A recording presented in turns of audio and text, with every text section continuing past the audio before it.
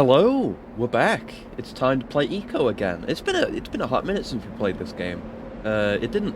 I mean, I've had a lot going on, but I mean, it's only been what, a couple of weeks or something. But we had the week where I streamed this, and then there was the anniversary week was after that. So otherwise, I would have I had all the stuff I did that week. But otherwise, I probably would have picked up with this straight away again, but I just didn't. And it wasn't the case, so I didn't. Yeah, we're back to playing Eco again, and I'm not on the main menu screen, which would be much more visually appealing to start off with. But you may recall, whenever you're sitting in the main menu for more than a fraction of a second, they like to go straight into the intro video, whatever the hell, which I think switches up the resolution, which as we've learned through a great deal of experience, well, not OBS doesn't like that, or maybe it might be something with OBS. I don't know, but either OBS or my capture card don't like that, and it breaks my mic audio for some reason. Yeah, shouldn't be an issue because we're sitting here on the memory card selection screen. Yeah, let's get back to it, I guess. Last we left off, we were in a whole big area, and I was desperately trying to find a save, wasn't I? Yeah, and we were about to get the sword, I think. There's combat, and look, they're both asleep when you load a save, and they wake up. That's really cute. I gotta remember all the controls again. Let me bring the audio up a bit. There you go. There you go. We'll see how that is. Okay, right.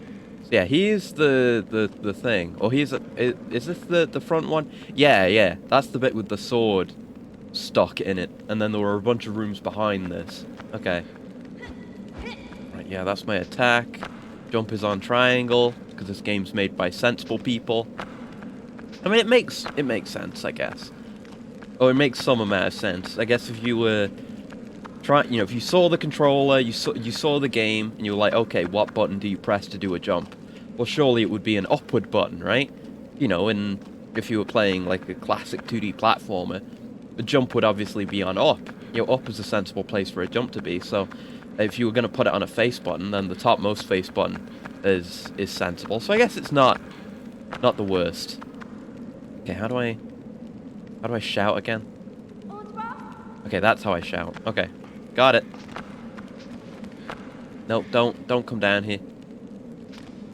Don't come down. Don't come down. No, I'm blocking your way. Don't come down. Go up. There you go. I like that you can do that. It's like, no. Yeah. Oh, right, I remember. I had no reason to believe that our friend here, Yorda, that she could go up ladders. So I was like sat there for a few minutes trying to figure out how to get her to bypass the ladder. But no, you can just shout at her and she'll go up the ladder. It's that simple. Also, hi, by the way, gal. Need a mod where Eco's Josen. I'm Yoda? Wait, why is it back? Why is it that way? Why is it not the other way? Why can't I be Eco? Why? Right, we need the blade to cut that. She's shorter and has horns. That's true. Actually, yeah. Okay, good point. Fair. Okay. I thought. All right. I thought we were going down the path of like, oh, Joe's is stronger and you need escorting around. But no, that's much more sensible. He's the real human being leading the unaware robot into the new world. Yeah, that's more like I was thinking. But yeah, saying it like that makes more sense, I guess. But yeah, okay, I guess I could see that. Okay, yeah, so I think we tried this, and we couldn't get up there this way, or at least it didn't work that way. But yeah, that would be neat. Definitely would be neat. I've been trying to catch her Oot Ocarina streams, and how I've mentioned already how she's got the really cool custom model mod in her version of the game. And obviously I do have a console that has Oot on it, because GameCube has a version of Oot. I don't know if that version would be moddable, but just the idea of that kind of mod being played on an actual console is very appealing. I wonder if that would be doable. Is that anything? I don't think... Yes, that's just a wall. Yeah, that's where there would be a rope. It's like on the other side. I see. But this one's already broken, or non-existent, I guess. Combine it with binary domain vibes. Yeah. I will get around to playing binary domain, eventually. It's just one that's sitting on the backlog. And it's like, if I truly run out of things to stream, or I particularly feel like... Oh, there's a door. If I particularly feel like it, we could definitely do some binary domain. Right, yeah. Oh, this is... Okay. Oh, so... Yeah, the open door's probably on the other side. Right. So, once we cut that, it will probably open this door somehow. Just... And hello, Chronicle. Somebody say binary domain? Yeah, it just came up. And I will get around to playing it eventually, because it's got a cool robot in it, and Big Bow, and a bunch of other dumb shit. Right, so door should be here then? Yes. There you go. And yeah, some kind of, like, like, that kind of mod, I imagine, is probably best in a third-person game. Game with a third-person perspective, because, you know, if there were a Metroid Prime mod, then it would basically... I mean, you know, you would see the model occasionally, but it would mostly be the hands and the gun. But I wanna do something like that with Hollow Knight when I get around to it. But that's gonna require a fair bit of work. But that one is definitely doable. I know how to do it. I researched it ages ago. Oh shit, Yorda! I'm sorry. I didn't mean it. I just want to keep her nearby, because I know she's going to get ambushed if I leave her alone. Right, so, yeah, that doesn't load in, right? Or the occlusion there isn't working, right? But yeah, this seems like a set of stairs that we're going to have to get to come up. There's a door there, there's stuff further up. That's a thing there. There's a lot going on. They've just thrown me into a very big space. And been like, okay, puzzle, figure it out. I don't know what this is. It's flashing, you see that? Or it's got more of a pulse than a flash, but it's something important. Maybe, do we want to get Yorda on top of this? Can we get can Yorda... Yeah, come up here, Yorda. Yeah, got a hold. Oh yeah, okay, sick. Alright, just the two of us was heavy enough to get it to move down. Oh, it was just that simple. Okay. I thought it was going to be way more complex than that. But no, it's just put two people on a button. Got it. We've got to do some squats so she can jump higher. Yeah, she is... Oh, fuck. She is incredibly weak. But who knows how... You know, we found her in a cage, and who knows how long she was in that cage for. But, you know, even if she's in a cage, I mean, maybe she's not being fed much, so she doesn't have much energy. But, yeah, you're in a cage, you can do... I mean, a cage offers a few opportunities for reps, come to think of it. Get the fuck up. Oh, we're off. Hey. You know, she could do squats. Would you... what was the button? Oh, yeah, I've got to grab. Come on, Eco, you son of a bitch. Gotta pull her out. Come here. Oh, did we grab... I don't think we grabbed her for long enough. Oh, shit. Oh, got turned to fucking stone. God damn it. Right. Not used to the way... Yeah, I should have knocked them away first. Oh, well. Now we know what we need to do very quickly. So we can just run there. Right, come on, Yorda. I've had a vision of the future. I know what we need to do. Don't get caught up on the stairs. But yeah, you know, being in a cage, she could potentially grab the top of the cage, the top bars, and do, like, pull-ups and shit. So you've got potential for arm reps. I don't know, maybe you could find some way to do some, like, core exercises or something. But I'm far from an expert, so who the hell knows. But she could have tried harder, but like I say, maybe she wasn't being fed. I don't even know if she needs food. What I know is, I mean, she's been eating enough that she's heavy enough so that if we put her on top of this button, it will go down that quickly. So, I don't know. I don't know. Maybe she doesn't even need to be... Probably not even human. I don't know. Okay. Okay. And now summon the lads. And then I fight off the lads. Me, you shits. Yeah, I'm gonna spawn camp you, you piece of shit. How'd you like it, huh? Yeah, you don't. Oh, shit. Get back. Back, you bastards. I think probably the big lads need to be our priority in killings. I don't even know if the small guys can carry her away or anything. Oh, hey. Stop that. I guess flying guys being priority number 1, because if she gets grabbed by a flying guy, we are not going to... We're not very likely to be able to stop her from getting carried away. Whereas the ground limited guys will just grab her for a second. You're pretty beefy, bud. Very beefy, man. Doesn't matter how beefy you are, I'm going to beat you into a corner. I don't even have the sword yet. And I'm beating this man to death. There you go. When you've got proper target prioritization, and you remember to beat them to death, that's all you need. What's this? Is this a switch? It is a switch. A lever, even. Is that opening that one, or is it opening all of them? Is it... It's not even opening that one, is it? What did that do? There's not another lever on the other side. It's still not rendering in, right? Or it's like a lighting issue or something. Weird. Okay, so that didn't do it. I guess we gotta find more levers? Can we? We can pull it again. Does that do anything? No, nothing at all. Okay. So whatever that lever does is presumably done. I guess I'll try and find a way to go. There's obviously more shit around here, I just don't know how to path to any of it. Right, come on, Yorda. Don't just wait at the bottom, come on. I want to keep me nearby so you don't get kidnapped, god damn it. She needs a leash, is what she needs. If we could just find, like, a rope or a particularly sturdy vine... There's a lever up there. I see that lever there. But it seems like we can't get there from here. That... I think... No. Yeah, no, I was going to say, is that the way that would be opened if we cut that rope? But no, that's on the other side. Speaking of the other side, though, is there a way we could get up there? There's a path across the back here. I don't think we can do anything with this to maybe open it up and get the sword. No.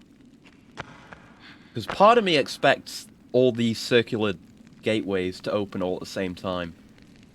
And then we'll get the sword when it, you know, falls loose. Okay. There's nothing... Like, nothing we could climb... Oh, wait! Is there, like, the top of a ladder over there? Hold on, Yorda, come over here. I just need you to keep up with me, Yorda. No. I thought I saw, like, the top rungs of a ladder. But no. At least I don't now. I thought I did. Yeah, there's no way we can climb up there.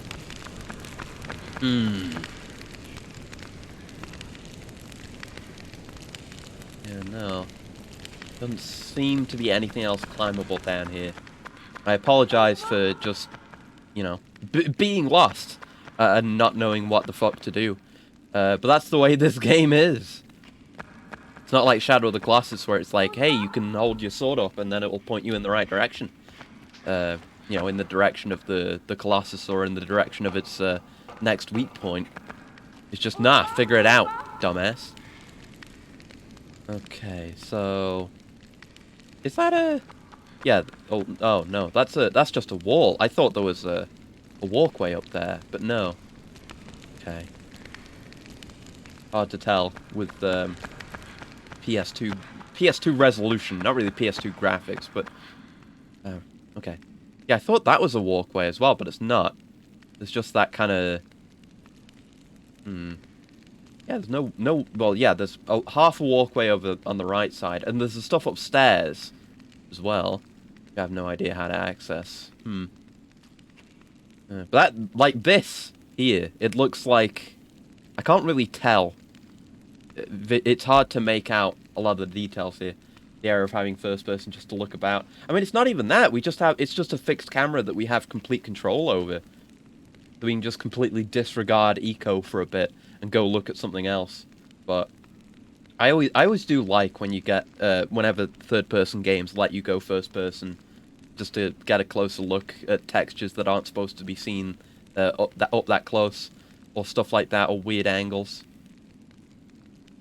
But it's nice. It's nice having this much camera control, especially considering it's a fixed camera game.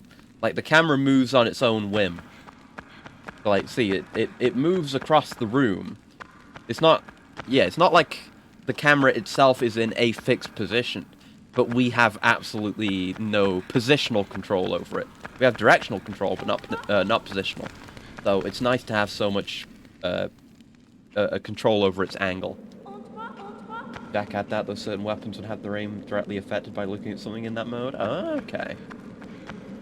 That makes sense, yeah. Okay, let's have a look around this room again.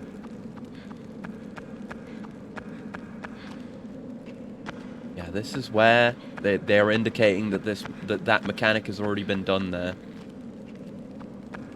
Unless we could find some way to do cutting without getting the sword. Then we could open up the path over here.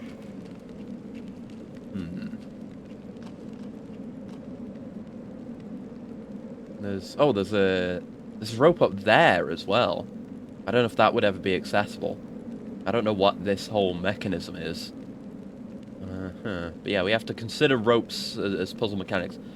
There's stuff up there, but it doesn't shadow the classes, so we couldn't climb up there. And again, ropes on the other side. Feels like maybe we'll interact with those ropes once we're up on this upper floor. Anything else hidden in here? Oh, the ceiling's open, I think. That's nice. Hard to tell because it's just pure white out there. And there's the sword that I want. There's the door that's not open. The rope that we can't cut. Just not to be done. I have no idea. We might have to refer to the walkthrough instantly, because I have absolutely no clue. There does not seem to be anything to do. There's nothing interactable there. Are those blocks that Yorda could clear? Yeah, some stuff up there. Oh wait, there's like an elevator there. Yeah, that's an elevator on a track. Is there a way we could bring that down? Maybe? Or is that only one way? Or at least until we unlock it. There's a lever up there, but there's no platform for this one. For this rail here. But I definitely see that lever. Yeah, those look like Yorda blocks, maybe. It's hard to tell at this angle, but you know, the blocks that Yorda can break. Could maybe look outside? Maybe? Yorda, fucking stuck on that. Yorda! Yorda, come here. We're gonna go outside and have a look around, please. Come on. You're pathfinding, Yorda, please. I mean, Yorda's mysterious, not just in her origins. Yeah, we had that time last time we streamed this, where she just was getting to places she physically can't get to. Oh, that shit's locked. Okay. So maybe, we can get a second pole? Is there any reason why we'd want another one of these? Can we lead a Yorda to stick? You can't make a drink? Yeah. Oh, and Headless, hello. Thank you for the stretch and the coolant. I need it. Although I'm more flexing the old brain muscles right now, but there we go. Good stretch. Thank you very much. All right, and coolant. 1 second.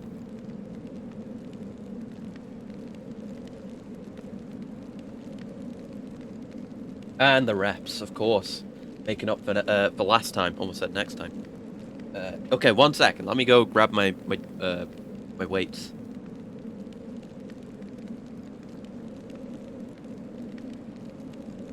Okay.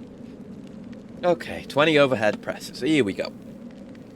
1, 2, 3, 4, 5, 6, 7, 8, 9, 10, 11, 12, 13, 14, 15, 16, 17, 18, 19, and 20. There we go.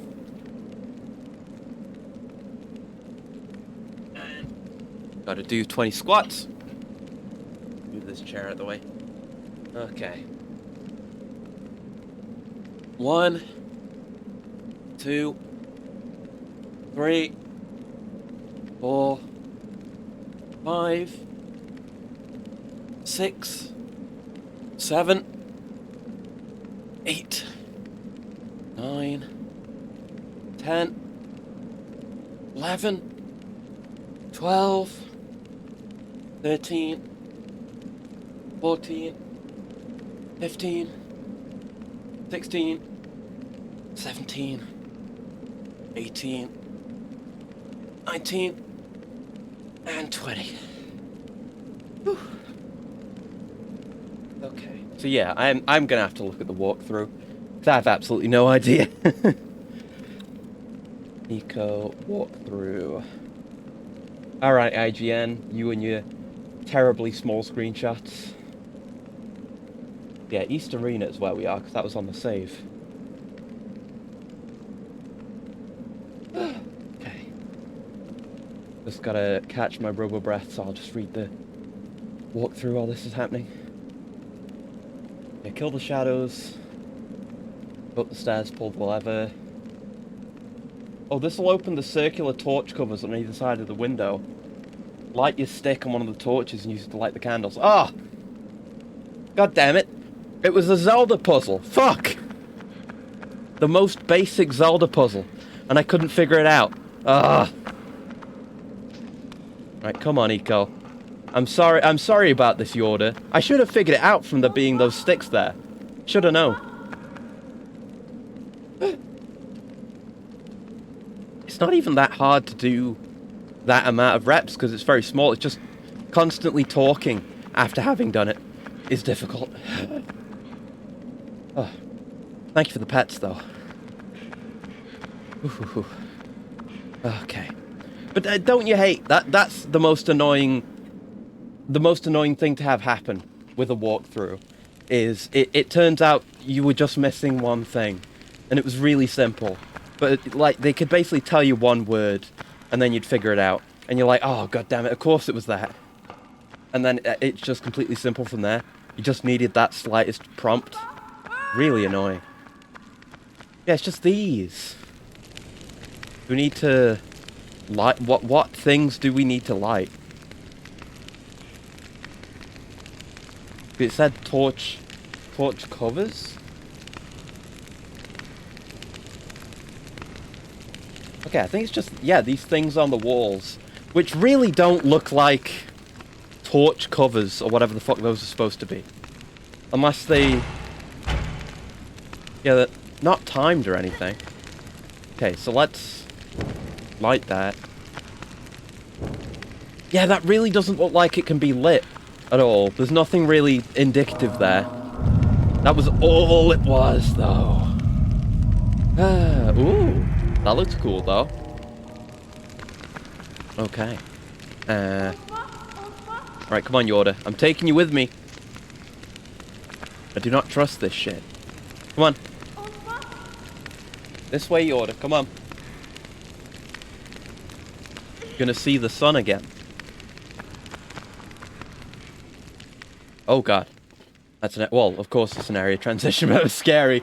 That felt like I just fell out and died. But no.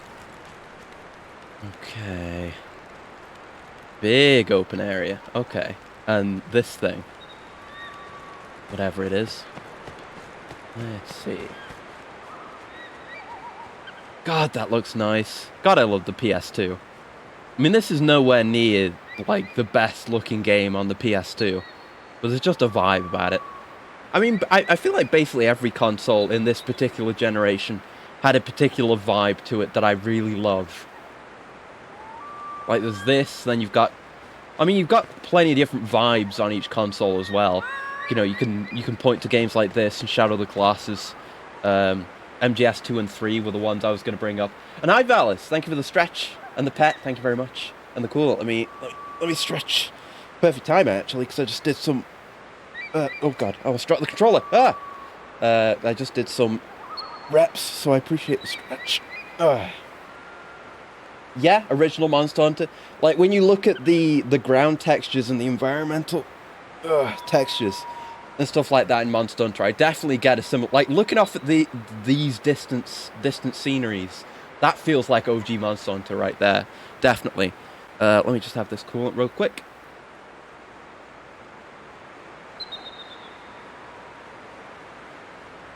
Yeah, that's great. You've got... Yeah, like I say, MGS 2 and 3, which I was going to say I would still argue they don't look like they've aged a day, but I don't think anyone would disagree with me, because those games are fucking gorgeous. Perhaps some of the best aged games of all time. Ooh, handles? We pulling? Most games try to feel more fantastical and sensational now. But some it ends up being noise, and others it's not tasteful. Yeah, it's nice. Because this, it's realistic in terms of what it's trying to be visually, but also there are fantastical things going on, but they're grounded in a more realistic feeling world. Like the shadows and stuff are the only thing that really throw that off. But then you look at the environment and you look at these structures, and you see every brick. It's a castle, and then there are things that are mildly strange about it, but ultimately, it's grounded, I guess. It looks like an age to play it on PS2. Got some frame rate issues. Oh, okay, yeah. I've only played 3 myself on the HD collection, but regardless, gorgeous looking game. Are you not going to help me out with this, Yorda? Yorda, I need you to pull your weight, okay? Literally, please pull your weight. She does not give a shit. God damn it. But yeah, and then, you know, compare... I need to... I mean, I've got some original Xbox games, but I need to mod out the OG Xbox sometime soon. But then you look at OG Xbox games, and you can get some that have more, like, wet, shiny effects here and there. I've seen some videos of games recently that look more like that. Oh, a bench. Okay.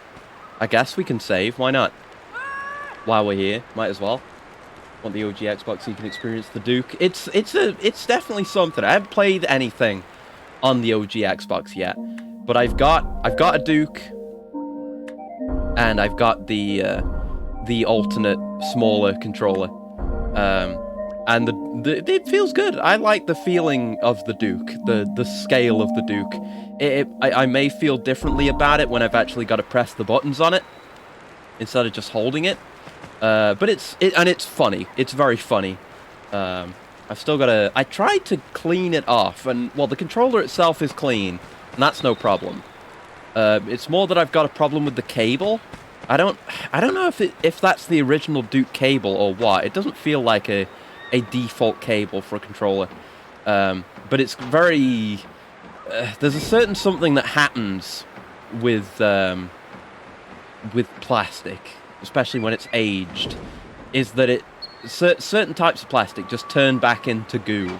Like, they try and return to the primordial dinosaur slime that it once was, and then it becomes very unpleasant to grasp or do anything with, really. Like, the Game Gear is like that as well, which I've not cleaned off because it needs far more work. It needs its capacitors replaced. But it's just something that happens with plastic. But the controller itself is fine. It's just that it's got a sticky cable, which I don't like. And I tried cleaning it, but I just used like a wet wipe or a disinfectant wipe, whatever, on it. It may have helped. I don't know. Mainly want to experience the authentic Halo experience. Yeah. So I don't have... Wait, no. Wait, do I have... I think I have Halo 1. Hold on. I think it's Halo 2 that I don't have. Let me go look at my collection real quick. There they are. Oh, I can't fucking see. Hold on. Let me grab a light. Lighten up.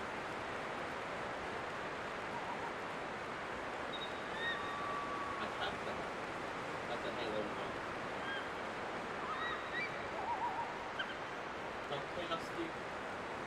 Right. Oh yeah, I've got 13. I have 13.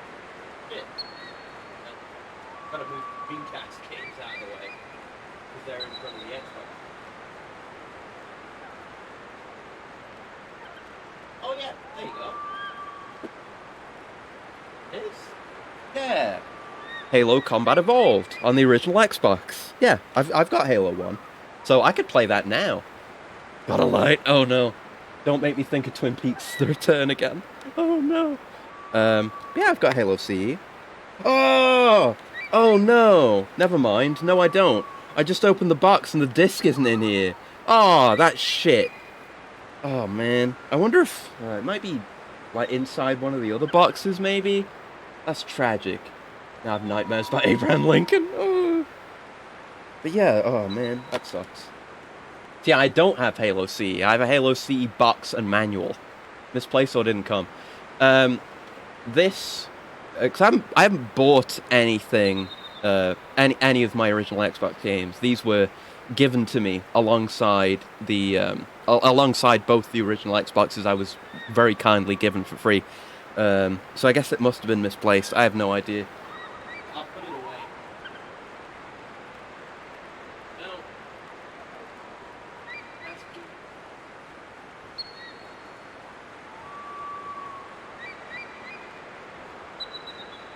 That's just tragic. Absolutely tragic.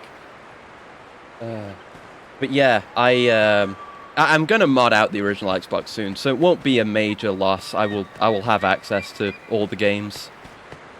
Okay, so what's going on here? Like, these are obviously handles that we could pull or push to rotate this thing around, right? But it's just not happening, bro. You can try pulling and pushing in both directions on both sides. But it don't work. Can't whack the thing. Might very shortly need the walkthrough again. God damn it. And yeah, I haven't caught up on Monument Mythos in a while. I should as well, because that's picked back up again. Because it was over. Monument Mythos certainly ended. It had a fucking ending. God damn. But then the guy was doing a different thing for a while, which I need to catch up on and finish as well. The House in the Ocean stuff, which is really good. But that seems to be tied in now, because Monument Mythos is back on again. I haven't seen any of the new Monument Mythos stuff since it started back up again. But I thought maybe it would need 2 people, but she'll come over, but she won't help. Right, come here. Come up here. I know you can come up here. You did it before. Come on. Surely you've got the upper body strength for this. You don't? You don't. Yeah, I had her up here before. Yeah, see, she is absolutely no help. Even if I move off to the side. Alright. Walk through again. God's sake. Oh.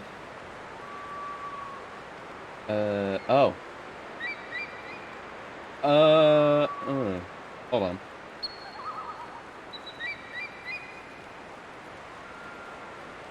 Yeah, pull it out, open another side. Wait a minute. Huh? Hold on, where were we at? Yeah, kill them, light your torch, light the candles, open the window, go out to the grassy field. Okay. On the left side of the circular window is a ladder. Climb it up and call for Yorda to join you. Huh? Is there a ladder? Is there? Over here? I don't... Oh, there is! Oh, it just had to come into focus. Oh, Jesus. The power of the PlayStation 2. No, this is it. This is it. This is it.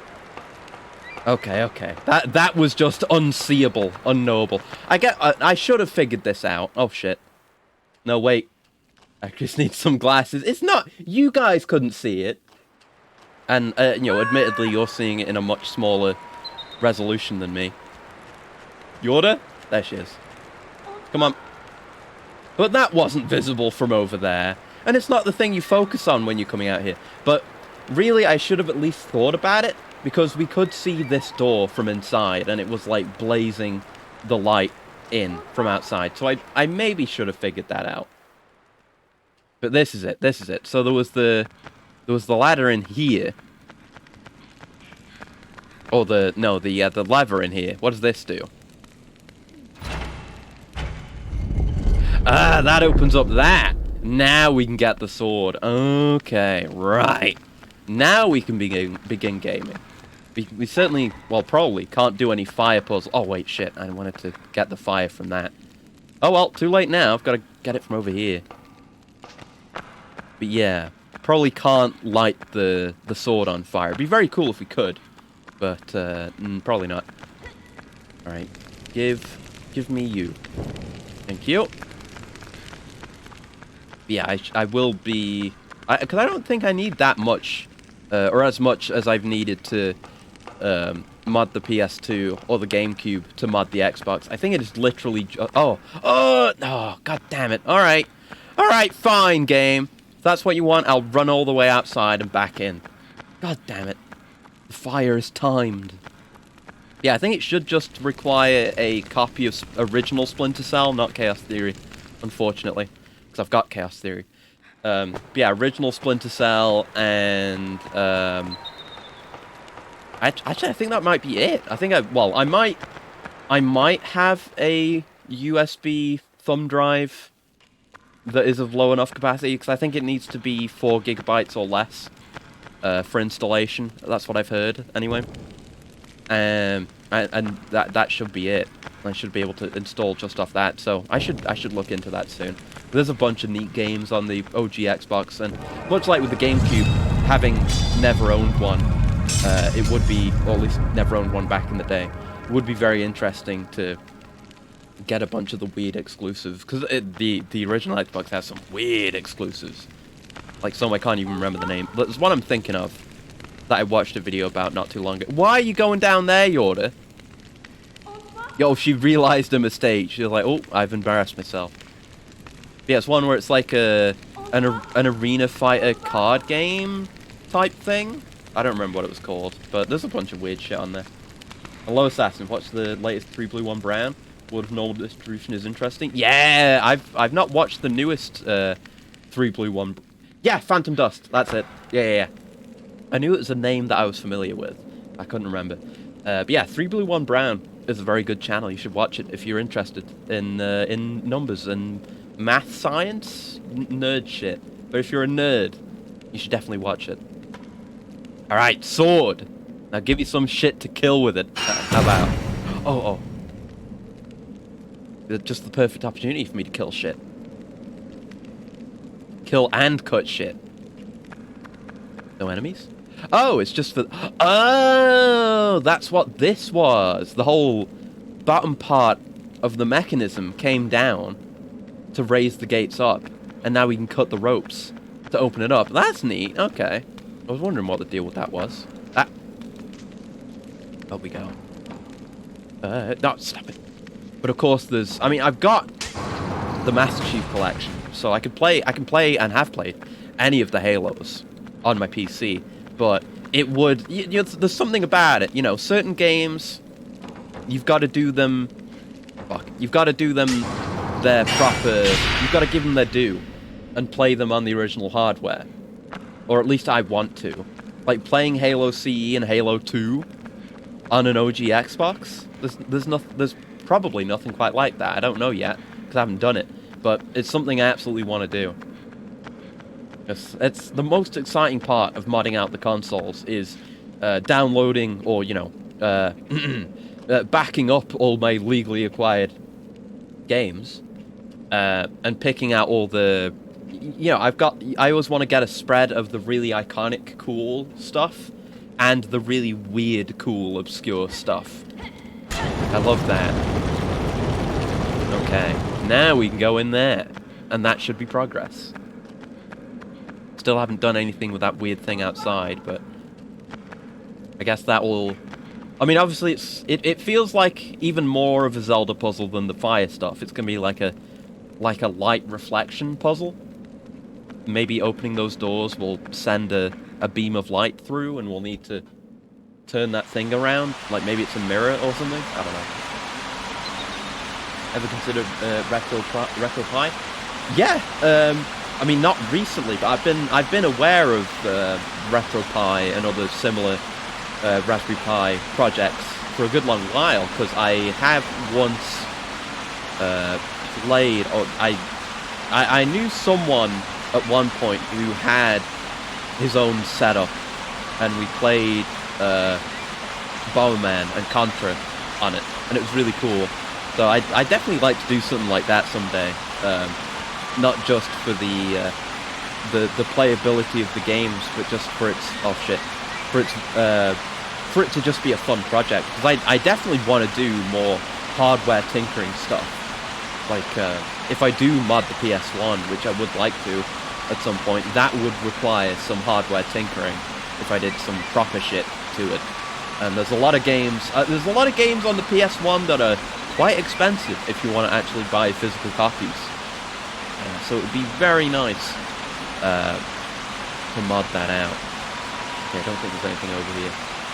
But yeah, I'll have to look into that and doing it.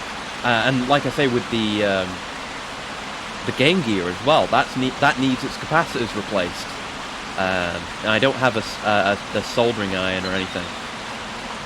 But I'll have to get one. I want to get one.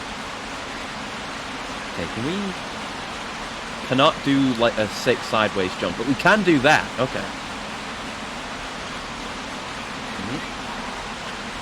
Yeah, those are the big hardware projects I've got in mind. Is modding the PS1, fixing the Game Gear. Because fixing the Game Gear would be really cool. And it doesn't seem like it would be too hard. It's like compared to like modding out the PS1 and replacing the disk drive and whatever. It's literally just replacing the capacitors, because it's apparently something that just happens to basically every Game Gear that reaches that age. The capacitors are not made to last that long, so they die and they need to be replaced, and that's all there is to it. So it should just be as simple as, you know, getting rid of the old solder, taking the capacitors out, putting new capacitors in, and then it should just work. Game Gear streams on a time limit for how long the batteries hold. Well, actually, something I found out, just found out by necessity, is you can just run it off the cable. It doesn't need to have batteries even in it at all.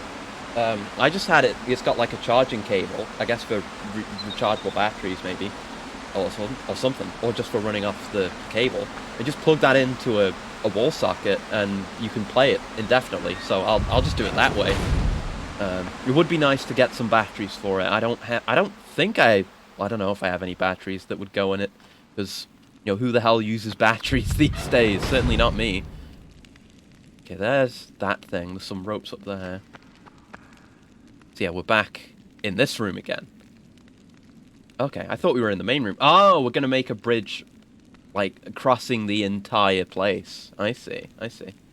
Yeah, I would like to do... Because ideally I'd like to be able to stream all my consoles, including the Game Gear. And I don't expect there will be a way where I can do it like the Vita, you know? Where I can... There's an actual streaming solution, or the PSP. That I would probably need to just point my camera down at it. Kind of like your laptop with the batteries failing. Yeah. It's an issue with portable hardware. I mean, batteries are getting better, I guess, but it's not ideal. Okay, and now, yes, we can get this one too. So yeah, there's some other stuff out. Oh shit! What? No! We can't be doing this right now. Oh. Fuck. God damn it. Well, why? Why, game? Why would you do that? Now we gotta do all that again. Fuck's sake. Right, come on, Yorda. At least we can do it quick. Oh, fuck. I should have saved after I gotten the sword. That is on me, at least. But, come on. I understand, you know, making it so that Yorda can get kidnapped if you leave her alone for long enough. But I literally... She was left behind. There was nothing I could do. I was mechanically forced to leave her behind. I understand it's an escort game and a babysitting game, but come on. But yeah, I'd have to... I mean, I'd already been thinking about, like, how to figure things out to do streams with IRL content. Like, for example, doing Gunpla streams. We talked about that not too long ago. And that's still something I'd like to do at some point. But then there could even be the possibility of streaming doing hardware work, like streaming fixing the Game Gear. That could be cool, maybe. But yeah, there are certain considerations that would need to be made. So maybe somewhere down the line, because you can buy kits for recapping the Game Gear specifically. Like you just get a package of the correct amount and the correct type of capacitors for the Game Gear, and you just do it.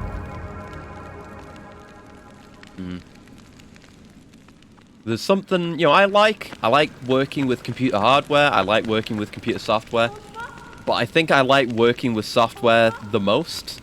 Just something about it. What do you mean no? I'll catch you. Come on. Are you telling me you can't come down from there? Yorda. I'll catch... Oh, fuck's sake. What, I thought I was gonna do it in a way where I wouldn't need to go back up there again, so we could save time. But no! Yorda has to be a fucking scaredy cat. See, Eco can jump down that far, and he's absolutely fine. And he has shorter legs. If anything, she should be able to survive higher falls, because she's got bigger spring legs. Acris backseating the game itself. I won't backseat the game, because the game does as it pleases, but I'll backseat the shit out of Yorda. Look, Yorda, it's this simple. Look, see? You're fine. That wasn't any problem. And your animation for falling from that height is less severe, because she can handle it, because she's got big long legs. God damn you, Yorda. Right, come on. Come on, we've done this before, Yorda. We're just gonna do this again. God, no! God damn it. There you go. But yeah, there's just something about working with hardware, specifically. Like, I need to do more. There was one time where I made a DIY speaker following, like, some instructions out of a Pringles can, and that was really cool to do. I enjoyed doing that a lot. And I've done little bits here and there. Like, obviously, I built both the... Well, no, I built 2 of the computers that I've had. I've had several. But I built 2. And those were really fun projects. Even though, you know, building a computer is as simple as it gets. Fucking goddamn it. It's just... The most complicated it gets, building a computer, is plugging in the cables, or I don't know if you know, the wires from the motherboard to, like, the any lights on and the power button on the case and the USBs on the case, because at least the guide I was following both times, I think, do not tell you very well, like, what should be plugged into where, and that's hard to figure out. But the rest is fine. Does get harder if you're doing mini ITX. Yeah, I guess. Then you're in cable management hell. Yeah, you can definitely get better at it. The skill floor is low, but there is certainly a ceiling. Oh, not well. I don't know about the ceiling, but the skill floor is low, but you can definitely get better. Is my point. Like, I could definitely be better at cable management, and I need to get better with cable management in general, because my cable situation with the whole console setup is a fucking mess still, and it's improved.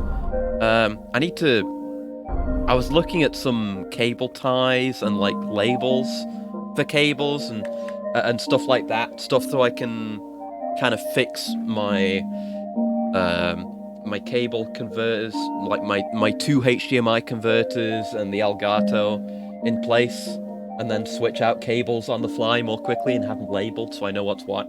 I definitely want to do that and make it less of a mess and less of a dust trap. So I've got to do that sometime soon. But I keep expanding my shit. I guess the cable situation isn't going to change anytime soon now, because all I'm going to do is mod the Xbox now. So I could do that at any point. I just need to get around to it. Okay, we've saved.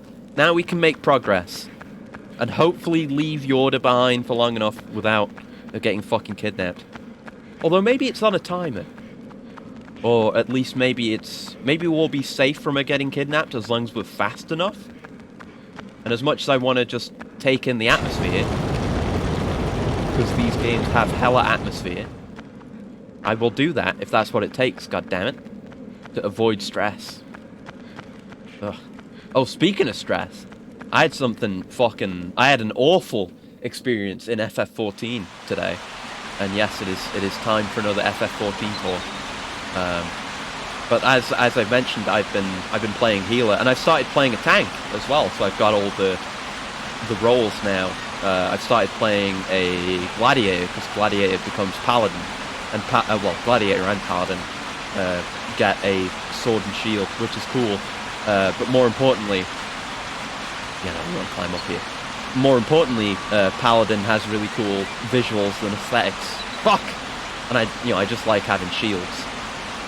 Being a lance main in Monster Hunter has informed so many of my decisions in FF14. It's the reason why I picked Lancer as my starting class, and then ended up as Dragoon, because I can have a lance, and it's the reason why I want to play Paladin, because I get to have a cool shield, just the way it is. Tanky choice was Warrior, because big axe, swish, swoosh. Yeah, it definitely appeals, and I want to play every job eventually, but that's one of the things that's cool about all the different jobs in 14. It's not just fulfilling a role, and you've got your kind of sub-roles. Shit! No, we're fine. No! We're not fine. God damn it. You've got... Shit. You've got, regular healers and barrier healers being their own thing. You've got, melee DPS, range DPS, magical DPS, which can, you might choose based on your preferred playstyle or just your aesthetic, If you want to do explosion caster, then you pick Black Mage. Noisy floor plus your body weight plus 10 PM because you're scared due to nothing. Oh god. Oh, I feel that. I don't get got too badly by noises. It's just vibes for me. And there's a part of the hideout where we want to go down. Where there's the stairs up to where I am now in the hideout, and it's got like the stairs up wooden slats, so you can see through each of the steps to what's behind. And over on the other side of the hallway, where that staircase is a mirror. So while you're going up the stairs, you can see anything that's behind you. And I was actually traumatized for a while, way back. There's a particular SCP from back when I read random SCPs a lot as just a thing to do.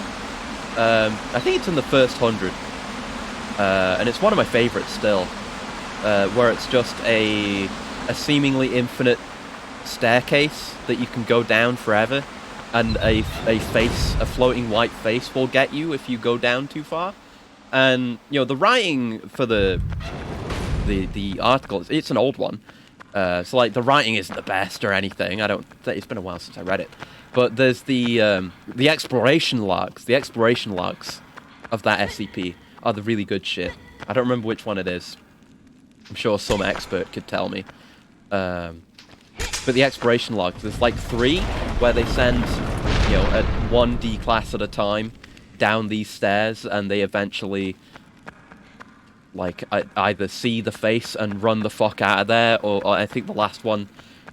Yeah. The way it goes is, I don't remember the exact order of events, but like the first 2D class, I think get out fine. I think the second one sees the face, like, while they're going down the stairs. Oh, hey. Where does this go? Is this the way we came in? Oh, it's a lever.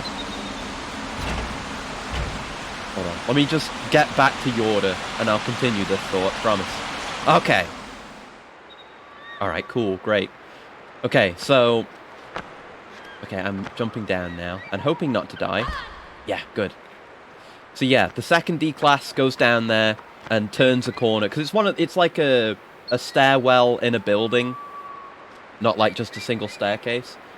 So, you like go down a set of stairs, then you turn a corner 180 degrees and go down a set, and on forever.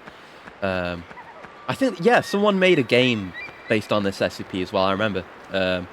Like back in the days when Containment Breach was new, there was that as well.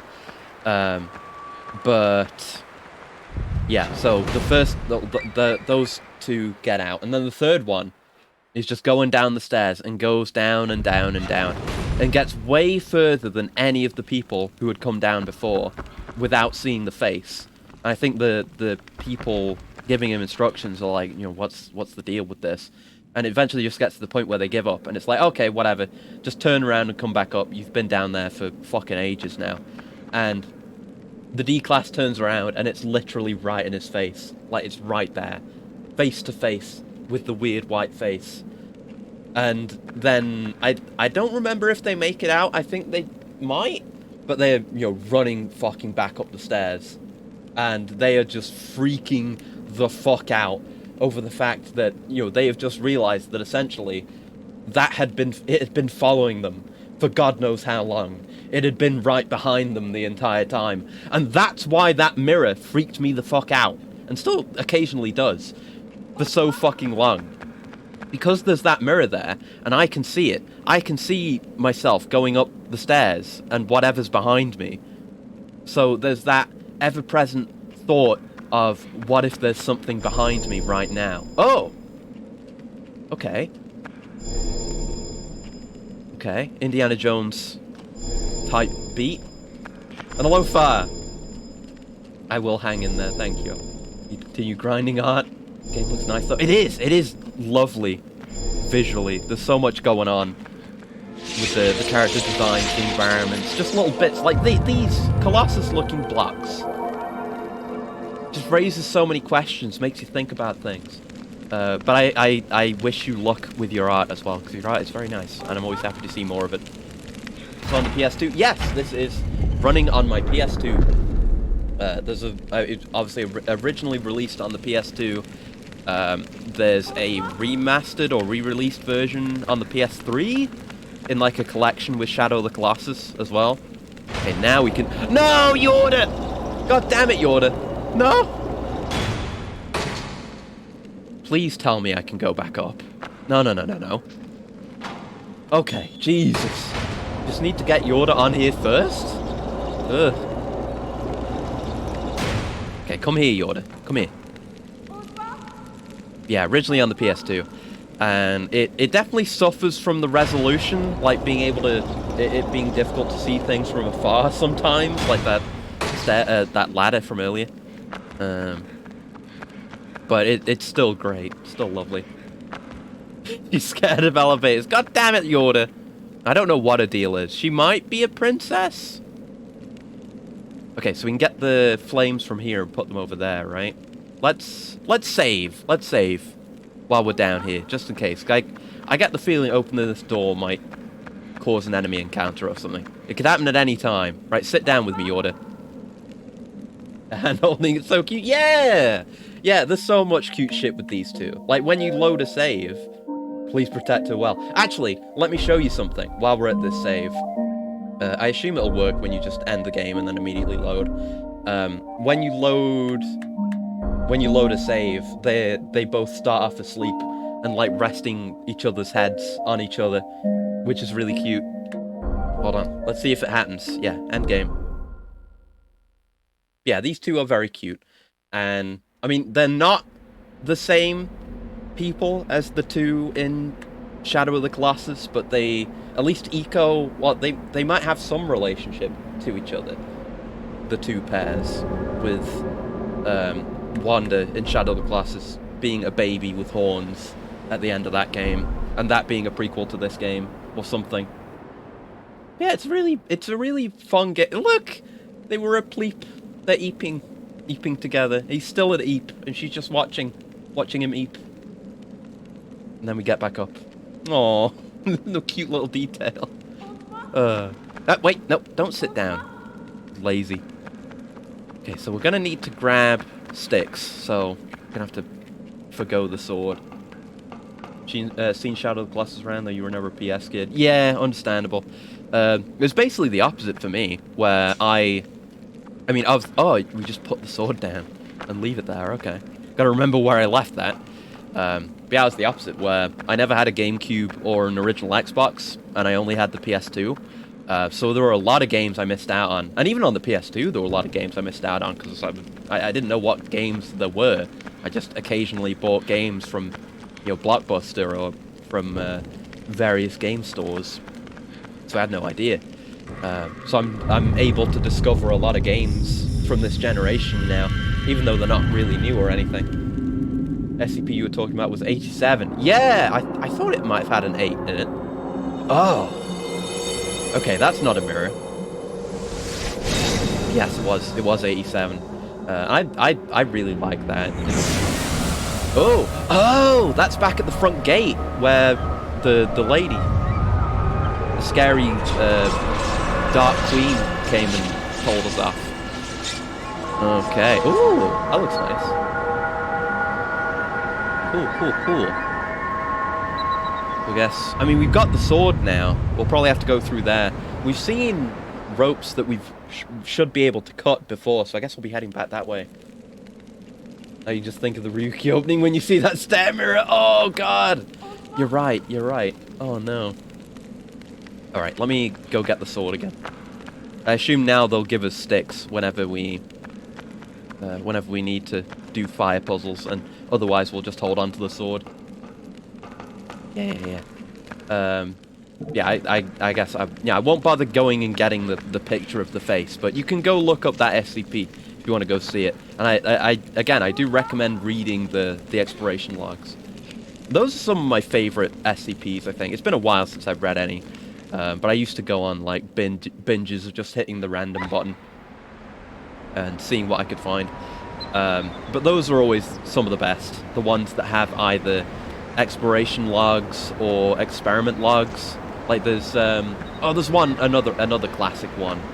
The Red Sea object, I think it's called, that you put it on a mirror, and depending on who last touched it, or depending on something else, it turns the mirror into a portal to a different place, another dimension.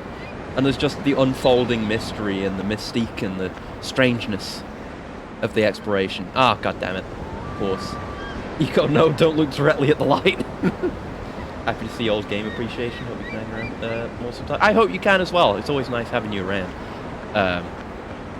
And this is what I love, really, is just discovering older games. And of course I've got massive nostalgia towards PS2 games especially, but this generation just has so many has so many lovely games on lovely consoles. Like I adore the aesthetic of so many GameCube games as well. You know, they've all got their own particular looks. Where the fuck is she gone? Over here, I hope. Yoda! I lost her. Yoda! We're not gonna have much time to even pull her out. Come on, Yoda. Where is she? She's not there. Oh! I'm trying! Camera! Camera, you just fucked me over. That better not have done it. That better not have done it. You son of a bitch game. Yoda!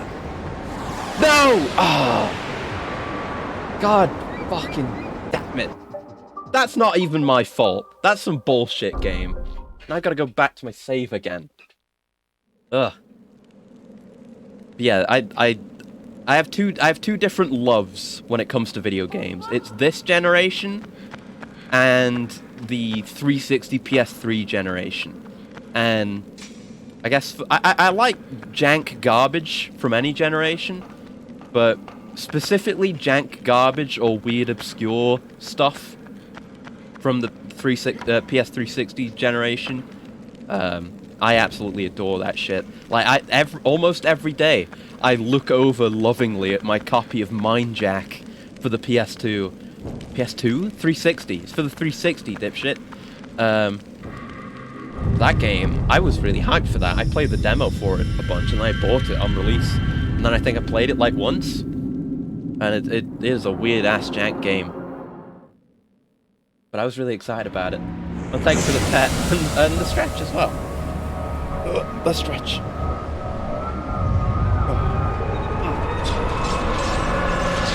And I was watching a video about Sonic 06 earlier, which reminded me I do have a copy of that as well. Plenty of stuff to be played at some point. I got Mirror's Edge over there. I've got Overlord 1 and 2. That's one of my pastimes. Now that I've got my, I should save again. I should grab my sword and then save. Yeah, it's one of my pastimes now. Is just looking over at my collection lovingly and being like, oh yeah, I forgot I have that game.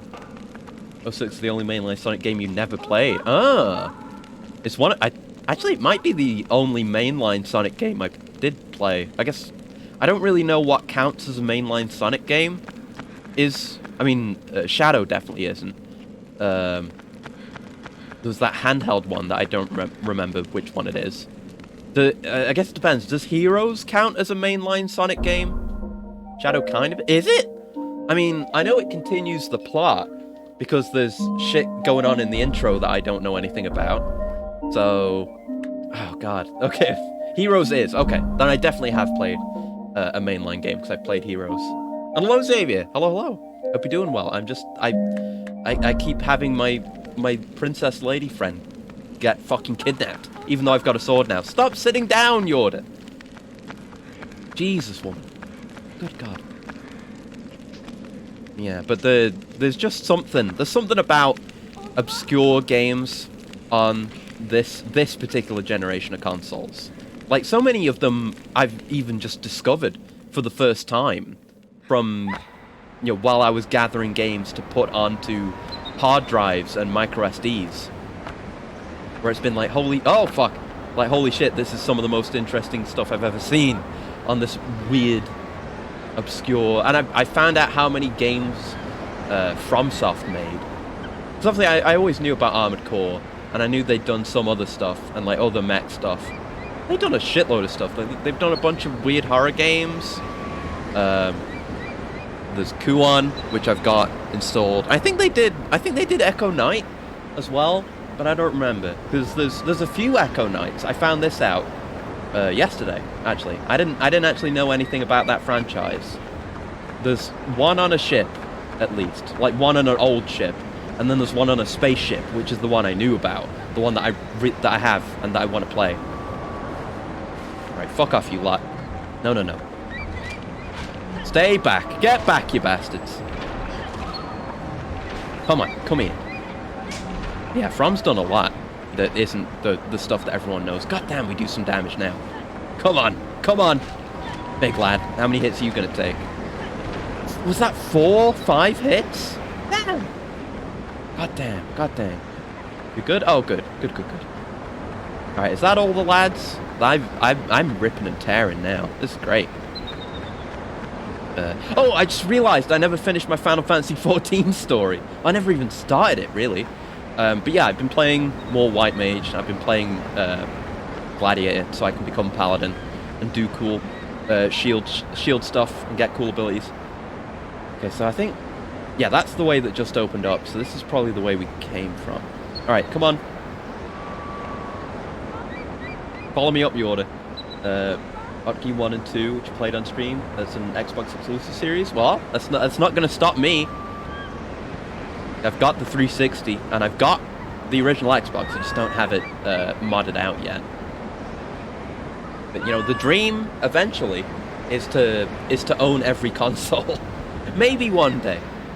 That's my, I think that's my life goal currently, as sad as it is to own every console and be able to play every single game that I would ever want to play on them, and stream them also. And I'm doing pretty good on that front. But anyway, the 14 story. I need to stop getting distracted. So, I was doing my leveling, dungeons, you know, getting randomly matched up with people. And it's mostly been smooth sailing so far. Oh, it's another sword. So they do just leave you swords around to puzzle with? Oh, I thought he was going to dual wield for a second there. Okay, that's cool. Just in case. So, yeah, I was just doing dungeons. That's been generally going fine. Oh, look at how the light looks. You can kind of see the silhouette. I don't know if that's an actual light silhouetting effect, or if that's just the lighting on the outside of the skirt, but it kind of looks like the light is shining through a skirt, and actually you can see it with like the little flaps, the little bits under her arms as well, how there's the light spilling through the parts that are only fabric, and then oh no, it doesn't really look like it at some points, but it almost looks like it has that silhouetting effect. Oh well. You were almost cool, Yorda. Unfortunately, you didn't make it. I really need to be able to finish this story, goddammit. So yeah, I was doing a dungeon as White Mage, and everything up till now has been really, really smooth. Like, you don't really have to do much, especially early dungeons as well. Like, I barely have any of my abilities, really. It's very low pressure, and what I've learned is that the trash mobs, packs, whatever you want to call them, the groups that you need to heal, that your tank needs to draw in and get them in position for doing AoE stuff. Those are more threatening than like most bosses you'll face in a dungeon, because you know your tank might be conservative, your tank might be new like me, and then they'll only like round up 1 or 2 packs at a time because they don't know the dungeons that well. Are you coming down? Are you just enjoying the breeze up there? Come on, Yorda, come down. Or they might have gigantic balls of brass and be completely fucking insane. Are you? Yeah, okay. And they'll do what is called wall-to-wall pulls, I have learned, and that is a wall is basically what a wall-to-wall pull is. This is an easier way to explain it. Is the tank will run through the dungeon, aggroing every single enemy until they hit a wall. That is a wall-to-wall pull, and the wall will be like either a physical wall where you need to kill all the enemies for it to open up, or like the next boss. They will get to that point, and then you've got to deal with all the enemies. And that can be viable or less viable, I guess, depending on your skill and your team composition and stuff. But some will do that, so it is fucking high pressure, because there's no, at least as far as I'm aware, there's no limit to the amount of enemies that can be aggroed on you at once as a tank, or as anyone, obviously. But you're going to be taking damage from all of those enemies all at once, and it's a lot. And it's getting a bit easier now that I'm getting higher level to heal for that kind of thing, because now I have regen as well as just regular single target, single use heals. Like I've regen, which is obviously a healing. It's not a dot, it's a heart. It's a heal over time. Right, so is this the way we came in? Yeah, we need to come over here. Yeah, that's probably the way we came in. Right. So you can, like, before there's a pack, you can just slap that on your tank, and it depending on the size of the pack they're pulling, it might be bearable. And either way, it'll save you some actions with your healing. So it's nice. Yeah, it's been very smooth, but there was a particular dungeon that I did. It wasn't like the dungeon itself was hard. It has, I can't remember what the name of it. It's one of the earlier dungeons. There's nothing really hard about it. Like, there's a doom mechanic, which if you don't know about it, that can catch you off guard, where there's a boss that inflicts doom, and if the doom timer runs out, we've been here. This is the room we bombed. Yeah, we don't want to be here. Yeah, the doom timer. If the timer runs out, you die. Like, no questions asked. What game are we talking about? Hey, Bones. FF14. I'm just talking about a particular experience I had with the dungeon as a healer today. I don't know where we're going now. There's that bridge. Can we cut that over there? But yeah. So there's that mechanic and there's some other stuff. But I was playing, and I don't want to shit on people too much because the FF14 community is generally very, very pleasant. And very forgiving and very accepting of new players and multiple skill levels, which is fantastic, and I love that. That's what we can cut. But I think it was... We had a tank who I think was a paladin, who was, like, not amazing, not carrying, but not really bad either. And, you know, probably learning just as much as I am, so I can't really blame them for that. And there was a ninja player who was dog shit, and the absolute worst player of Final Fantasy XIV I have ever seen in my entire life. And that guy, obviously I'm not going to name names, but that guy, because in Final Fantasy XIV, when you're naming your character, you have to give them a first name, last name, right? So for me, I picked the obvious, you know, Aqueous Oakshot, easy peasy. This guy's was probably just his real name, because it was a real name-ass name, which kind of raised a hypothetical, metaphorical eyebrow with me in the first place. So what is this doing? And he was a ninja player, and he was... Okay, so we went into this encounter that had the Doom mechanic. Ninja's relatively hard as far as 14 jobs. Also, 14 is filled with ultra normies. Yeah, it was definitely an ultra normie. I'm pretty certain it was an ultra normie. But this one was not a great player and did not learn, which I'll get into. So there was the Doom mechanic, right? And first time we went into that fight, you know, they're a new player. They are a new player. You know, they're relatively we're in a low level dungeon. They are a sprout, much like myself. Okay, so how the hell do we get down there again? Is that just a... What is that rope for? Did we... I wasn't really paying enough attention during that cutscene. We can definitely get down there. We've been down there before, I think. Yeah, we've been down there. Just have to find my way back. Yeah, he died to the Doom mechanic. I popped my... my whatever it is ability that makes my next cast instant, and I raised him, and I won't blame him for not knowing about this mechanic because I only learned about it recently. But you get a temporary invincibility when you get raised, which stays up for a certain amount of time, but it drops early if you do any action that isn't movement. So what you want to do when you get raised is to, you know, not attack, wait for the healer to heal you up to some reasonable degree, and then, oh shit, and then get back to doing your actions. But this guy didn't do that the first time. Also didn't do that any of the other several times that he went down. Oh my god, it's so fucking many shadows. But I've got a sword now. But we're not there yet. So he goes down, I raise him, he uses an ability, so he instantly goes down again.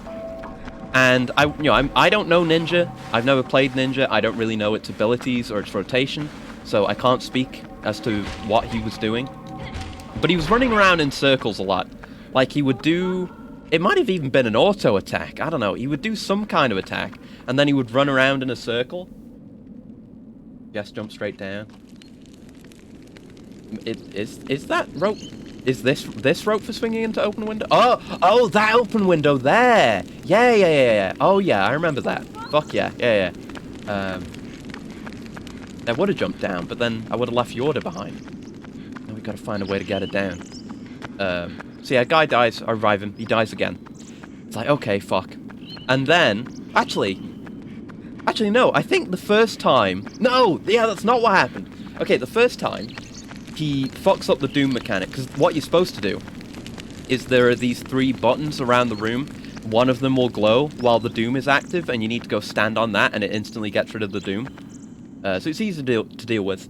And after the first time, the Red Mage, who we were playing with, who was the the most competent player, for sure. Right, I've got to remember. There's a way to do the swinging that isn't in the manual. I remember. I have a couple stories of horrible party mates, I imagine, but given that I was playing healer on this one, it was like my first healer experience that wasn't silky smooth, and was instead insanely stressful. So, yeah, the guy fails the Doom mechanic, and then... Fuck, how does this work? I think I just hold and let go. Maybe? Yeah, we'll try that.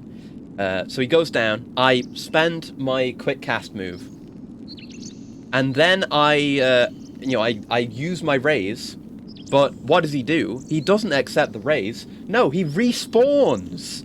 Fuck, that's the wrong button. Which is the thing that you can do. You know, whenever you go down, you immediately have the option to go back to the start of the dungeon. And he immediately does that. He does not accept my raise, but the raise is still used, so it wasted a shitload of my MP. And then, you know, that causes him to go back to the start. And because the arena's locked off, he can't get back in. So we you know, a bunch of other shit goes wrong, and we die. And he's just standing out there the entire time. The fucker. But it's like, okay, a couple of mistakes are acceptable. Let's just move on and do better. Surely he's learned. You know, the red mage has said in party chat about the Doom mechanic. So, you know, we're all aware of it now. So we go again. I think there's an upper window? Is there? Let's see, I guess. Oh, there is! Oh, good fucking shout, because I wouldn't have realized otherwise. Oh, weird camera angle. So yeah, we do it again, and he dies to the Doom mechanic again. And this time I raise him. And that's the time where he doesn't use his invincibility and just instantly dies again, wasting a shitload of my MP. So this continues, and it takes us a few attempts. I'm trying to remember all the clown shoes shit that happens. There was a time when we were running back, because we had all died, we'd all wiped, and we were running back to the encounter. Oh, it was the second time, actually, because he was already waiting there, because he had been standing outside the entire time. You have a red mage, they can use raise. Yeah, I do know that, but it was a high pressure scenario, and it didn't work out that way. But yeah, it was the second time, because he had just been standing outside. He was waiting and ready to go outside the fight, whereas we had to run all the way back from the start. But what does he do? He immediately runs in as soon as it opens up and starts attacking the boss alone as a melee DPS. So he's getting his shit pushed in, and he's just running around in circles and survives long enough to get in there, makes me waste my heals on him. And there may have been some fault with the tank, because there were occasionally times where I would notice that this ninja would take damage where, like, he shouldn't. But that may have been bad aggro management on the tank, I don't know. I think that tank had to be told to turn their tank stance on as well, now that I think about it. But I hold nothing against that tank, it's all on that ninja. And I wanna play Red Mage sometime, because it's one of the coolest seeming classes to me. Ever since I played Metroid Prime 2, I wanted to play Red Mage. Okay, so I have no idea where that box is supposed to go. So yeah, it keeps on going like that. He keeps dying to the Doom mechanic, and it keeps, like, getting really desperate, and we end up wiping, because we have shit all for damage, because one of our DPSs is constantly dead, and doesn't know what they're doing.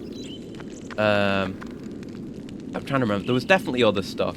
But it was very fucking stressful, because I was having to keep on top of him taking damage, and keeping my healing on the tank and stuff. And at least I think it was a high enough level dungeon that do we have to just push this outside? Yeah, we do. Where I have regen, so I can just keep regen active on the tank, and a lot of the damage that they're taking will just be completely negated. So it means a lot less active healing on my part. But it was extremely stressful, and I was freaking out. Okay, so this looks like it would fit a box on it, but it doesn't line up like that. I guess, oh no, we just want to use this to get Yorda up, right? Because there was the, I have to climb back up. So, no wait, how's this going to work then? Unless we can reach down and grab it. Nope, that's the wrong button. God damn it. And yeah, just in every other encounter past that as well, once we finally did beat it, it was just shit like that. Like, Guy obviously does not understand the mechanics, and I think the tank was a little bit lacking. Like, whenever there was a boss that had ads, they wouldn't get the aggro on the ads, and healers, the way aggro works is, healers, like, healing spells cause a lot of aggro. Where the fuck are you going? Yeah, I don't think I can get you up just like this. Can I? Or maybe I can. Oh, yeah. Yorda, please. Figure it out, Yorda. I don't want to have to move that box. Okay. There you go. Yeah, I would be taking a fair bit of damage because of, suboptimal aggro control.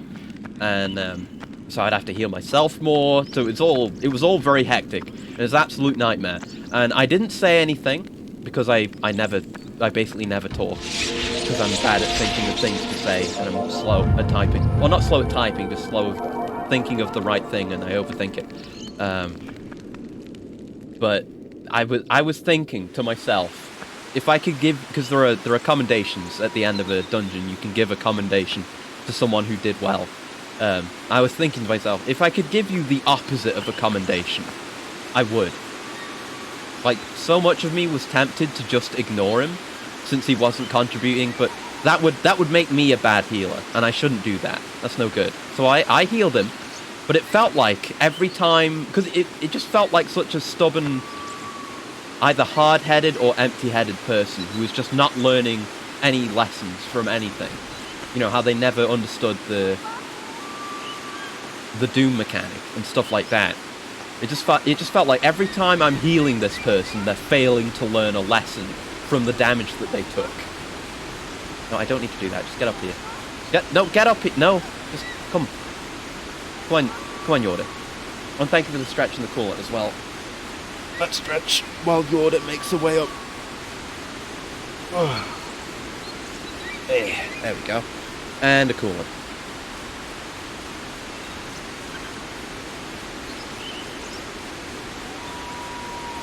Yeah, that was that. It was very stressful. It took a very long time, but I did ultimately get through it. We did succeed, if you can call that succeeding. But it took a very long time. And I'm I think level 40 now on my white mage, so I'm getting along. And it's so nice as well, having a healer and a tank, because if I want to do dungeons or any match-made content, I can just get an instant Q pop. Because I guess for those who don't know, in 14, when you queue up for match-made content, you go into a queue, and you need to find, for a dungeon or something like that, you need 2 DPS, a healer, and a tank. And then, double that for trials and raids, and then there's fucking alliance raids and shit like that goes even beyond that. But you go into a queue. And obviously, DPS is common, and there is always demand for healers and tanks, which is why there's that mechanic that I talked about last time, which I was using to get the seals to upgrade my Grand Company stuff. But yeah, there's that mechanic where there's a bonus in money and that resource and XP for being an adventurer in need, and I just always have whichever role is required available.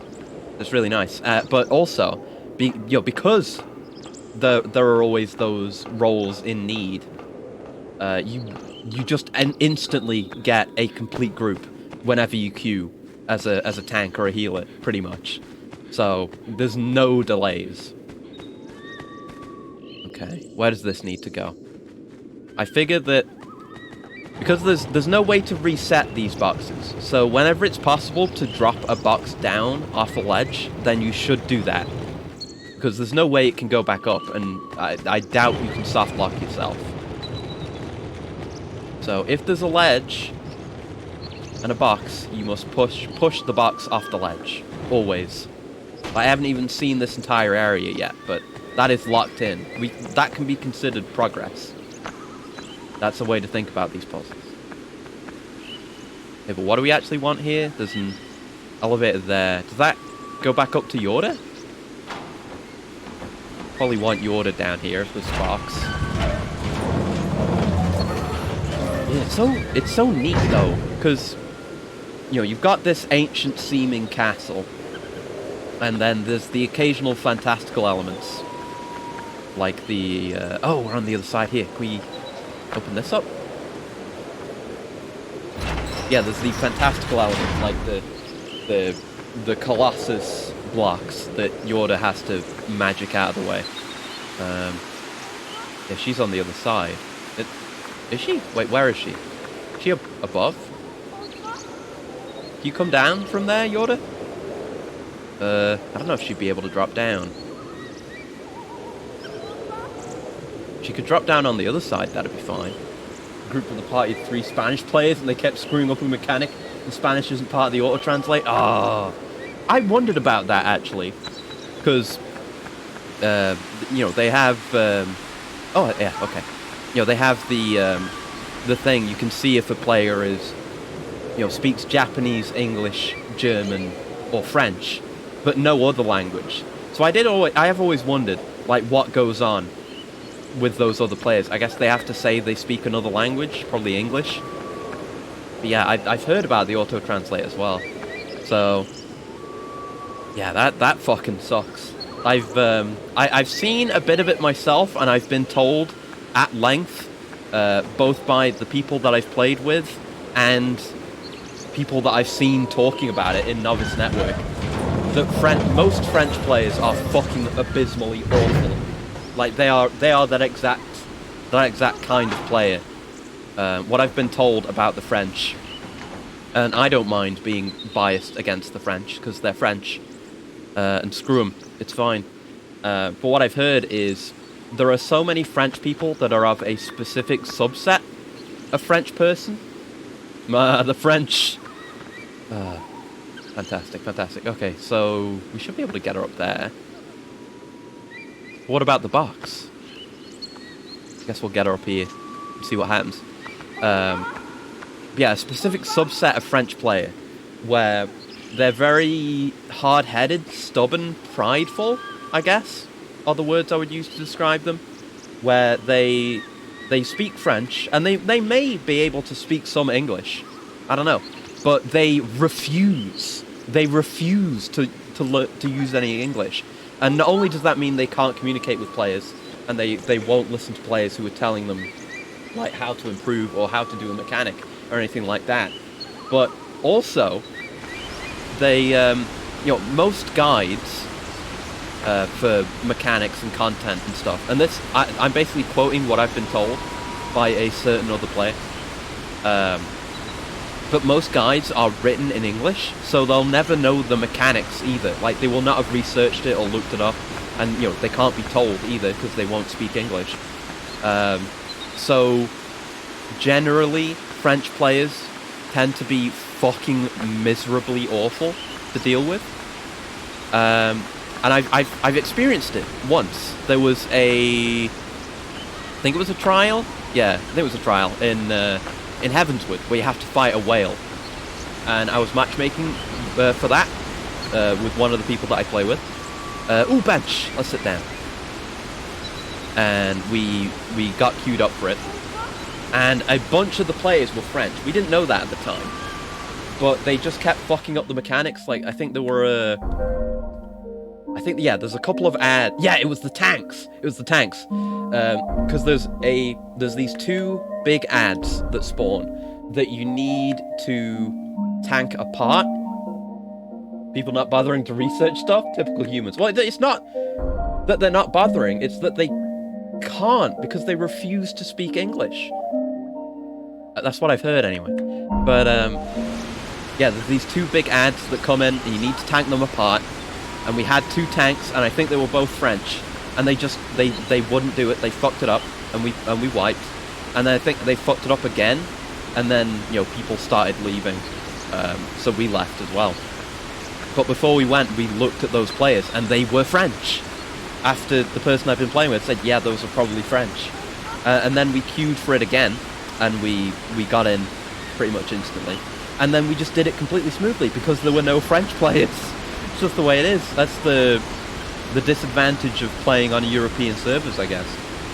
But I've heard from another person that I play with who is not geographically situated to play on American servers, but has done historically in the past. That they just couldn't play certain classes like Ninja, I think, because the latency was so big. So yeah, you know, it's not like you can go and play on like an American server to get a better experience, because then I'll have shit latency. So I'm stuck in the cesspit with the French. But no, that's the minority, at least. I'm sure it's not all French players, it's just that whenever you notice that happening, they tend to be French. But my experiences have been pretty much all positive. Outside of that whale experience and the thing that I had happen today, it's all been pretty much fine. So where is this leading us now? I don't know where we're going. Is that... Yeah, that's where we came from. So where does this go if we go all the way up?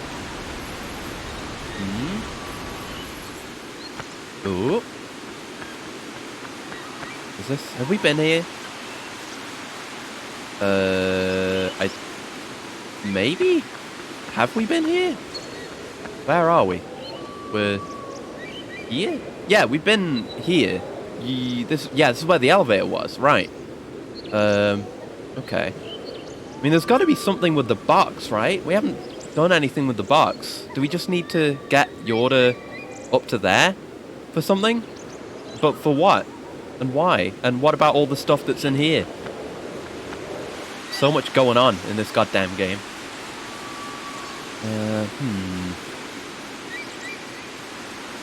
Okay, I guess let's go back down and see what was down there? I don't know.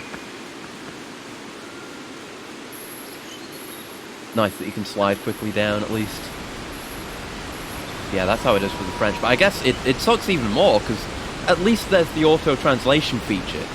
You know, if someone is French or, you know, German on a European server, and they're trying to talk to English players, they at least have a system in place that helps them do that, if they're willing to do it.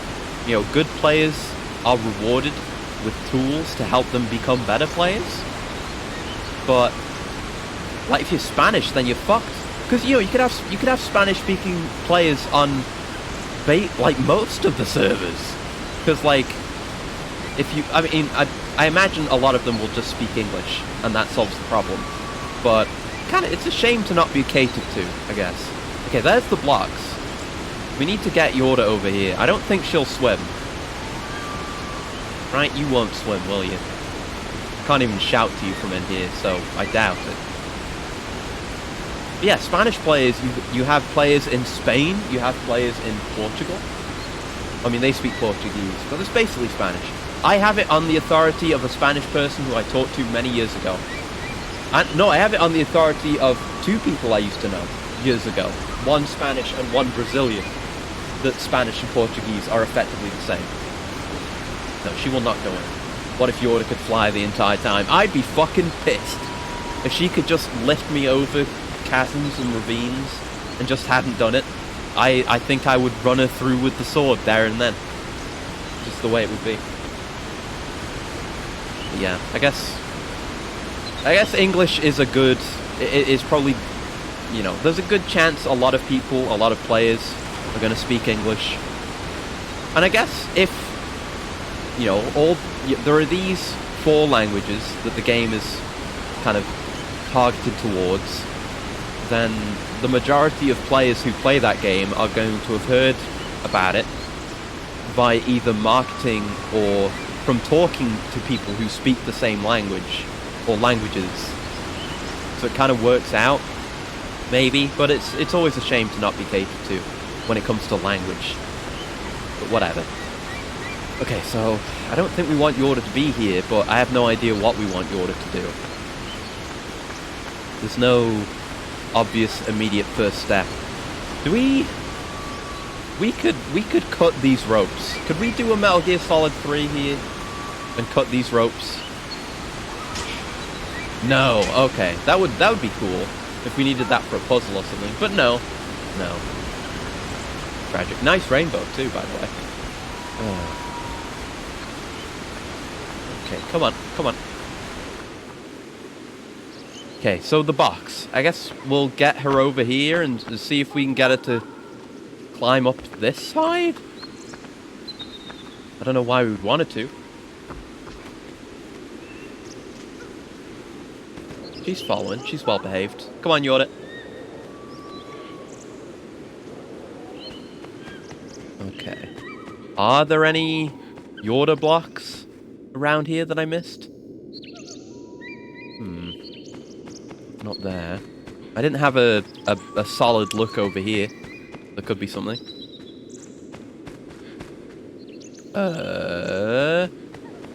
No. It's... Sorry, nothing. It's fucking nothing. Well, there's... No, there's the ladder here, though. We could get her to come up the ladder. Is there a Yoda block over here? Games practice for any collab streams. What, because of Yoda? Is that the yoke? It's a decent yoke. Oh, we didn't go up there. Oh yeah, that could be it. I forgot about that. Or maybe I never even saw it. Look, the camera fucking obscures that ladder. If you're standing over near this end, you're only going to see it for a second. Come on, Yoda. Why'd you have to be so slow?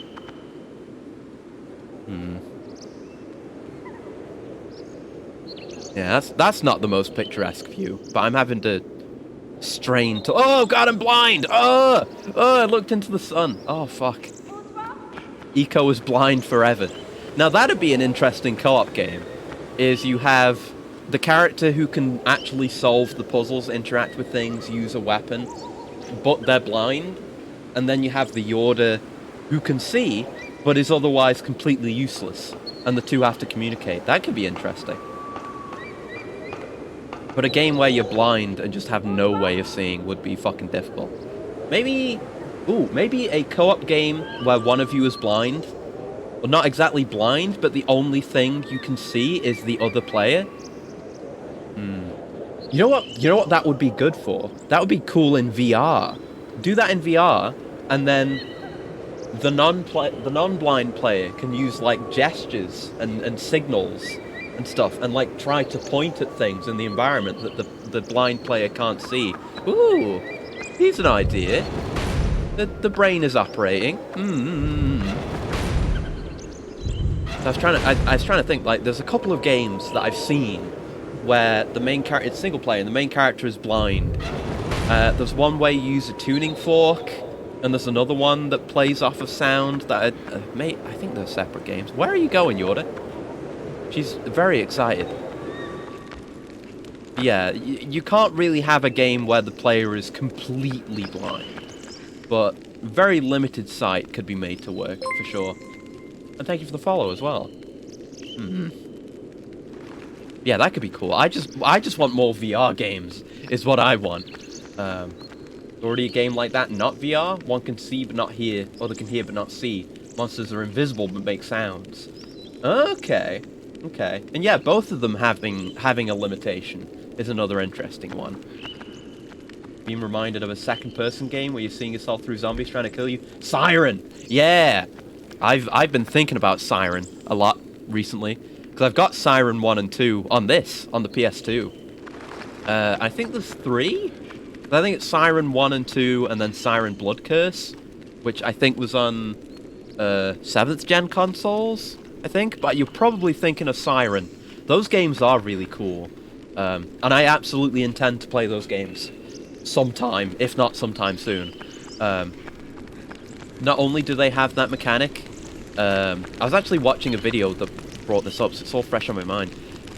Not only does it have those mechanics, Blood Curse is a remake of one. Oh! I didn't know that. Yeah, not only can you do that, you can choose to see from the monster's perspective at any time. It also has a lot of really cool visual stuff. Like, they have kind of not... They have, like... I assume they just recorded people's faces as they're doing the voice acting and talking. And that is just plastered onto the model. as a texture. So all the characters have these kind of really weird... It's kind of uncanny, because the faces look really realistic, and they have exceptionally good movement, because it's just a video being played on a model. But, you know, the movement and the model itself doesn't match up. But I really like the way that looks, and they do some shit with it. I've seen some of the shit they do with it, with that tech. It looks really cool. I love it.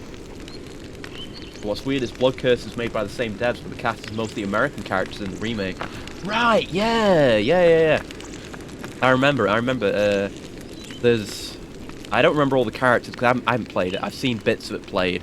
I know, like, one of the first characters you play as, probably one of the main characters, is just like a generic white guy with black spiky hair. Yeah, I never thought about that. So yeah, I guess we might play Blood Curse, but I'll definitely play just 1 and 2, because I have immediate access to those. Yeah, I didn't know about Blood Curse being a remake. That was the first time I heard about Siren, is when Blood Curse was coming out. In fact, I think there might have been a demo. If there was a demo for Blood Curse, I might have played it. Yorda, please. She's staring at the ladder. No? Why? I guess, yeah, there's no reason for her to come up here. It's just a platforming segment. She knows. Yeah, that's cool. Yeah, there's that. Because I've been watching a lot of Thor High Heels on YouTube lately, who I was always kind of vaguely aware of, but never... no. Oh, okay. We just had to drop down onto that. But never actually watched much of their stuff before, but I'm enjoying that, because they have a very... They like the same kind of target area of time that I like. Like weird, janky, not quite fully retro games. So, talks about that kind of thing a lot, which is neat. But there was a game that I think was made... like. That's what was said in the video, was made by, or some involvement with the Slow Beef, where it's a horror game with the Blood Curse mechanic in it, and there are like several monsters you can switch the view between, and the monsters are all floating heads, which reminds me of that one Junji Ito story with the floating heads that would hang people. Yeah, that's another game that has that mechanic. I don't remember what it's called though. I think Toyama said something like Blood Curse is a movie based on a true story, with Siren 1 being the true story. Okay, that's neat. Yeah, I've always, you know, there's that stuff that I mentioned with Siren, where they've got the cool, the interesting looking character models, and the cool gimmick. It's got like neat, very oppressive, like good Japanese horror atmosphere, where it's scary as shit. Okay, so what did we do? Oh, okay, we made that happen, so we could jump up there now. That's where we came in from, right? Yes, neat. I love as well that you have multiple playable characters in the Siren games, and you just switch between them. It's not like you choose to switch between them, but as you... Oh, I've probably got to jump at the same time. As you switch between them... Hold on, I've got to time this. Nope. As you switch between them, you see like a timeline of events. That's really cool. Another series of games I've been thinking about recently is the Disaster Report games. Those I've never played any of, but I want to, because they seem goofy as shit, and kind of interesting and really jank, which is exactly what I like. But there's also that one that I was really excited about when it got announced, but it never got released in the West, so I never got to play it. City whatever in Darkness, whatever it's called. And it's a disaster report, but instead of it being about natural disasters and shit, it's what if you were in a city, but there were also kaiju? What if there was Godzilla and Ultraman and Ava Unit 1? And I'm not exaggerating, and they don't have, like, you know, license-free versions of those things. Like, no, there is literally Ultraman and Mechagodzilla and Mothra and Unit 1 fucking up the city, and you've just got to get out and survive, disaster report style. But of course, it was never released over here. Okay, this doesn't seem right. I thought we were just going to have to jump alongside this, but it doesn't seem to be working. In fact, it just seems to make me jump worse.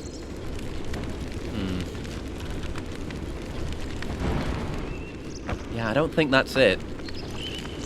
Okay. Yeah, I want to play a lot more Japanese horror games in general, I think. So I want to play the Silent Hills. I want to play whatever it's called, Echo Night. Especially the one that's set in space, because that one seems really fucking weird. I want to try Kuon at some point. And the Sirens. The Sirens are definitely a priority as well. Those games seem so neat. Okay, what the fuck are we doing? What do we need to do? I don't know. I thought we were going to have to jump off there and get up there. But... Oh, there's more climbing we can do there. I don't think we did that climbing, did we? Oh, shit. Gotta do more climbing. God damn it. Yeah. Just as you were saying, Assassin, I figured it out. But yeah. I'm dumb and didn't see that there was more climbing to do. Yep. There you go. But that's... I think I like horror games in general. I used to be the type where I'd get way too skeeved out by horror stuff, and I'd just be too hesitant to continue. But these days I'm not really too badly affected by horror. That's why I like survival horror so much, because there's the, the inventory and resource management and, trying to be good enough at the game from just a skill perspective to not need to use as many resources. Which reminds me, I haven't played the RE4 demo yet. I should do that. That shit looks really good. But you've also got the little extra spice of it being a horror game and scary shit happening just to keep you on your toes and maybe affect your decision making. I love that shit. Which is, I guess, why I like horror games in general, not just survival horror. But yeah, speaking of the RE4 demo, I'm really surprised. I mean, I guess I'm not surprised because the RE2 remake proved that they can do good RE remakes, obviously. But, there was 3 apparently not being as good. And, I was skeptical about it in general. Okay, how do we jump over to that? Do we not jump over to that? It feels like we would need to jump over to that.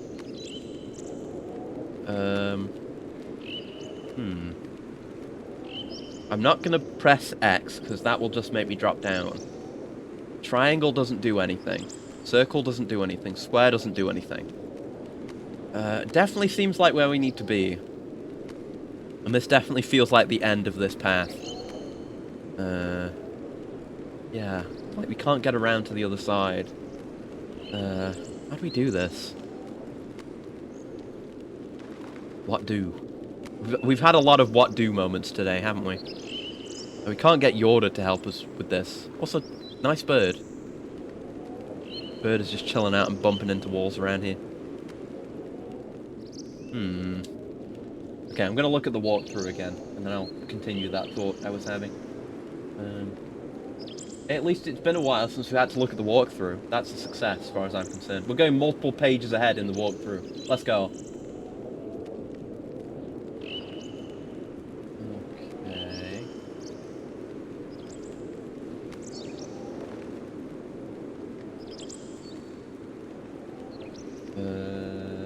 Where are we at? Yeah, the block, push it to the stony area, get up the steps, get to the princess, take her back, cross the bridge, use the crate, help Yorda up, climb the ladder to the stone platform, open the door, stand on the switch, proceed to the next area.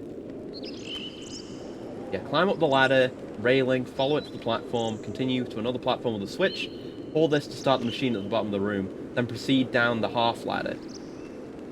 Climb onto the moving block and time your jump just right so it catapults you up to grab the high ledge. No! I tried that, it didn't work! Alright, fuck. Alright, back down we go then. I guess it wasn't this. Sorry, nothing. Again. Shit. God damn it, game. This one is one that feels bad, because I literally tried that, and I thought that would work. But it didn't work so many times when I seemed to be pressing the button at the right time. I just thought that wasn't it, actually, and I was doing the wrong thing. No, that's totally what we've got to do. We've got to hold triangle as the block moves downwards. Huh? Okay. I thought you would have to press it as it was about to go up. As the block... Yeah, okay, it's when it does that little move downwards. I'll hold it. No. Didn't work. Maybe a bit later? No, then it just did the normal one. What do you mean? Okay, then I was too late. This is some bullshit, though. This is some primo bullshit. It didn't work.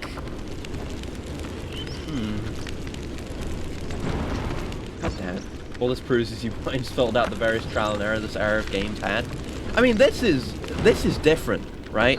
Because we tried doing different things before. We tried this, but it didn't work, as it is still not working. Like, we did the trial and error. Oh, I think I get what you mean. Like, you filtered it out, as in you forgot. You just filtered out the memory. But yeah, like this doesn't work. But this is what we're supposed to do. Okay, I'm gonna have to look at a different walkthrough or something then, because this isn't giving me enough detail. Okay, eco block jump.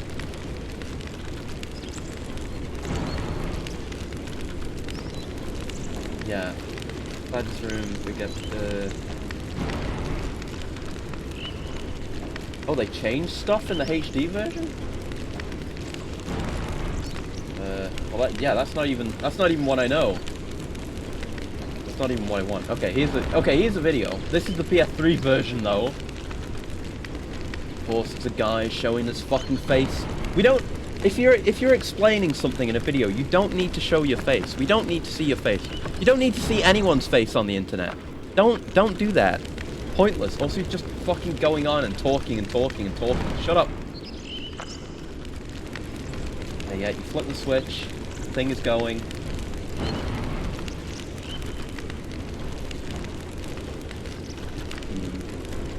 Okay, this guy just does it first try. That plus the jank. You grew to expect trying stuff again only for it to suddenly work. Yeah, it don't fucking work though. Oh, there you go. That time. Okay, yeah. Game is just shit. Game has some shit points at least. That is some trash. That is fucking horrid. I didn't do anything that time that I didn't do any of the other times where I was confident that it would work. That is dog shit. Don't do that.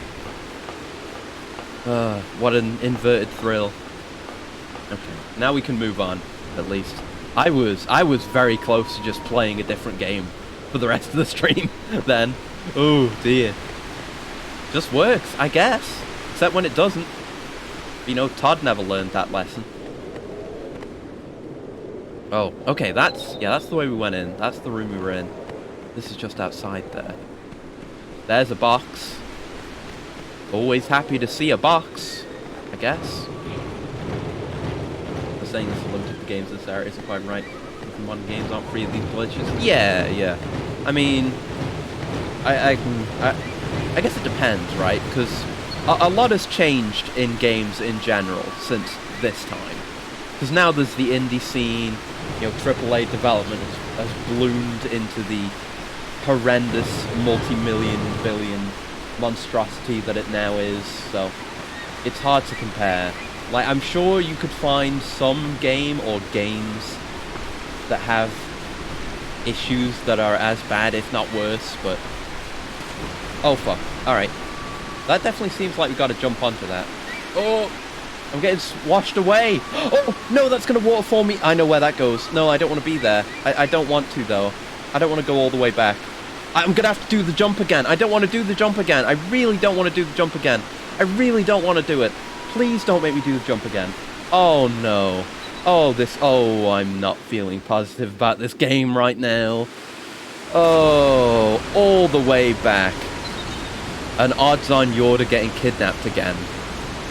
While we're making our way back. agonizingly slowly. Ugh. This sucks. Gotta go all the way back. Okay, nothing to do but do it. And hope that Yorda doesn't die in the meanwhile. Oh, God, man. Oh, God. But that's one of the upsides of having my consoles the way that they are now. Kind of like we did with the PN3 stream, is, you know, if I desperately want to stop playing the game, it is very easy for me to play anything else on that system's library. It's very nice to be able to do that. We were very, very close to probably just going and playing Siren or something. But there was a shift from games that tried to extend their lifespan to games that tried to get you hooked and grinding way too much. Oh yeah, definitely. I mean, we've talked about both points, either by playing them on stream or just me talking about games that do either or both of those things. Obviously, there's the when there was the shift to the home console from the arcade, there was, I mean, that was kind of the design mindset, was the arcade style game, where it was more about, arcade games, it makes sense because you put credits, you get credits, you put money in to get more lives, so they directly benefit from making the game harder, or whether it's via legitimate difficulty or trial and error, like some of the classic Vanias. And I've played a fucking shitload of games where I stop playing them because I get tired of them, not because I've completed them. Like Assassin's Creed Odyssey is the one that immediately jumps to mind because there's just too much in that game. I think I beat the game. I got all the assassination targets. I think I got all the unique weapons and armors and stuff. But there's just too much shit. Like, there's a million little secret optional riddles you can do, and I never did any of them because they're a pain to do. And there's like a million trillion side quests, and the map is one shit fuck rillion miles wide. Just too much in there. I guess generally, looking at modern games, I much prefer a game that doesn't outstay its welcome, and to something where I just get tired of it. Because the last impression of a game is really important. If not, I mean, maybe a little less important than the first impression. Oh god. Because if your first impression of a game is that bad, then you're just going to stop playing it. But I'll go back and play again a game that left me with a good impression. But if I stop playing a game because, oh god, this game has too much content, and if I ever had to play it again, I'd have to play it from the start, and it would be another 100 hours. Because I did play more than 100 hours of Assassin's Creed Odyssey on one playthrough. That's too much. Yeah, you wanna be Hi-Fi Rush. You wanna be Pizza Tower. And I haven't finished Pizza Tower yet, obviously, but you wanna be short and sweet. Leave a good impression. Leave them wanting more. Oh my god. Okay, we might be able to get out. Okay, we don't have to go all the way back again. Once I don't fuck off. But yeah, back in the day, all game design and game designers were coming over from that kind of design, either from having worked on it themselves or played that kind of game themselves, and that was all there was. And there was that slow shift to, make, the game can be expensive, but just give it a shitload of content. And obviously there are file size limitations to think about as well. Like those early arcadey, the early Castlevanias, the classic Vanias. They couldn't be massive, world-spanning, content-filled games. You needed to make the most of the file size you had as well. Like, you can look at, like, the original,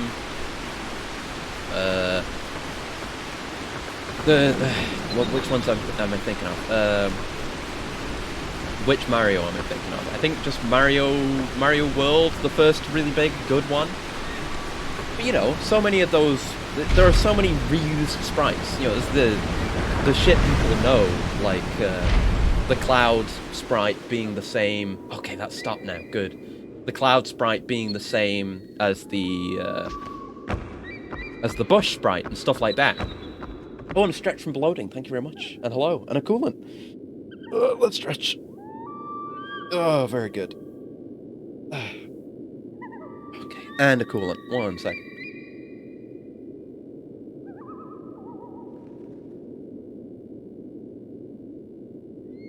And there's stuff like reused sounds in that as well. I think it's something like the... some sound effect being the same... or being a sped up version of the mushroom get sound effect or something like that. I don't remember exactly, but a bunch of stuff like that. So, on top of using tricks like that, developers had to make games worth the price through whatever means necessary, which is understandable. But obviously that was a different time. And games are now fighting for file size in a much different way, in the sense that many of them are too big. But yeah, it's interesting. It's interesting. Okay, so what does this accomplish? Oh, we can probably get Yorda across to those blocks now, right? That were being blocked by the water before, probably. Right, we can't even... I mean, this door's just shut. That would lead to where Yorda is. Is there a way to open that?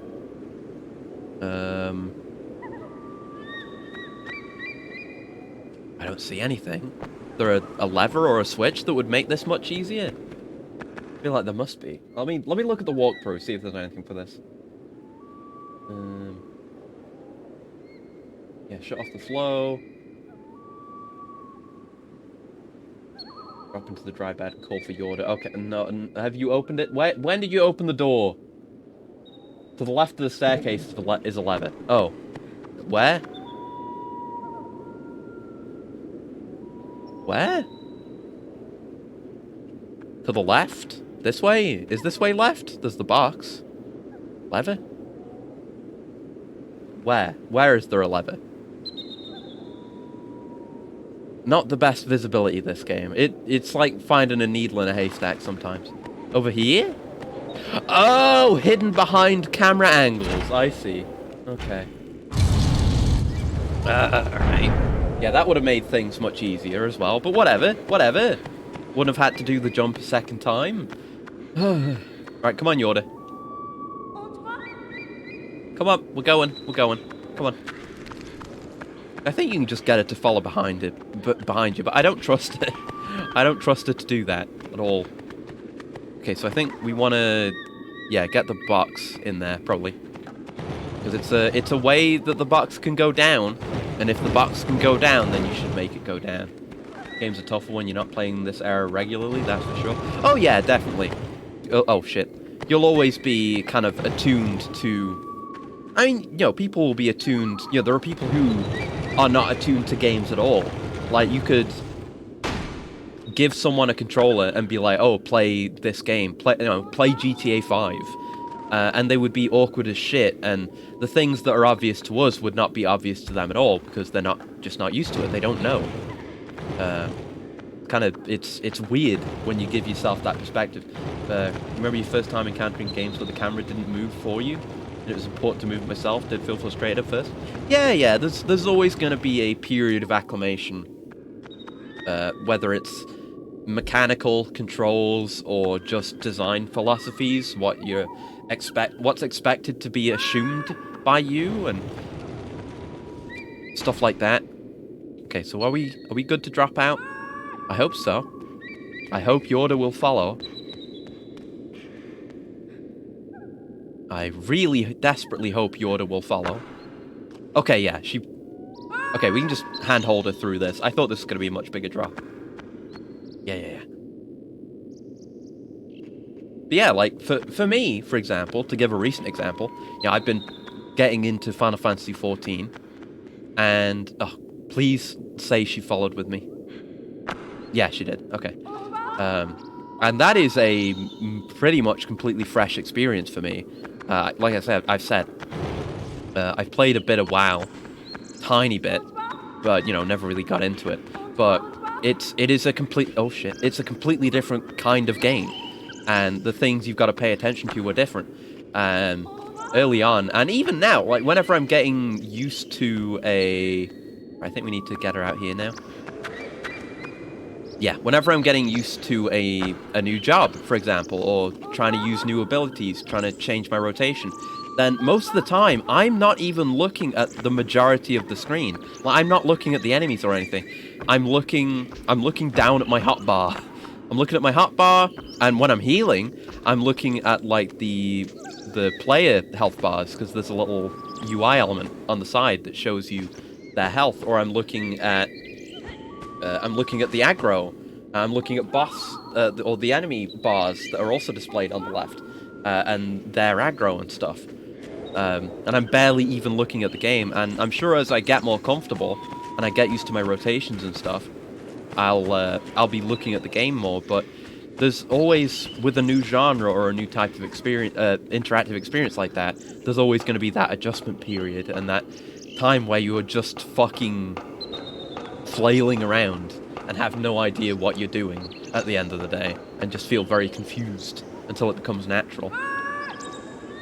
14 sure has some jammers. Oh, it does! Oh, it absolutely does. Game ended up being your first encounter with an IP you adore. Jak and Daxter! Oh, hey! It all worked out in the end then. Nice. Didn't even play it, but I heard the Shiva Rock portion. Yep! That was the very first piece of Final Fantasy XIV soundtrack that I heard, was Oblivion, the theme for Shiva's second phase, I think. And I adored that the first time I heard it. I don't remember who it was. It was someone. It's on YouTube. I don't remember the name off the top of my head, but it's the guy who, I think it's the guy who also did the DMC5 video that's just called Wacky Woohoo Pizza Man Adventures. I can't remember who it was though. It's them. They did a video on the Elder Scrolls 4 Oblivion, and they used Oblivion for that. And I was like, oh shit, that's a jammer. And I looked it up. And I heard that, and then a while after that, I heard Sephiroth's theme, which is a bop. And then I still didn't play it. And then 2 years ago, I heard basically the entire soundtrack suite for Alexander, and I was like, holy shit. And I saw Alexander doing a Sentai mech transformation combination sequence, and I was like, alright, fuck, I'm playing this game. And then I got into it. But yeah, there's so many bops. And like, I went away for a while, I played a bit of it, I went away for a while, and then there were so many more tracks added. Got stepped on in the phase transition, and the entire rest of the party said congrats. No, yeah. I've seen my... Where am I going? No, we're not going this way. No. No, this is not where we want to be. Yeah, no. What? No. Why are we up here? No. I got distracted. What are we doing here? We want to go down. No. It's not this. Shit. What a thrill. Yeah, I've seen shit posts. I think I saw an animated video of someone holding up a sign being like, please aggro me or something during that. Yeah, understandable. But hey, if you want bosses in 14 that you wouldn't mind being hit by, I would recommend looking up Lakshmi. I had to fight Lakshmi during Stormblood not too long ago. Lakshmi has a very good design. But yeah, I came back to the game these last few weeks, and there have been so many more songs. Because I mean, when I played was post Stormblood, now we're post Endwalker, and there are so many tracks from Endwalker and from the stuff they've added since Endwalker. Seen the Longfall dance video? Yeah, that's sick. Yeah, just some of the newer tracks I've heard about that I've heard that are sick. There's I think the track might just be called Happy Carrots or something like that. There's a dungeon called Smileton, I think, and that dungeon has an amazing track, an absolute banger. Okay, I think we want to get her On the elevator? How do we get down again?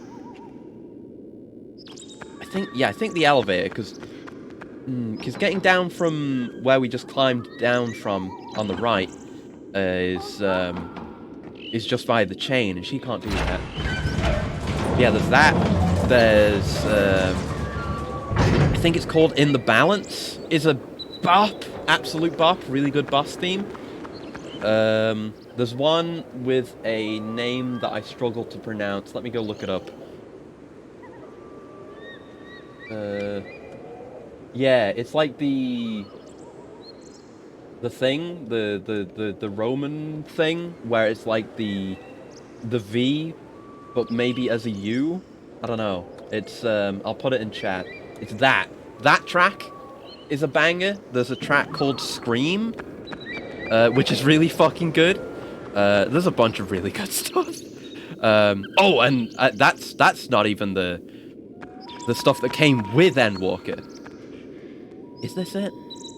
I hope so. It is looking like no. Shit. How do we get it down there again? But yeah, there's a couple of tracks that I can't remember the name of. There's an area called Ultima Thule, which has an amazing theme. There's Endcaller's theme, Zodiac's theme, I think, that I've all heard, and I guess mildly been spoiled on. But they're amazing. And there's Footfalls, obviously. The Endwalker theme, and that I've been coming to appreciate more and more. Maybe it is up this way? I've been appreciating Footfalls more and more the more expansions I play, because I've learned...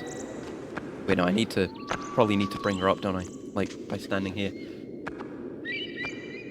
Yeah, I've learned that all the sections of Footfalls are using the motifs of the themes of the previous expansions. So, like, I got to Heavenswood, and I heard the Heavenswood theme, and I was like, oh yeah, I heard that in Footfalls. Oh, okay, cool. And then I got to Stormblood, and I was just hanging out in one of the areas in Stormblood, and the theme for that area played. I was like, I recognize this motif. Isn't this in Footfalls? And it keeps happening. It's really cool. And if you know me at all, you know that I fucking adore leitmotifs and their use. 14 does that. 14 has a shitload of motifs. Uh-oh. Stay back. Stay back. Stay near me. Back up against the wall. Hit fuckers that come near. But don't venture too far away from him.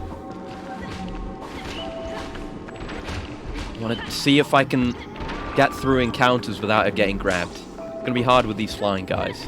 But we got loads more damage now. Yeah, you stay back. You stay back. Emotional equity is what you call it? Yeah, definitely. I'm looking forward to... I want to do all the Halos at some point. I've played a few of them in my time, as I've said before. But playing them and really paying attention to them and going through them all, I definitely want to do at some point, and I know how good some of Halo's music is. Soken is a fucking madman. Like, I'm fairly sure, didn't he... There's the Warrior of Light theme, because you fight the Warrior of Light, i.e. the Final Fantasy I protagonist. The song for that, didn't he write that while he was bedridden? Didn't he have cancer or something? Like, didn't he write that while he was fighting cancer? He's insane. Absolutely insane. Am I playing with some folks during lunch breaks with your first run-in with the game? That's cool. That's cool. I have many memories of Halo 3 co-op specifically, because that was my first Halo, and I didn't know anything about it, but there was just the scale of the world, the visuals, the design, the events that were going on. Like, obviously there's more going on here, and I barely comprehend it. It's that kind of immersion where you feel like you're inhabiting a world because of its perceived scale. And a lot of that perceived scale was because I had not played any of the other games and I didn't know what was going on. But that's still effective. I don't know which theme, but yeah, he wrote music while he was in Battle Camp. I think it was that. I can't remember what the name of the track is, but I think it's the Warrior of Light battle theme. Speaking of good art direction, we played a Metroidvania called Grime. Yeah, I've got Grime. I'm going to play it eventually. It's on the list. It's one of the ones I put in that trailer way back. Because it got an expansion as well, I think, did Grime. And Grime has a bunch of really great aesthetics too, with the main character being like a stone dude with a black hole for a head, and he summons things out of his black hole head, just like me. Got a major free update. Oh, it's not even like a paid thing. Okay, cool. This better be the... Okay. Oh, if I died there, I would have been upset. I should have saved earlier, but I did not. But yeah, Grime has some lovely visuals, so I'm looking forward to playing that eventually, whenever I get around to it. He's just like me. He is! He summons weapons out of his face. And I think he can get, like, armor and, like, other physical changes. But I don't know too much about it. It looks really cool, though. Love these cliffside pathways. Yeah! Kind of... I hate to make the comparison, but it does remind me of Dark Souls a bit, doing this kind of exploration. Oh, the capture. Oh, okay, no, the capture was fine. It was just the screen on my end. It fucked off for a second. Oh, that was weird. Everything's fine now. This is the concept in general. Yeah, it is very nice. It's terrifying, especially when the movement... I don't know if I call the movement floaty, but where, like, you've got momentum and you have to slow down before coming to a stop. That kind of movement is terrifying in these kinds of environments. Alright, we're just down here, I guess. And I guess we're leaving Yorda behind. I don't know how else we could get her here, because she's not going to make the jump. There's a save. Supposed to be another big Grime update in the works, but it's supposed to add the New Game Plus mode. Oh, cool. Nice. Also, love games, indie games that have lots of post-launch support. Oh, shit! Okay, I guess I wasn't supposed to leave her behind then. Shit. Back I go. And we haven't saved! We haven't saved! God.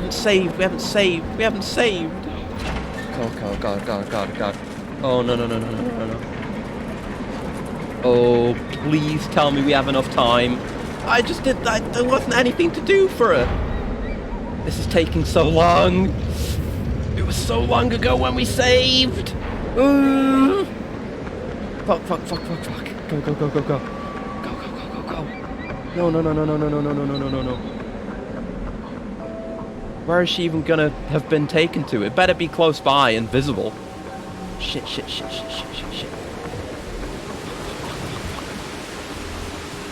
Oh, yeah, okay, it's over there. Yeah, give me my controls back. Fuck! That was what I was afraid would happen the first time! Oh, fuck this. Make you move that fucking fast, too. Right, where did we save? Okay, we got auto-saved. Alright, okay. I didn't know there were auto-saves. That's very kind of you, game. You were very close to being dropped right there, game. I was about to go play something else for a bit. You got fucking lucky, game. Jesus, you know, the bonk doesn't even bother me. I don't deserve to be bonked. That's on the game. That's some bullshit. Absolute bullshit.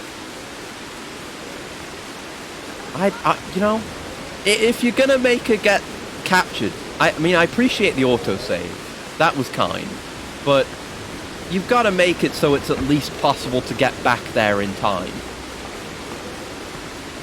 Oh, another game I was reminded about recently, due to watching videos, is a game I've seen a full playthrough of, and it looks fucking atrocious.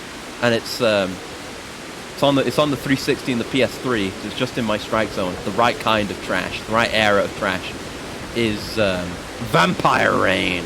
That game seems fucking horrendous. Okay, how do we get her across then? What do? We don't drop her down. This kills the Yorda. Why do you have a slur in tags? What, British? I mean, I am British. Oh, hop across and hold your hand out. Oh, right! Forgot that was a thing you can do. God damn it. It's kind of one of the downsides of it being such an immersive game and having no prompts or anything, is sometimes you can just forget about mechanics like that. Yeah, British. But I am British, though. British derogatory. It's just the way it is, unfortunately. Yeah, Vampire Rain. It was, I either watched, it was either the Gigaboots boys, and it was probably, yeah, I think it was the Gigaboots lads playing it. And I watched them play the entire thing in one sitting, as they want to do, with guests calling in. And that game seemed fucking atrocious, but also hilarious sometimes, but mostly atrociously horrible. Incredibly sorry for that, and my condolences. It's okay, I've learned to live with it all these years. It's just, you know, it's like you learn to live with any kind of illness or disability, or it's just a part of my life now. There are some days where I don't even think about the fact that I'm British. Alright, let's sit down. Save, Yorda, save. Come here. Why can't video game women jump and land properly like the MC? I don't know. Like, there was a bit before where I wanted her to jump down from a ledge, and it was a drop that she could totally survive, but she refused to do it. She'd be like, she'd shake her head. But, so I had to go up there and grab her by the hand and pull her off the edge, and she handled the landing just fine. She just refused to do it. Did that just say gondola? I mean, we did just come down on a gondola, so at least you're not Liverpoolian or New Yorker. It's not, you gotta get it right. It's not Liverpoolian, it's Liverpudlian. That's what you call a person from Liverpool. It's Liverpudlian. And yeah, thankfully I'm not Scouser, I'm not Liverpudlian. I'm not from London, thankfully. I'm not too from the north. I'm just right. Just kind of nondescript British. Ooh, nice camera angle. Gondola posting? Hell yeah. There's gotta be, like, gondola edits of Eco, right? It feels like it's made for gondola, or gondola's made for it. Okay, we've gotta get that down. How do we get up there, I guess? There's pipes. Pipes and tubes. Seems a bit gondola core. Extremely gondola core. I can see it in my mind's eye right now, like a gondola sitting on the edge of one of these tower parapets looking over. I can just see a gondola sitting up there. Or a gondola, you know, sitting on the box art. Honestly. Very easy. Not that much music that could go with it, though. Given that it's mostly just wind. Okay, can we go up anywhere? I don't see anywhere I can get up here. I don't have enough yump. Have a giant sword if you're not cooperative with the stay seal, now do as I say. Well, unfortunately Eco's too nice for that, I guess. Yeah, that's blocked off. Can we climb up this pipe? Is that a thing we can do? It is a thing we can do. There you go. Can Yorda climb up pipes? Maybe not. She can do ladders. I'm guessing not, because we can't even see it while we're up here. Yeah, no, she's saying no. Are these train tracks? Oh! Is this... Oh, this whole thing's on a rail. Oh no, on a rail. Okay, so that's like a platform with a ladder on it, so we could push that over? Are we going to push that down? Or... Well, no, because the track doesn't reach to the end, does it? Yeah, no, that hits the end there. Okay, so we could probably make that jump now. Yeah, and then there's a lever. Good. And... There you go. Oh, it's that simple, baby. Okay. Oh, there's beasts. There's shadows. Hold on, get me out of here. Oh, they've got it. They've got her instantly. They kidnapped the shit out of her. I'm going. I'm getting down. Let me down. Okay, got it. It's going to be over here. I don't need the camera to move to show me this. Yeah, fuck you. You do not get to deliver her. Thanks for delivering her directly to me, you shadowy piece of shit. Gotta be sure not to fall off. OSHA would not approve. Fuck off. Fuck you. No flying shadows. No beefy shadows. No shadows at all. Up. Okay. Taking it here, telling you to play Destiny 2? No! Yeah, I'm taking a shit. No, you can't make me play Destiny 2 again. I've heard how Lightfall is. I'm playing 14 now. 14, Final Fantasy 14 is a live service game that cares about me and wants me to have a good time. God damn it. I won't go back. Like a battered housewife. I will not go back. It is an abusive relationship. I mean, it's not as bad as a real one, but still, it's like that. You make no. You make excuses to go back. Oh, Yorda's here. Oh, guess that's fine. Better off that way. Yeah, 14 is fun. Got lots of content. They straight up say, hey, if there's no content that's for you right now, you're not feeling it, just cancel your sub for a bit, come back later. They try not to make stuff overly grindy. It's all very accessible. It's great for new players new to the genre. It's fantastic for. Come to California? No! Fuck no! Jesus Christ. Everyone's talking about abusive husbands, but nobody talks about abusive wives. True. Very true. It's definitely a thing that happens, and it sucks. That's the society we live in. I am unfortunately not poised to tackle the issue, but that is the society we live in. California will come to you? Oh no.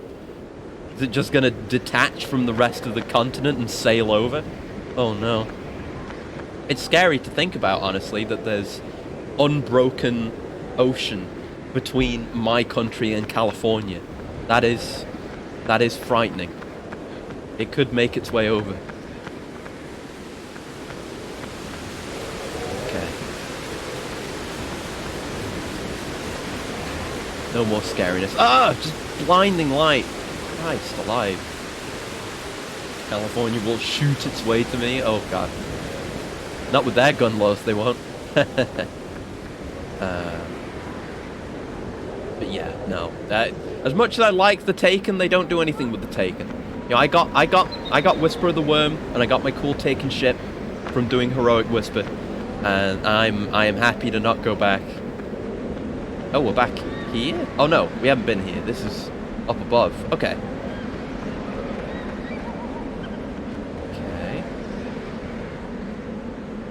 Already in your wires. Oh no! Fuck. Yeah, I didn't think about that. Yeah, YouTube. Oh no. I don't want anything to do with California. There's nothing there for me. No. Alright, guess we're just going.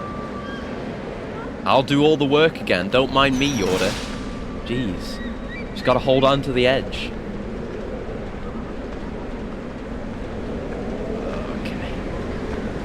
Yeah, 14 has a lot of fucking content too.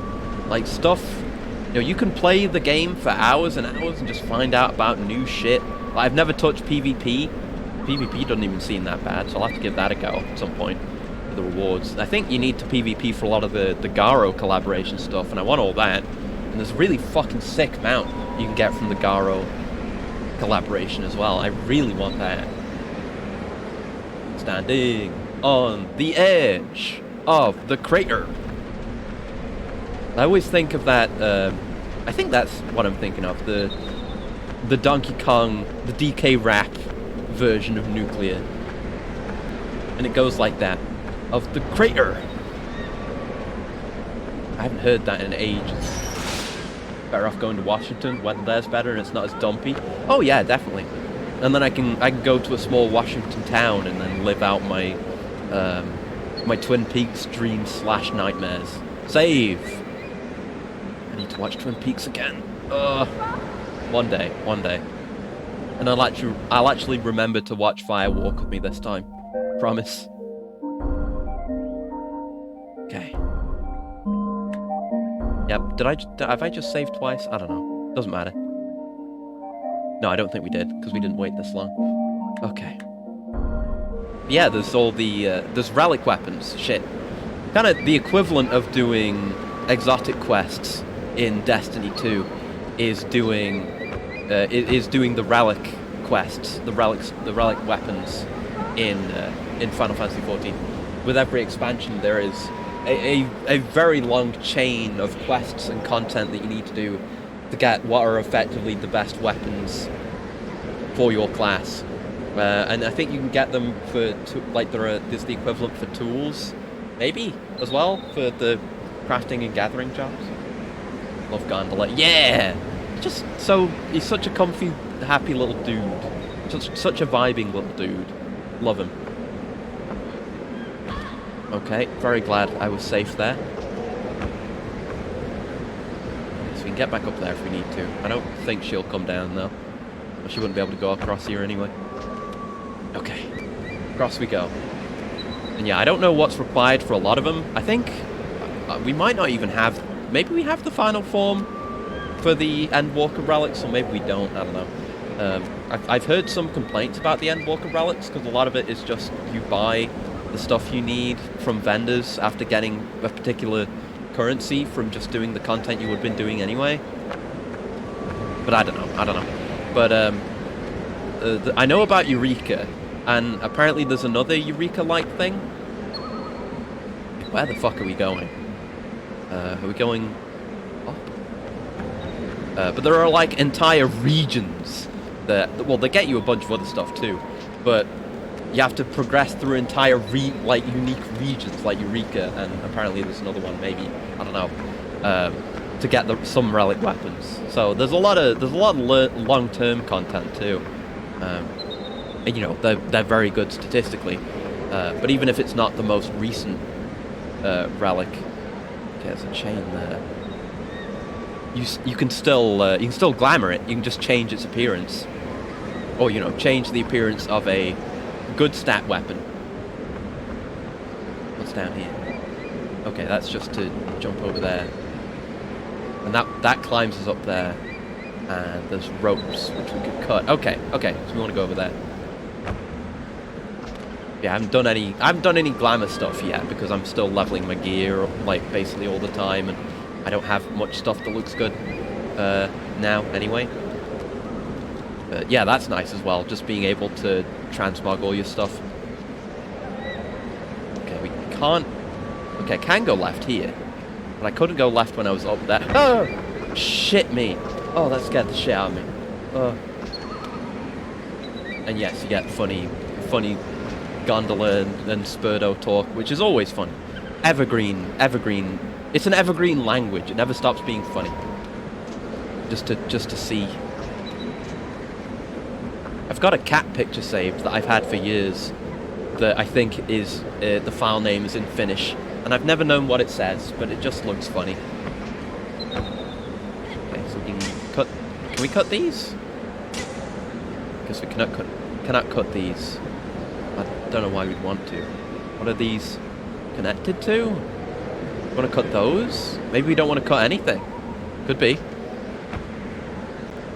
We can't climb onto that. Okay, maybe if we get onto the chain and it will weigh something down? No.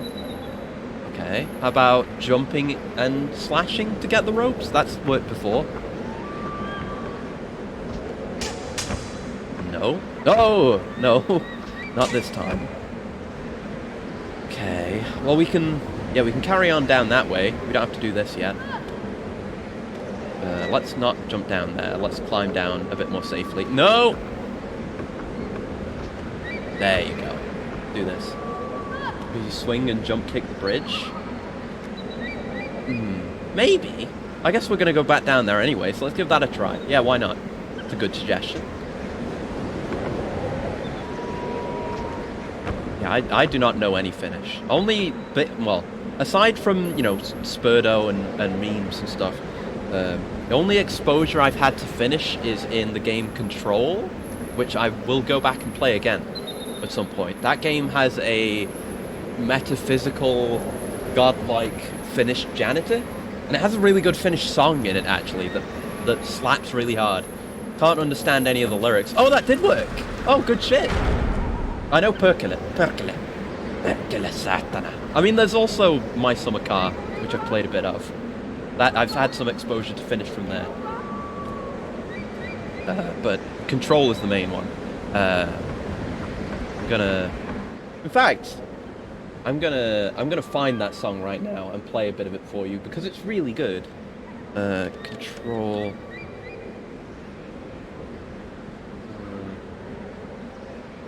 Yeah, it's called Sankarin Tango. It's a very good track. Let me pull it up and we'll just listen to it a bit. Don't care if we get copyright fucked. Yeah, the song's very good. Let me know if the volume is too quiet to even be able to hear it at all. I don't need it to be loud. I just need it to be loud enough that you can appreciate how nice this song is. Yeah, fucking commit to it. Yeah. Song's so nice. Can we jump over to that? Seems like maybe we could. Let's try it. Okay. We can climb over there for something. That just gets us back up. Okay, let's go this way then. Okay. Oh, it's so good. Oh, we can't go that way. Bang it, bang it, bang it, bang it. Anyway, play Control as well. Control is a very good game. It's got Max Payne and Alan Wake in it. Song blocks out the shadow appearance noises. Well, maybe, but probably not, because there's no way we can get her any further ahead. So I imagine she won't get kidnapped. What is here? You have to climb here? Or it seems like there's nothing here. Oh god, I'm blind. Yeah, I don't see anything. Can't like drop down into the middle. Maybe whack it? Oh, maybe. Yeah. Always with good ideas. Okay, doesn't seem like it's a whack. Unless we whack over here. Okay, I'm stumped on that, but we can still go over there. And I feel like we should. Oh wait, no. Yeah, we don't need to worry about that, because we can bring her over now. Yeah, it's fine. Let's go back. Okay. And we go. But I hope you understand what I mean about this song being deadly. This is the only time I've heard the Finnish language and been like, damn, that's a beautiful language. Otherwise it's just...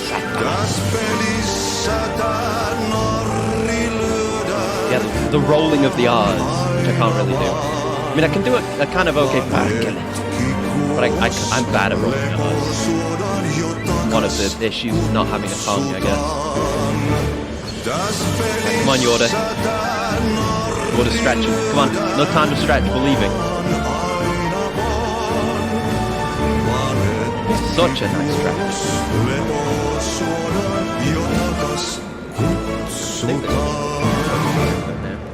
Yeah, that's it. Yeah, really good track. And there's good stuff in Control in general. Like there's what's the name of the band? That have done other stuff with Remedy.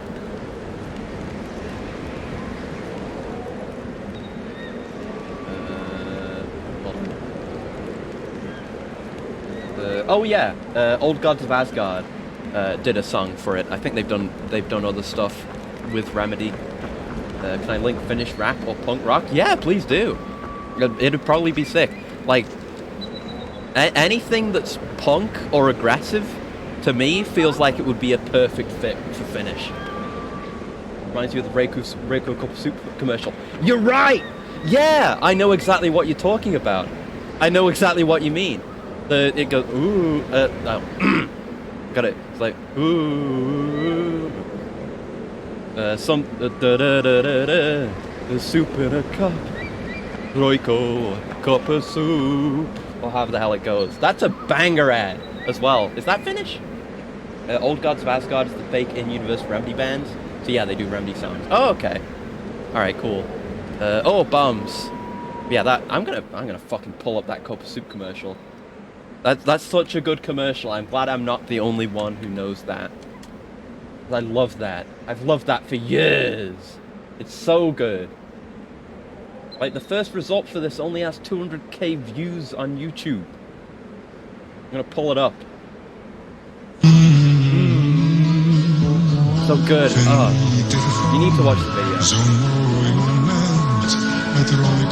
It's so good. It's so fucking weird. Punches the window out. I'll post the ball is the real man. Right. Yeah. Couldn't remember what you did. So good.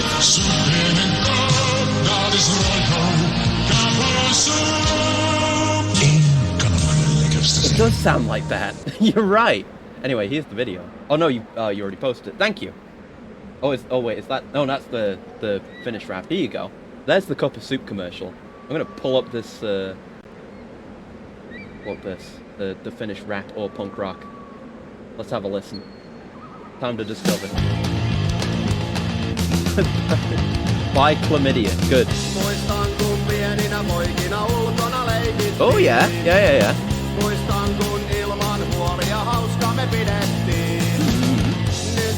Punk rock. Cool, yeah.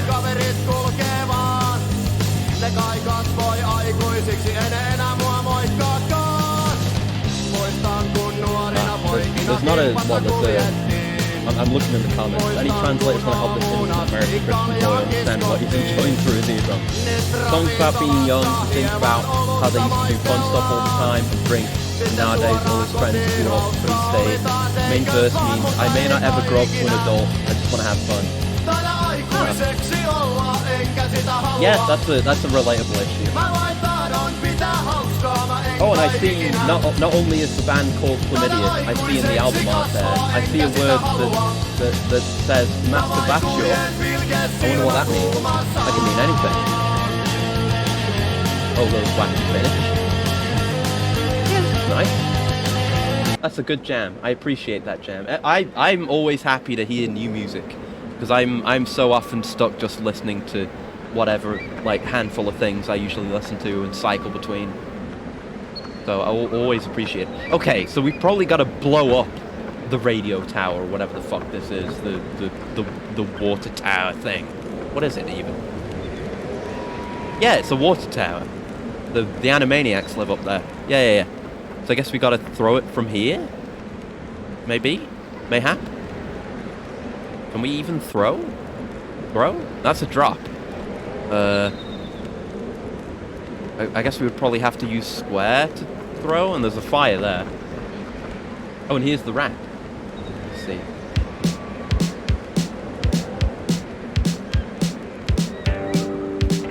I see the word percolate.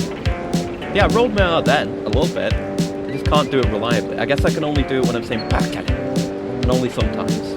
And only in that voice.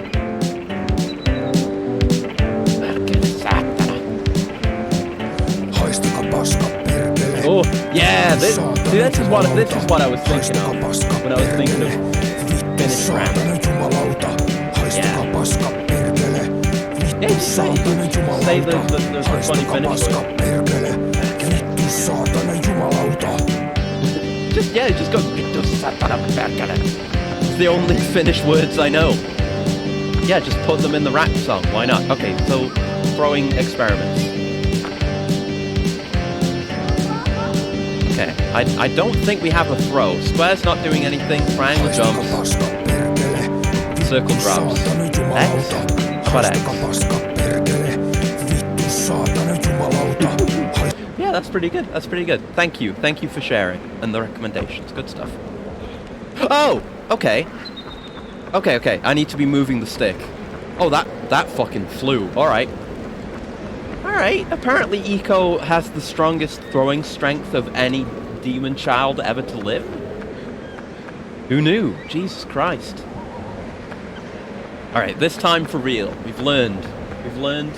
With every experience, I become a little wiser. Alright. Let's go blow up the Animaniacs. So, yup. Oh, but we probably... Oh, shit, no. No, I'm learning again. I probably need to light it and then pick it up and throw it over there. Because, yeah, we definitely couldn't get a lit piece of wood over there in time. Yeah. Step at a time. Other languages always sound funny to people who don't understand it. Oh, definitely. And there's multiple ways that can show up as well. Like with, there's the usual, the reason why a lot of, anime, to an English speaker, anime dubs sound fucking awful and terrible 99% of the time. But then you can listen to Japanese voice acting of the same quality. It can still be shit Japanese voice acting, but because you don't understand the language, you're more willing to accept it. It doesn't sound as bad, comparatively. A lot of English dubs are also just terrible, and I don't want to listen to them. But that's often the case. Listening to any languages like that, or, listening to music in other languages. I listen to a shitload of music that's in Japanese or other languages, and I don't understand what any of it is fucking saying. But I don't need to, it just sounds good. The words sound nice. That's why I like Sankarin Tango. I have no idea what he's saying, but he says it really nicely, or sings it really nicely. And those other songs too, I don't know what they're saying, but it sounds nice when they say it. That's all you need at the end of the day. Right, then we light the bad boy. No. Oh no, yeah, that did it. And then we throw it. Yeah, gaming. Okay, cool puzzle. I like this one. A few little bits and pieces going on. Jesus Christ. We're lucky that turned out okay. Whew. Yeah, I like that you can physically go over there, just as kind of a red herring. But like having used bombs before already, I already know there's no way in hell I'm gonna be able to carry a lit torch that far. And I need to get my sword back.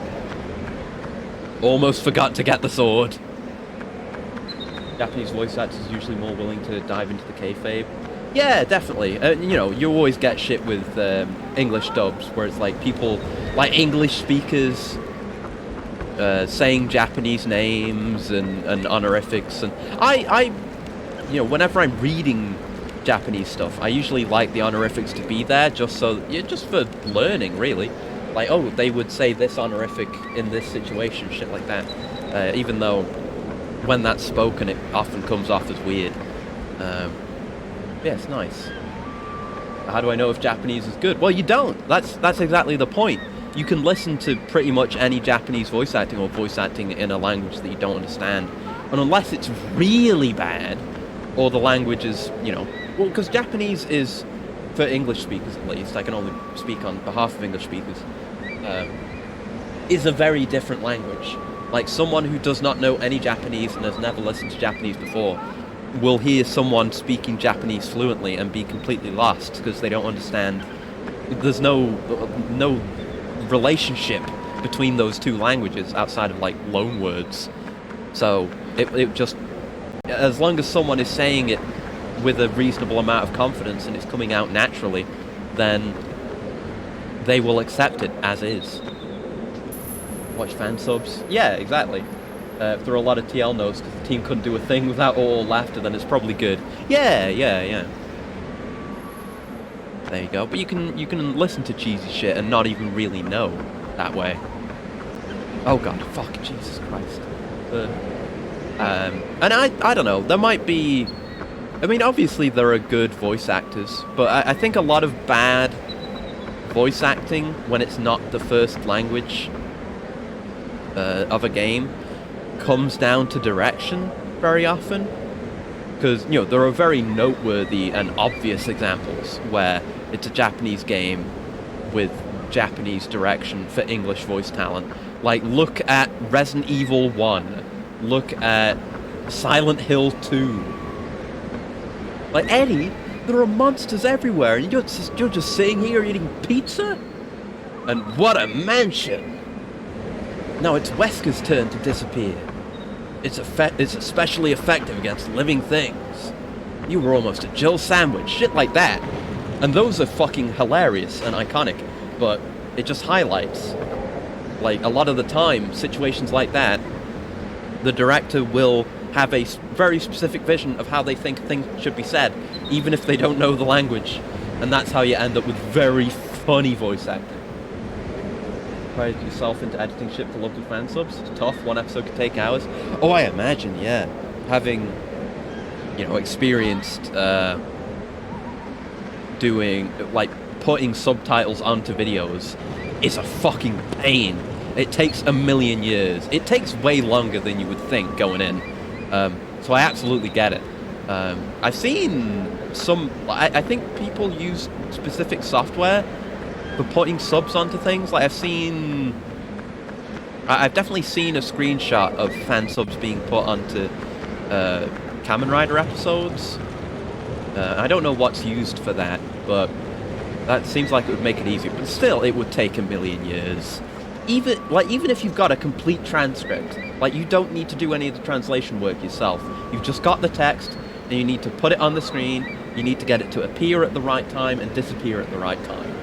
It is a fucking pain, and I hate doing it. I hate putting subtitles on videos. It's awful. Okay, new chain, who this? New chain, what it do? Just ended up over there. We can jump onto it from there. And no idea how Yorda's gonna get anywhere. Well, we need her over here, so we know that at least. I have no idea how we're going to get Yorda over here. How are we even going to get... Oh, we're probably going to move that out and move her over it. Okay. How do we get back to where we... Oh, we probably just jumped to that from there. Yeah, probably just jumped to that from here. But no, there's a fence there. No, it's not from here. And it's further back anyway. How do we get back to where we just were? Box? Maybe the box. Is there a hidden ladder? There is a hidden ladder! The bastards! Fucking camera angles. You know, there's a lot you can do with fixed cameras. It gives you a lot of control over what the player sees, so you can spend more time. You know, instead of fully fleshing out a complete environment, you can just do fixed camera and have the player see only that. Okay, we've got to swing across here. Just scary. But it also means if you hide something, the player's not going to see it. Like that. And we need to go further down. Oh, it's so finicky, this. I don't know how low down is safe. Scary as shit.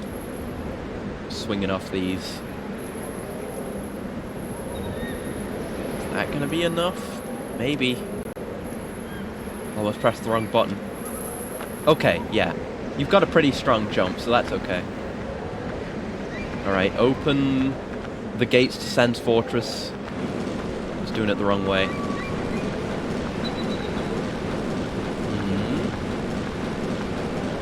Yeah, I said last time that the entire castle exterior really reminded me of Sen's Fortress exterior. Or I guess the castle in general just reminds me of Sen's Fortress.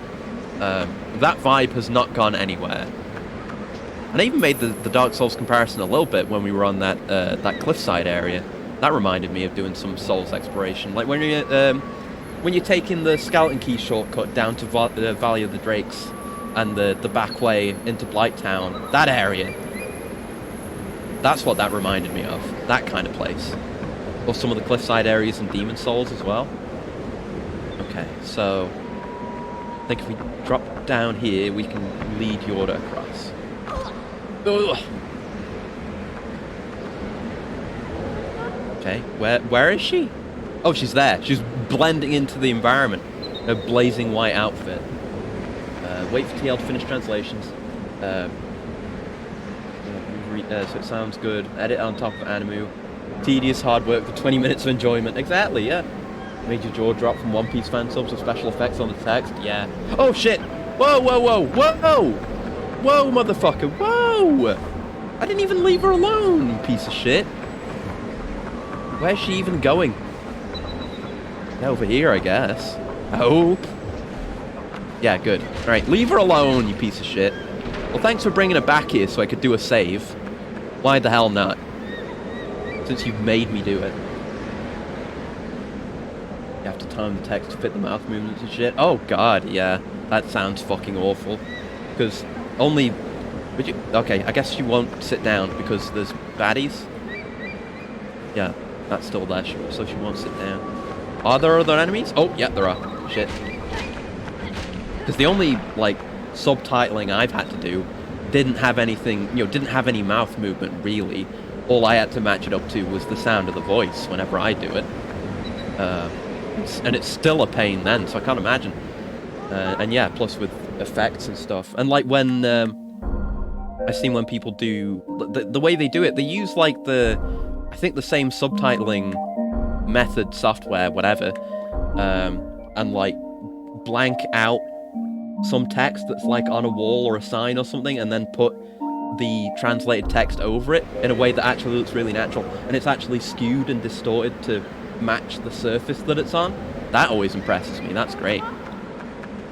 Forgot about that as well. Yeah, it does, oh fuck, it does seem like a nightmare, which is why you should show appreciation to translators and subbers and such. Especially when the thing that you like that they're doing subs for is niche and not guaranteed to get subs year on year. Which is why I'm very glad that Kamen Rider and Toku in general and Super Sentai get subs, and generally quality subs, but it was tough for a while. If you she did that on her own. God damn, proud of you. Yeah, if you don't already know about the fucking clown shoes menagerie of nonsense that was the Great Sub-Goku Wars when Kamen Rider Gaim was airing, you should do yourself a favor and look that shit up. I could tell you about it, and I will, but some of that shit was fucking ridiculous. It's so stupid. It's like, very prideful, very hard-headed translators making certain decisions about what things should be called, and specifically doing one thing that I never like, which is translating a proper noun. And so what happened was, I think it was Asia subs that did it, if my Sub-Goku era history is right. Warring subbers period. But yeah, the driver, the belt in Kamen Rider Gaim. Oh, and a stretch from loading. And a cool, thank you very much. Oh, I'll do the stretch. I've been getting cracks every time I stretch today. Oh, there you go. Good. And a coolant, 1 second.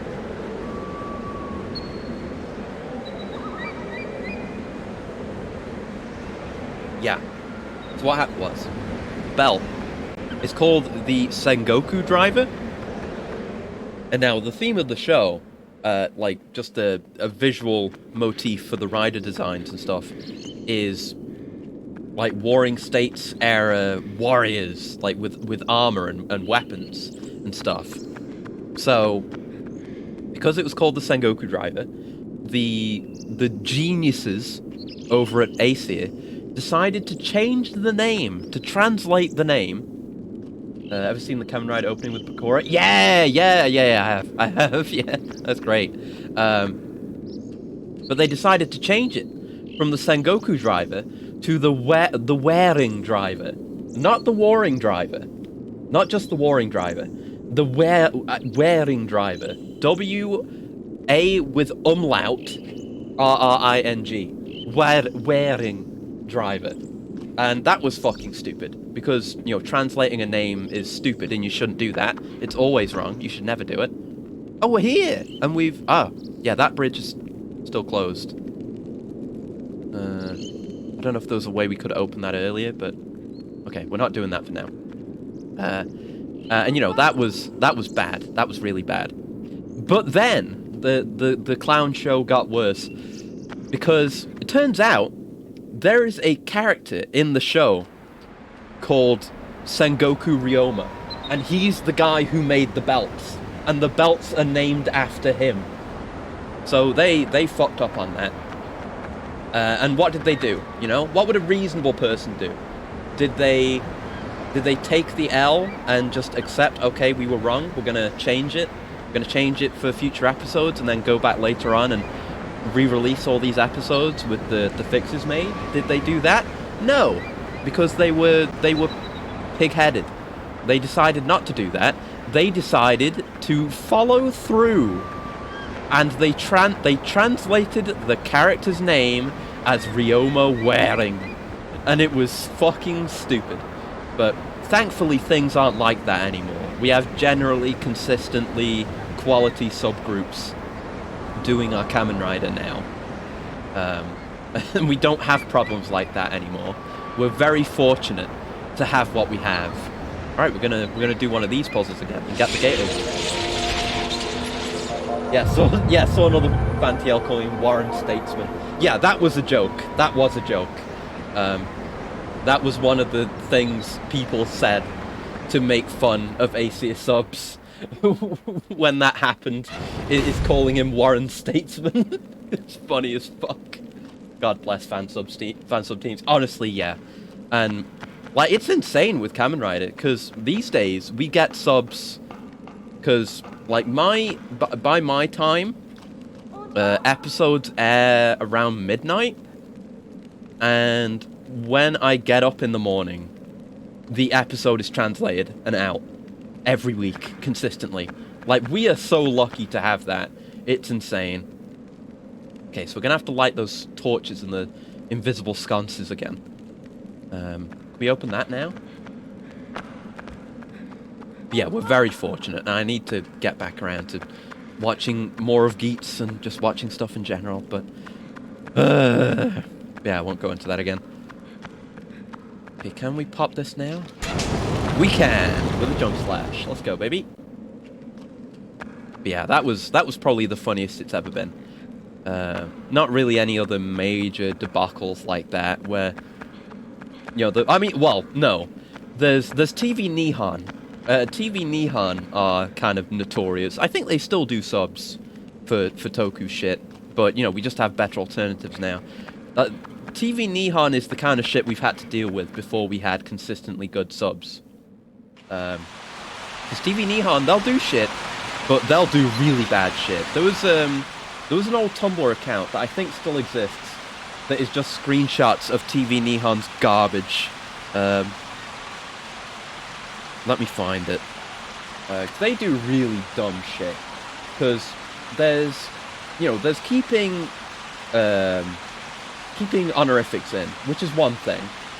And then there's just leaving entire sentences and words untranslated. Yeah, Honore TVN. If you know, you know. No, that's their actual Tumblr. I want the Tumblr that's making fun of them. There it is. Yeah, Honore TVN. As you said, the juggalos of the subbing world. I'll link that for you. Imagine the TL guy watching it live, translating while watching, streaming it to a file for editing. PRE's translation live, and they have to put text on as they're done.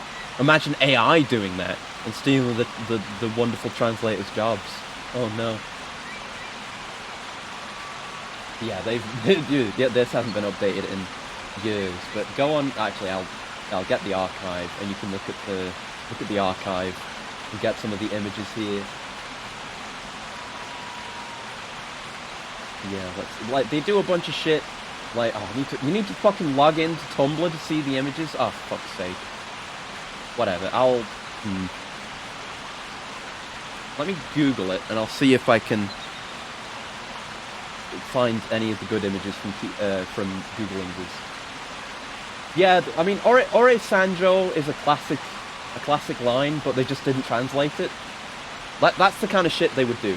They leave Ore Sanjo untranslated, and then they have the translator's note. Like, it's Keikaku means plan. They do the Keikaku means plan thing. That's what TV Nihon does. They do that. They leave shit like Ore-sama Tachi in. It's awful. awful. All kinds of garbage. But yeah, you can look into that more yourself. I, thankfully, have never had to watch too much TVN shit. I think I did for some of the series I watched when I was first getting into it. Sure, some editing jobs could be done live, like times on mouse movement starting and finishing. Yeah, that'd be really cool, actually. You know, that would be ideal. What would be ideal is you have the AI watching it live, and it gives you the AI's best estimations for where lines start and finish, and what people are saying. And then you just have a proofreader, and then have the proofreader go over all of it, adjust anything that's wrong, and then that saves an outrageous amount of time. There you go. Problem solved. Okay, we want to go up here. Yeah, now we have mostly good subs, which is nice. And we're just getting over there. Alright, seems to be mostly the same as the last one we did. Oh fuck! I was pressing jump! Oh, god damn it. Fuck. How far in are we? I'm gonna look at the walkthrough and see how far in we are. Oh! Oh, okay. Yeah, we've done Water Tower. We're at where... Okay, let's finish the game today. We're very close to the end. Or seemingly close to the end. According to the walkthrough. Thanks, IGN. So fuck yeah, let's just finish the game today. Yeah.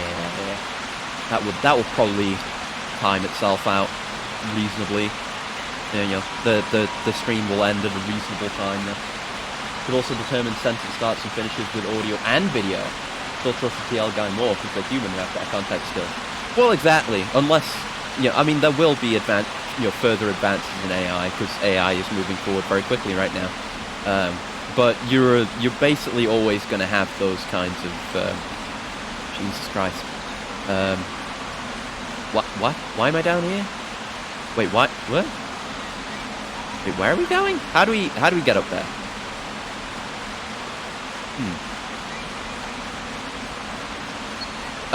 Oh, yeah, no, we don't want to be here at all. Fuck. Yeah, having it rely on both audio and video as inputs could definitely work. I mean, you could probably make that now. I have some, very little, but some experience with like making and setting up and tweaking neural networks. I've done it before, and it's cool. It's really cool to do. But you know, with neural networks and evolutionary algorithms, you could totally probably do that now. All you really need to, I mean, you need to set it up. You need to know how to set it up, but all you really need to provide it is a bunch of data sets of like completed subs with like correct answers, pretty much. And then you just let it learn, and evolutionary algorithms. Because, okay, neural networks, the neurons kind of grow and evolve as they will try and get the right answer, then they'll get the wrong answer, and they'll kind of correct in a direction, and they'll be encouraged, basically. It's very hard to explain, so I'm being very vague about it. They'll correct towards the right answer, and as that goes on, they will eventually arrive at being able to do things that regular code wouldn't. Do you have to burn this down? How would we do that? Is there a fire up here? No. Oh fuck. Well, shit. God damn it. Fuck. Okay, maybe we're just not going this way yet. AI correction. Yeah. Well, yeah. Basically, that's basically how it works. Yeah. The neurons will adjust until you end up with an AI that can create consistently correct answers. Like the way I did it, what I did before, the little project I had to do with neural network, making a neural network, is just making one that could take an image, and it's like single-digit pixels by single-digit pixels, something like that, really small image, and it's just the pixel color value. I think it could only be black in that case, but you can get way more advanced for image recognition, obviously. And it was just values of 0 to, like, whatever, 0 to 100 from white to black, and you gave it a bunch of sample images with numbers written in that, and it would become able to recognize numbers if you, like, the program I used had, like, a mouse drawing thing in the little area, so you could draw a number in with your mouse and you could put a little stank on it and make it a weird number, and it would still, like, most of the time get it right. But you can obviously do that in more advanced ways, for more advanced uses. Oh, well, you pieces of shit! God damn it! And yeah, the way an evolutionary algorithm works is you take instead of just having the one neural network or a few, you take a whole shitload of these neural networks, and you basically she's still in there. You basically pit them against each other, and basically the algorithms that get the best answers get the best. It's like a simulated ecosystem, basically. The ones that do best get the most rewards or get to survive. They have some kind of way of encouraging the neural networks, and that way you do literal natural selection on a bunch of neural networks, a battle royale on your neural networks, and then eventually you end up with a bunch of really good networks. And I think that is a good way of doing it.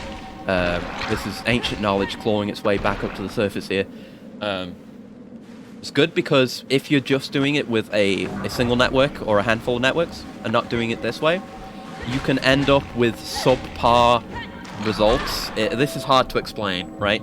So, say your network is looking for a single correct answer. And this is the most simple possible example, but it's for demonstration purposes. Frames you can work with chunks of similar colors. Face basically a polygon with. Yeah, exactly. You would want facial recognition, and you could simplify that down to data points for the network, for the neural algorithm to work with. That's exactly how you would do it. Like, basically how VTube Studio works. You would have that. You would have that kind of facial tracking, and you would use that. The technology exists and is just available commercially already. But yeah. So there is a search space when you're going for a single correct answer, right? And you could imagine it. You know, say your possible outcome, your possible outputs could be a number between 0 and 100. And you don't know what it is. It's a randomly generated number. And the algorithm will try and find a point. And when it is correcting to get a better answer, it will see, like, we could go up the slope, or we could go down the slope on this line graph. I don't know if I've described this well enough. I'm picturing it in my head. We have like a plot. You plot a line of what is most right and what is most wrong. And the most right thing, I guess, would be the lowest thing in this case. And it will correct, like, you could go up or down. Okay, we want to go down to correct. And it keeps taking steps down into these valleys until it reaches the lowest point. And then it sees, like, okay, if I correct this direction, it gets worse. If I correct the other direction, it gets worse. So I must be in the best possible place right now. But that can cause problems because there can be a local best. So imagine like that kind of line plot where there's multiple valleys. So if it gets caught in one of those valleys, then it's just going to get stuck there unless you have some other solution that corrects for that, which I think there are ways to do, but I can't remember what they are because it was a long time ago when I learned all this stuff. So yeah, if you have multiple algorithms working on getting an answer, then you will have those AI that get the subpar answers, but you'll get AI that get the better answers, and you'll just filter out the bad answers as a result. So that's a way you can do that. Yeah, if move something, it's like, does the mouth move? Okay, it's still not finished. Continue. Set mecha animes, they can only rely on audio. Well, I guess there's a lot of cases where that can't work, because, I mean, that wouldn't work for Toku in general. Like, if you're using that to do Kamen Rider, a lot of the time there are monsters in suits that don't have moving mouths. There are the Kamen Riders and Sentai members themselves that don't have mouths. I guess that's why you'd have to rely on both mouth movement and audio, because you can have stuff like that. You can have people talking from off screen. You can have narration. You can have all kinds of cases where there's one or the other, and not both. So at least in early stages with current technology, you would definitely it'd definitely be a cool idea to get it to work, but you would definitely still want a proof checker at the end, just to go over it and do any corrections. But I think it could be done. I genuinely think it could be done with modern technology. Like, it's all there. Like, voice recognition is pretty good, pretty decent. Like, how much better shit like YouTube's auto captions have gotten. Those used to be awful. Now they're fairly decent. So you get that plus VTube Studio-esque, live 2D-esque facial tracking. It just combine that together and use those to detect whether or not someone is talking, and then use the audio and maybe lip sync, to figure out what's being said. Alright, come down here, Yorda. I think that could totally be done. Imagine a VTuber and viewer talking about technologically helping fan sub teams. Yeah! I mean, actually, come to think of it, there already is kind of stuff like that. Well, like live captioning. Because people have that.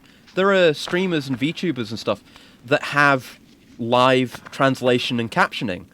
I've seen that. I can't think of any examples right now, but there are people like Fubuki of Hololive has been doing that. I've seen some clips of her doing that, having that kind of thing. So it would basically be that, like, attached to some other stuff, obviously. But basically, if you wanted to make this, you could do this. And I guess it depends how much of the code and stuff is available. But you could maybe reverse engineer it. That would be harder, but you could do that. But the technology all exists, and a lot of coding is just stitching other people's work together. So you could totally do that. Also, Hayama from Niji JP. Okay. I haven't watched any of the Nijis in ages. I need to correct that eventually, because I watched Kizuna Ai way back in the day. That was my first exposure to VTubers when she first started getting popular. And then I saw a few others, including Sora. Okay, where are the sticks? Is there a stick in here, or do we need to go back out and get a stick? I think we need to go back out and get a stick, but let me just look around for sticks. Yeah, no sticks there. And then I dropped off for a while, and then I saw a bunch of clips back when Hololive was getting really, like, properly popular, a little bit before. Is when I first started watching some Niji clips, back before Niji EN, obviously. Okay, there's a stick. I started watching that then. And that was my first exposure, pretty much. And then I got into Hololive. In fact, I remember the very first Hololive thing I saw, obviously not counting watching Sora a little bit back in the day, because Hololive didn't exist then. I remember the first Hololive clip I saw was Rushia dropping her cola, rest in peace. In multiple senses. But yeah, I remember that. And then I spent a lot of time watching clips, and I still do. That's how it begun. This VTuber experience was the end of 2015? Jesus. Oh god. Alright, I don't have my sword, the bastards. They knew what they were doing. They knew exactly what they were doing. Fuckers. Took my sword away. Now I have to bash them with the stick. Doesn't matter if I've only got a stick. I'm Eco, the Shadow Slayer. Play the Doom music. Fuck off. Leave my Yorda alone. Hands off my princess. Yeah, they kind of... You know what the AI kind of reminds me of? It reminds me of The Forest, which I've not played. And Sons of the Forest just recently came out, which I've also not played. But I've watched Mandalore's video on it. And the way the tribal cannibal AI works in that, how they'll start off kind of scared of you and back off if you're aggressive. It kind of reminds me of that. You can kind of crowd control just by running at them. Like, they will run the fuck away. Just need to... This is my tank experience in FF14. I'm controlling the aggro, except I don't have AoE, and I don't have a tank stance, so I can't get a bunch of enmity. You piece of shit! Goddamn flying shadows. Back the fuck off. Uh-oh, where's he going? Where is he going? He's going up there. Alright, fuck. I'm in the worst possible place. Get me up there. Come on. I mean, the save's right here. Okay. I use face rigging because of crappy camera. Use audio cue for mouth movement. That's cool. Fuck! I think I may have hit her and triggered that. Whoops. Well. Okay, well. There's another sword here. Is there a way... I don't think there is a... Yeah, no, because there's nothing over there. There's no way we could grab an extra sword and, like, drop a sword off over there. No, we have to do this the fucked way. Although, we could leave Yorda up here, and that might give us more time, because they'll only come in through that door. We could come over here and grab the sword. We needed to come down, but we can get her to go back up, and then come back for the sword. Way before Kizna Eye. Yeah, definitely was. That's cool, that's cool. It was neat, 'cause I remember that one infamous post that I will not say any details about. I think that was the first time I saw the face tracking and rigging technology being used, funnily enough. That one historical trailblazer, that legend. If you know, you know. If you don't, it's better that you don't. Don't worry about it. Yeah, I remember seeing that as well when it happened. Yeah, it's neat to think back on and how far things have come. And you know, raises the thought as well. How will things change? There's a lot of advanced models coming about now, and people doing new things with models and innovating in that area. Like, I saw a model the other day, and I have no idea who it was, and never heard of them before, and I didn't even look at the name. Not just because the model had booba on it, but it was a model of like I think a cowboy lady or something like that wearing a hat, and they had like amazing rigging, like some of the best rigging I've ever seen, and they have like a posture change where they lean forward, and it's all insane-o smooth. So I guess that's one way of looking at the future, is that just the rigging will get way better. But I guess the way that becomes the future is the rigging. It is more people becoming better at rigging. Saw that the other day in the Discord. Yeah. Yeah, stuff like that, I guess, and other people doing innovative stuff with it. And then there's like additions as well. Like because I know VTube Studio has hand tracking support now, so you can do stuff with like that. With stuff like Joza does, where it has, you have like rigged controllers and stuff, other integrated things. It's all kinds of stuff, I guess. Just who like comes up with the ideas and then is able to actually execute on the ideas are the ones who will innovate, I suppose. So maybe when I finally learn how to rig, maybe that'll be me. Probably not. Become standard, I like it. It's a feature. Yeah, it's kind of like it's hard, right? It's like because it's art basically. You become better at it, like you become better at art, kind of rigging. So maybe over time we'll just see a lot. There will be more experienced riggers because there will be more time passed in which people have done rigging. So the average of rigging quality will go up, or maybe rigging will become easier and more accessible. So there'll be more riggers who can get better and innovate and do stuff. There's a lot of ways it could go. If I to make one, I can draw a single PNG, then use FFT on the audio cue. So smoothing tech. Change the background color over time so it looks like transparent parts are vibrating and change color naturally. That sounds neat. Come here. You fucking got stuck on a wall. Gurus will never get better though. I mean, her mouth got better, didn't it? Oh shit. And they'll always have VTuber neck. No, that's the innovation. Oh, shit. That's the innovation. Escaping VTuber neck. I don't have VTuber neck, because I have a scarf. But, I mean, I'm always going to have a scarf, but I'm just covering the problem. VTuber neck will also always be an issue. And if you don't know about this, then I'm sorry, but I'm also not sorry. I'm going to ruin every VTuber for you ever. Next time you're watching a VTuber that has a more exposed neck, watch their neck.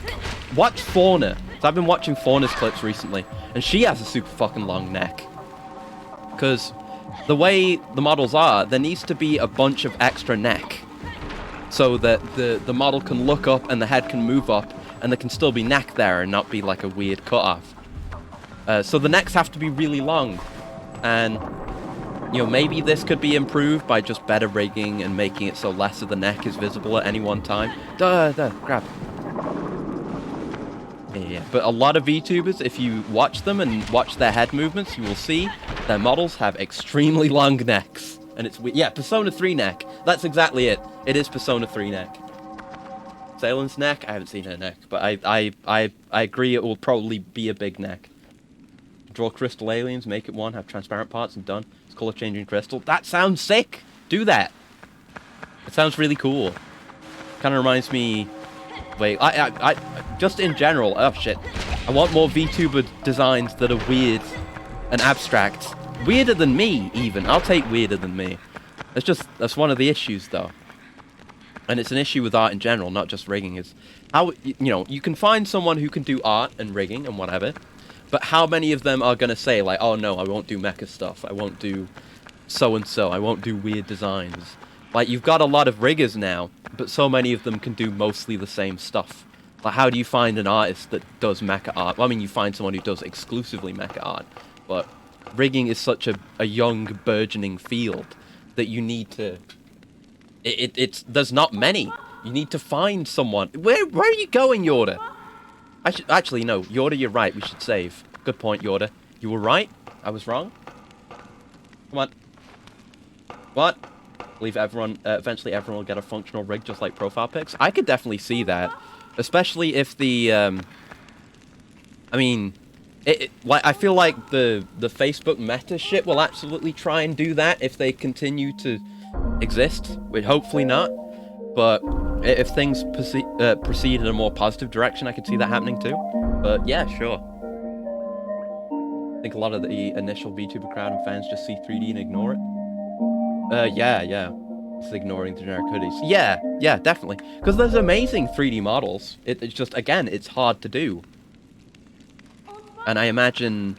Because, you know, when it comes to getting a live 2D, right? You can just get an artist to make you the design and draw it, and then have a rigger do the rest. Like, different skill sets. But, you know, commissionable artists are fairly readily accessible on the internet. But 3D artists is more niche, for sure. And then you need to have someone who's specifically willing to do stuff for VTubers too. Play NetHack 5 times a week to tanky numbers on 0 viewers. In general is a tough thing. Yeah, that's definitely true.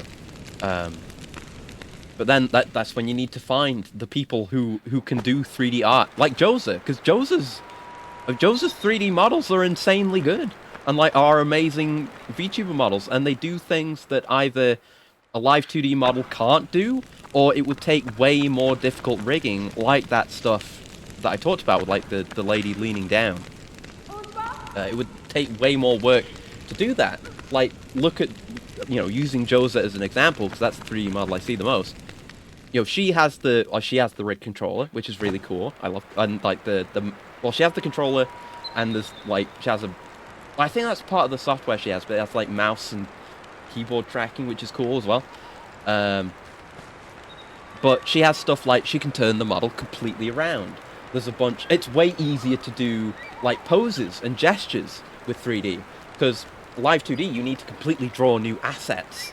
But with a 3D model, it's literally just model rigging. It's just rigging. The model has a skeleton. You manipulate that. You can do animations and stuff, and you can make stuff that's more fluid and smooth and complex with its movement. much more easily than with Life 2D, I would imagine. Because it's the kind of girl you bully by complimenting her work. Exactly, exactly. I try to do that whenever possible, and then she calls me biased. But it's true. She's insanely skilled and hardworking, very admirable. I mean, she's the reason why I outright said I want to rig my own model and draw it, because I admire her work, because she's insane. Okay, so we're going to need to turn this, and there's still the other door in there that we need to open, I think. But yeah, she's getting better at accepting compliments, I think, which is important. Okay. But yeah, you know, she can do stuff like turning the model to the side, and then she had that thing where she turned it and then looked at the camera, basically, and it's like and she has like an emote of that now on our Discord, I think. You know, like just do a peek, and then that's an expression that came about, an expression and a pose that came about naturally as a result of just messing around with the model, rather than it being baked into the Live 2D and the rigging, which kind of, I guess, goes to show the added potential of a 3D model. So maybe someday. Totally not snitching on this. I mean, feel free. I don't mind. I told Josa about how cool I think she is every possible opportunity I get. So feel free, bro. It's the watch streak thing. Thanks for the watch streak, Cabby.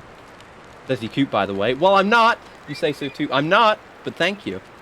Yeah, one of those milestone things. I've seen a couple of those already. But it's true. It's true. I don't accept myself being cute, because that's different. I mean, it's subjective. There you go. It's subjective. You are cute. I can deny it. It's subjective. I'm going to stretch. Oh, it cracks again. Oh, my God. Good feeling stretches, though. Thank you for the pets. I hope that's still working. Might need refreshing. There you go. I'll do it manually. There you go. I should just keep that tab open. There you go. That's why that keeps happening. But no, legit. I admire Josa a lot.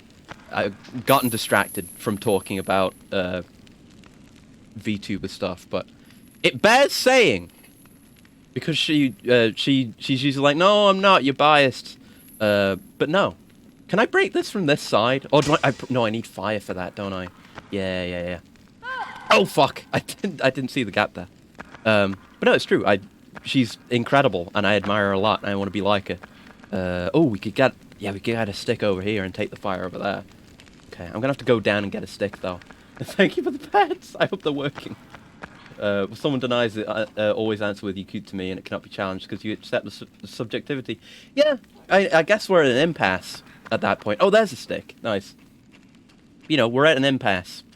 Because, you know, I can't say that I'm not cute because it's subjective. But you also can't say that I am definitively cute because it's subjective. But I guess it's about the value you place on a subjective statement. But yeah, if it's only opinion-based, I guess it can't be said that it's wrong either.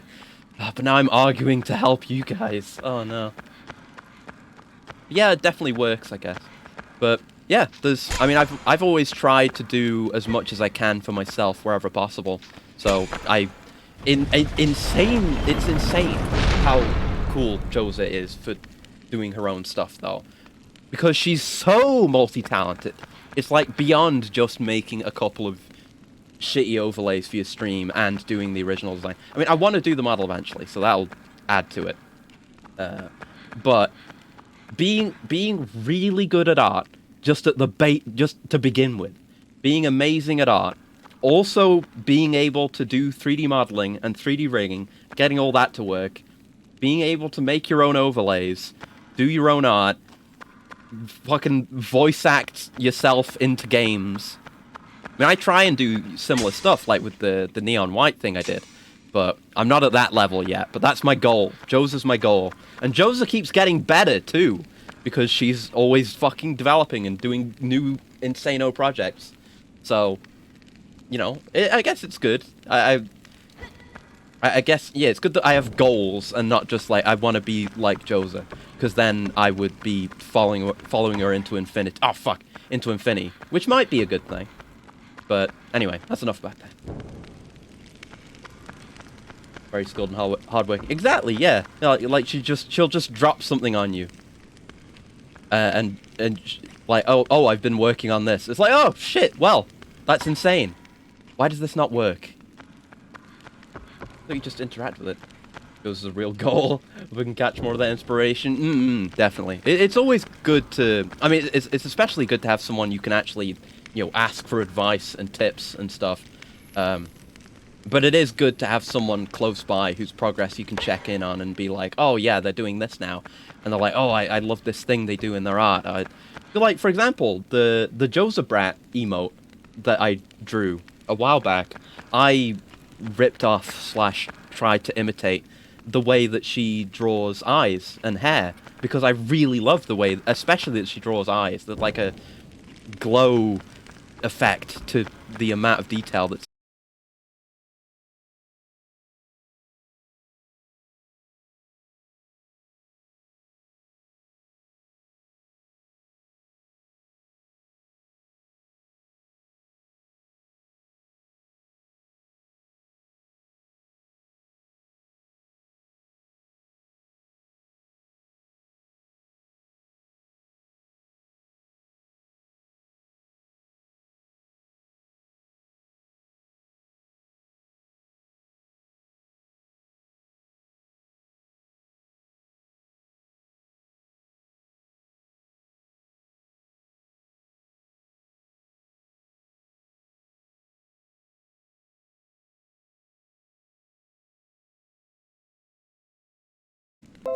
This is the worst time.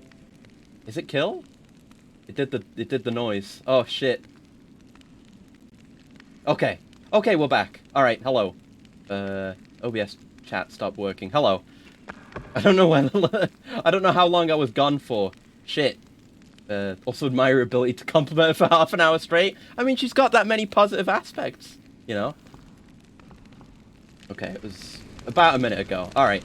Alright. Hello, I'm alive. Internet doesn't do that very often. But anyway, I'll just start that point over again. So yeah, Aero is one of the reasons why I started streaming, decided to try it. Because I watched one of her Animal Crossing streams on YouTube way back in the day. Yes, YouTube, that's how long ago it was. And she said, like, she had started streaming to maybe help with her anxiety and talking to people. And and that had helped her. And I suffer from similar issues and relate very strongly to the seep. No! No! We hit it. Fuck! It's fine. The bomb's still there. And I started for the same reason, and it has helped, and it's been a lot of fun. And I feel like I've gotten better in that respect as well. So, that was very good. And that's another way in which I can look up to people, I guess. Yeah, moral of the story is Joe's is really cool. And don't let her tell you that she isn't, because she is. Okay, so we still need to open that door up below us. And I think that would do it, actually, because the thing's already turned the right way. I can't leave Yorda alone for too long. We're going to need to get Yorda up here to get those invisible blocks again. But, okay, let's get the fire and downstairs. Also really cool. I'm super excited for the new design. Well, thank you. I kind of want to temper the expectations, because I don't consider myself a good artist. And like I say, I started that design in late 2021, and I've been distracted, and I haven't done anything with it since I showed it. But it is something I would like to hold myself to, and I feel like I'm able to hold myself to it more, or you guys can hold me to it, now that I've shown it off and said that I'm going to do it. So feel free to get on my case if I don't do any reps. Looking forward to it anyways. Also, you're cool. Thank you. I appreciate it. I'm not good at praise, but I'm at least better at accepting praise now. I mean, oh, wait, that's not open. How do we... Wait, where's the switch for that? I assume it's there. Do we get that from outside? Hold on. Hold on. Should work more on it. I'll keep mentioning it. I'm getting your case. Okay, yeah, please do. I will try and find time for it and not play FF14 all of the time. Your wife saw you model and complimented your everything, essentially? Oh, thank you! Oh, that's very nice. Tell her I appreciate it a lot. And I said thank you. That's very nice. Okay, it's not up there. I mean, I get complimented more now, which is very nice, and I'm becoming able to deal with it more, I guess. Maybe I have to... Oh, yeah, the ladder's there, which is where we've been. I've forgotten the whole layout of this place. Yeah, I've gotten better at saying, like, no, that's not... about not saying no and refusing compliments. It is better to take them. Okay, so that dead ends here, and we jump over to the other side. Right. Okay. So yeah, we need to get that door open. Priority 1. Deserve good compliments, thank you. It's just, yeah, not a thing I've been used to in my life. We are swinging the right way, right? Oh, no, wait, we don't. No, we don't swing. We just climb. Right. There you go. But yeah, I try and give people compliments wherever I can. Just because I know how it is to be starved of praise, and how valuable it can be to be praised. Like we say, I'm gonna talk about Jose again. God damn it! Why am I up here? Oh yeah, because I want to try and get to the other side here. Oh, the higher bit. Yeah, we could. Yeah, maybe get there from there. Yeah, having someone around who you look up to, but are also in, like, personal contact with, who you can, like, show your work to, and get praise from them, that can be such a powerful drive to actually continue doing what you're doing. Because, like, you could be doing art, or rigging, or whatever, anything, and not really be getting... Oh yeah, there's this door. I don't know what's up with that. But not really be getting lots of feedback in it. Yeah, there's not a way to get down to there from here. Oh wait, that door was open from the other side, where the door's closed, wasn't it? That was the first door we went in when we came in here. Yeah. Yeah, that can be such a motivator, as well, to have someone who's seen your work and praised it, and then it's more real, you know, and then you can kind of fiend on that dopamine. All right, the other door just led to this, didn't it? Yeah. So I don't know if that'll get us any of the doors open though, or into that other path.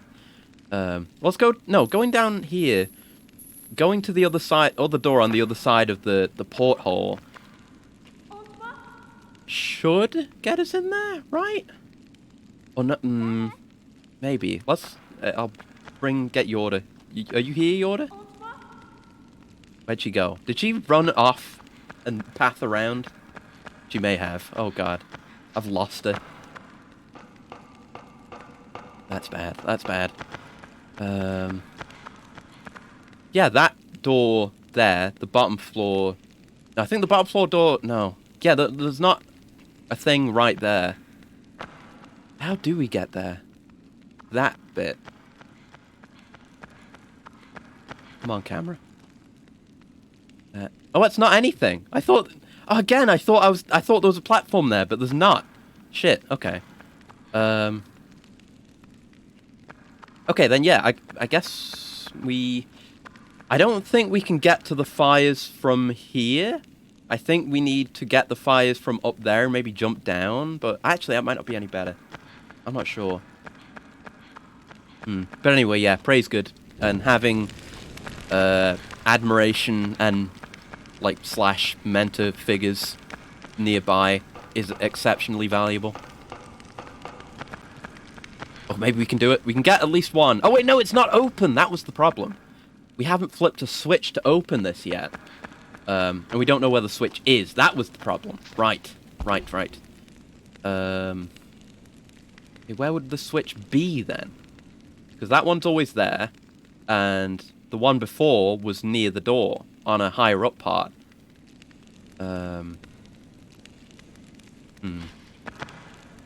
wait, it's there! Oh, I just never went up that ladder, because I'm a dipshit. Oh, god damn it. Man.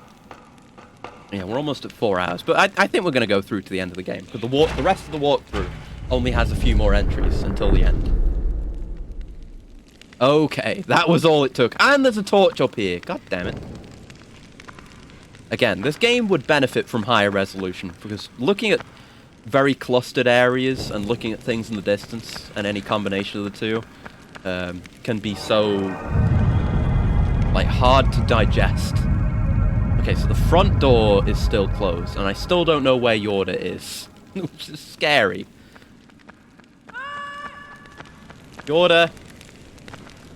I mean, she was up there. So maybe she's outside? Because that... Yeah, that... Oh! I think she might be outside. Because she was up on that ledge. I assume she went out the door. Let's go check it out.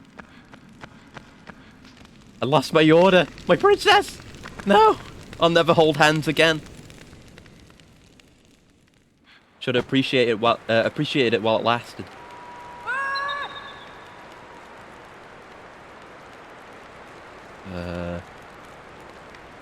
Well, she called back while I was in there. So, is she just hidden in here somewhere? Where the fuck is she? Fucking get up there!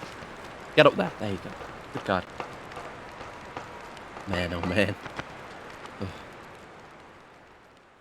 But yeah, whenever I'm not... Oh! What? Oh! Okay. Ooh, that's some scary shit. But okay, we've got it. Yorda retrieved.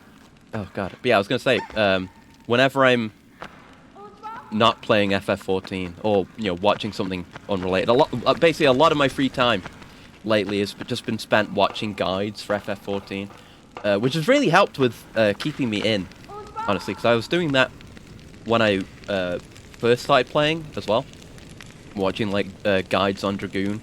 There's a guy on YouTube called Wesk who does really good videos. Wesk is in a shortened form of Albert Wesker, because his character just looks like Albert Wesker, who's done guides on all the classes and the rotations and stuff, and it's really good, like, from a starter perspective as well. I've watched a lot of those for classes I both have and have not played. Okay, right, yeah, we're good. We can take her through the area with the broken wood, where we bombed open the wooden door, and that should be able to get her upstairs, which should have the lever up there. We can do the Bridge of Faith, whatever thing. Yeah. Guy who looks like Albert Wesker. Oh, you mean Nero? No, not Nero. Not Nero. I love Nero whenever he shows up, but not Nero. Right, we need to stop this water, is what we need to do, so we can bring her up. No. Yeah, a guy on YouTube called Wesk Albert. And yeah, his videos are really good for that, and I can just sit and watch them for hours. But it's a good motivator if you're new to the game, as I found, because you kind of get an idea of what your job will look like in endgame, and it'll be like, oh, I can't wait to get this ability, and I'll be able to, with Dragoon, for example, it takes a million years for Dragoon to get any form of AoE damage, so he's shit at dealing with mobs, like packs in dungeons. But you see, like, oh, eventually I'm gonna get this 3-hit AoE combo and a bunch of a bunch of off-global AoE moves, and they're gonna the unglobals are gonna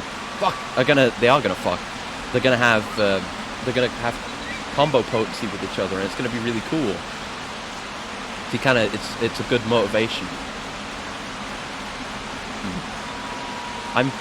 Wait, no, that's not even the way we need to go. Yeah, no, I'm doing the same thing again. I don't need to go this way. It's amazing how Nero went from being kind of boring in main AR to being great in Crystal Tower and afterwards. Yeah, he's such a fucker! I haven't done any raids except the stuff they make you do for post-Rum Reborn story, but I did the story lead-in stuff to the Omega stuff, and he's in that. He's such a fucker! And like the banter between him and Sid is really fucking funny, because it's like we need someone who's an expert in this to help us sort this shit with Omega out. So we got a new hire for the Garland Ironworks, whatever it's called, and it's just Nero, and he comes in so fucking smug, and Sid's like, no, fire this man immediately, this can't happen, no, It's so good. I love those two. It's great. So yeah, where would the lever be for this? I don't remember where it was first time. Well, this is open now. And there's the closed door that's in here. What's up with that? Even changed the weather to dramatic storms when he shows up in the uniform. Yeah, he's so goofy. I love how he's always got that shit-eating grin. He's got the perfect shit-eating grin, does Nero. He's amazing. Okay, I'll look around here thoroughly. And then there's the bridge downstairs we could look at. Maybe. In fact, maybe I'm just going to look at the walkthrough. There's too much shit to keep track of.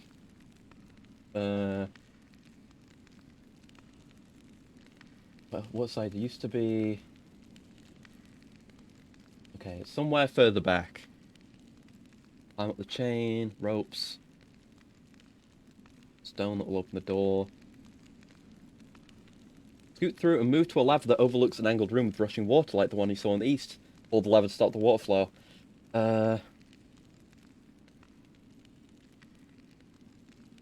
Yeah, leap up and slash. Continue around the path and slash the other two ropes. Continue down the path till you reach the stone that will open the door. Oh!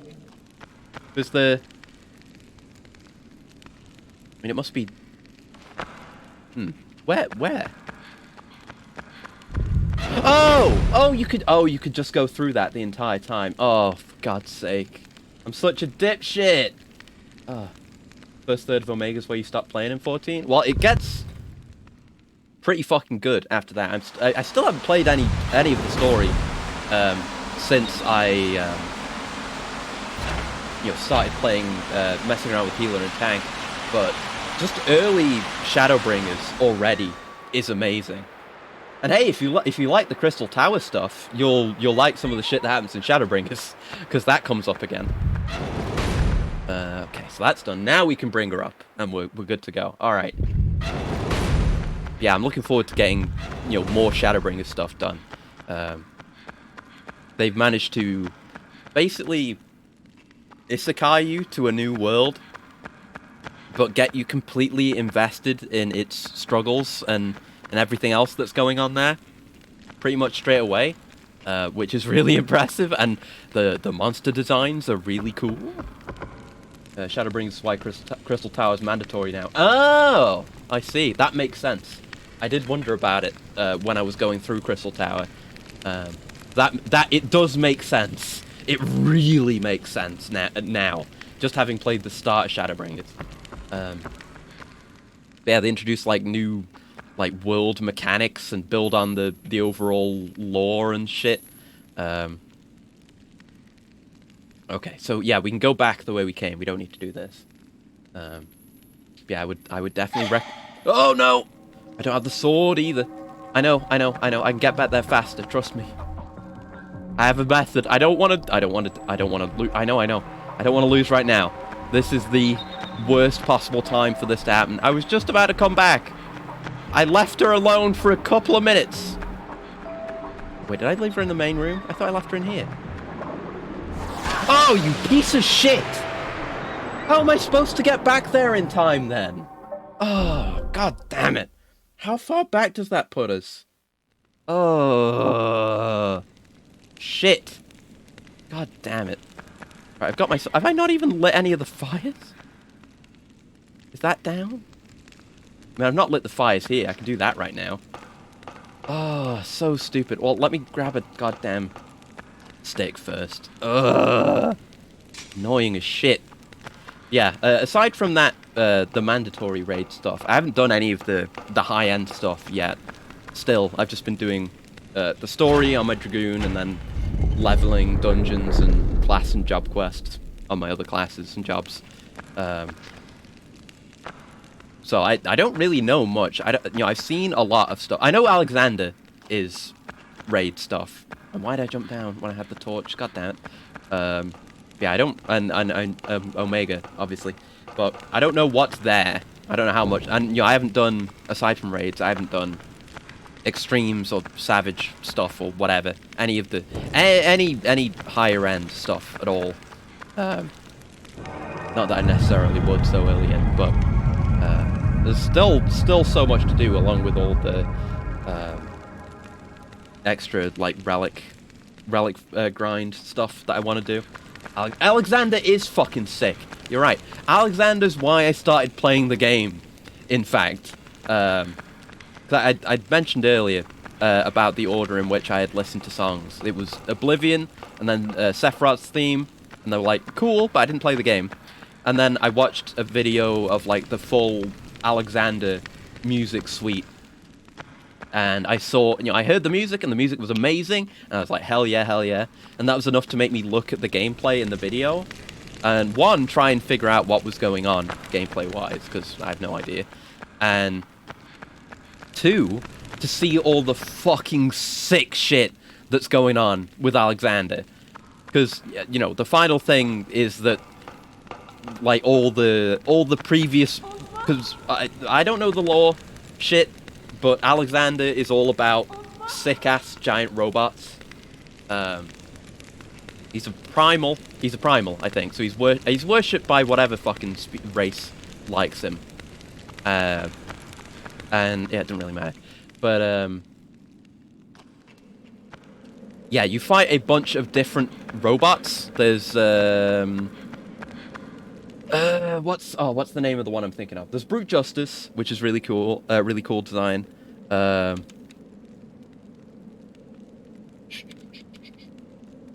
Cruise Chaser, which is fucking cool. Cruise Chaser is amazing, and it's unfortunate that Cruise Chaser's mount is still cash store only.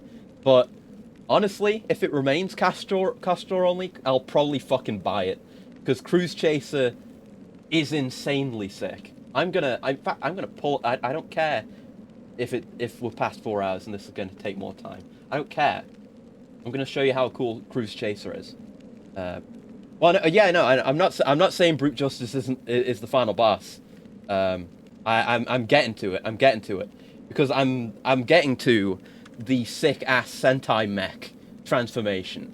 Because there's Brute Justice, Cruise Chaser, and another one that I don't know the name of, and maybe some other stuff that goes into it. And I assume that might be the final boss. I don't know, but that they go and look it up. Right, but because it's sick, but they combine. Okay. I know Brute Justice is the Sentai mech because Brute Justice has the colored parts, but Brute Justice also combines with Cruise Chaser and the other one for an even greater.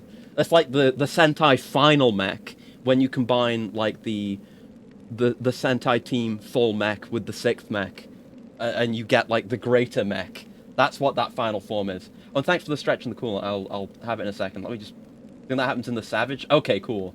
Alright, so that's what I've seen then. And that's absurdly cool. But, yeah. Here's Cruise Chaser. Look how cool that design is.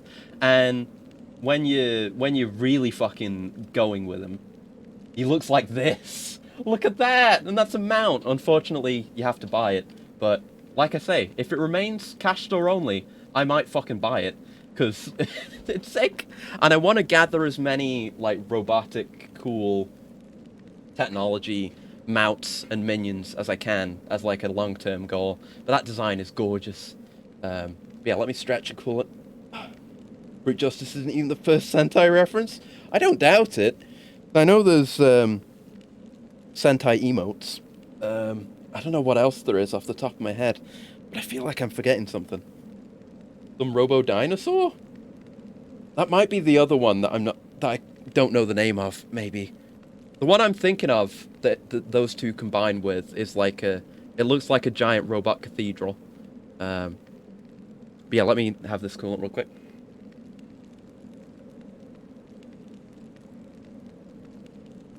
Something Sentai-esque if you do all the Realm Reborn Beast Tribe quests? Ooh, shit. I've got to do those then, I guess. Yeah, I haven't gotten around to doing all the tribe quests. Right, let me go look up the final form that I'm actually talking about. It'll be here somewhere. That's all the gear. That's another mount. Yeah, that's the thing it combines with. Okay, so the text on the thumbnail says that it's Alexander the Creator. Or maybe it's Prime? I don't know. Yeah, Alexander Prime is the big boy that the other two combine with. There you go. And then... Gotta find the final form. And I'm fairly sure, like, the place where the raid happens is also just another body of Alexander, because it's a fucking huge humanoid thing. Where's a goddamn picture of it? Okay, maybe I'll just search for Alexander final form. Because Alexander, conceptually, is like... I think he's like a time-traveling robot god, which is pretty sick. Landerwaffer is the thing one you're thinking of. Let's have a look. Sounds like a 40k reference. It's that kind of look. Oh yeah, I've not seen Landerwaffer. That's a mount? Oh, I need that. Oh, how do I get that? I'm gonna look at that right now. Difficult to acquire. I'll fucking get it. I don't care. Oh my god, that thing's amazing. How do I get it? Will only be obtained after you've bested every extreme trial from the expansion and collected their mounts. Okay, I guess I'll do that then. That's one of my goals then. Prerequisite mounts. The 7 mounts you have to get. The drop from the extreme trials from Shadowbringer. Oh. Well, I'm gonna do that then, because that is an insane-o design. It's a dragon with fucking plain jet wings. That's sick. I love that. I mean, I was gonna want to do them anyway, but now I have a specific reason to. That's one of my long-term goals now. There's a storyline for beating each expansion Beast Tribe quest. Okay, I've only done a few. I might have done a couple in Realm Reborn, I don't remember. I did a couple of the Stormblood ones as well. I did the Turtle People quest. That one was nice. So I'll get around to those. New design progress delayed. Yeah. Probably. But look at it. It's so sick though. It's so sick. I guess I'm saving this and showing it to you. Getting distracted from the game again. That's an AVIF file. Why would I want an AVIF? Fucking worse than a WebP. The same as a WebP. No one would ever want it. I can't use it. There! Look at that! Landerwaffer. Oh, such a sick design. I need him. Okay. Anyway, the Namazu quest were funny from what you remember. Basically giving you flash forwards. Here how these guys gonna go extinct unless you get crafting. Oh, that's funny. I like the Namazu from what I've seen of them from the MSQ. So yeah, I definitely want to do those. But yeah, that design is lovely as fuck. Right, what was I looking at? Oh yeah, Alexander. Not that. Wait, is that a new Alexander thing? Oh god. No, not Omega. I mean, Omega's got a fucking bunch of sick forms as well. And I've seen there's like a mini Omega minion you can get. I can't find it. Where is it? Why does it keep showing me this? What is this?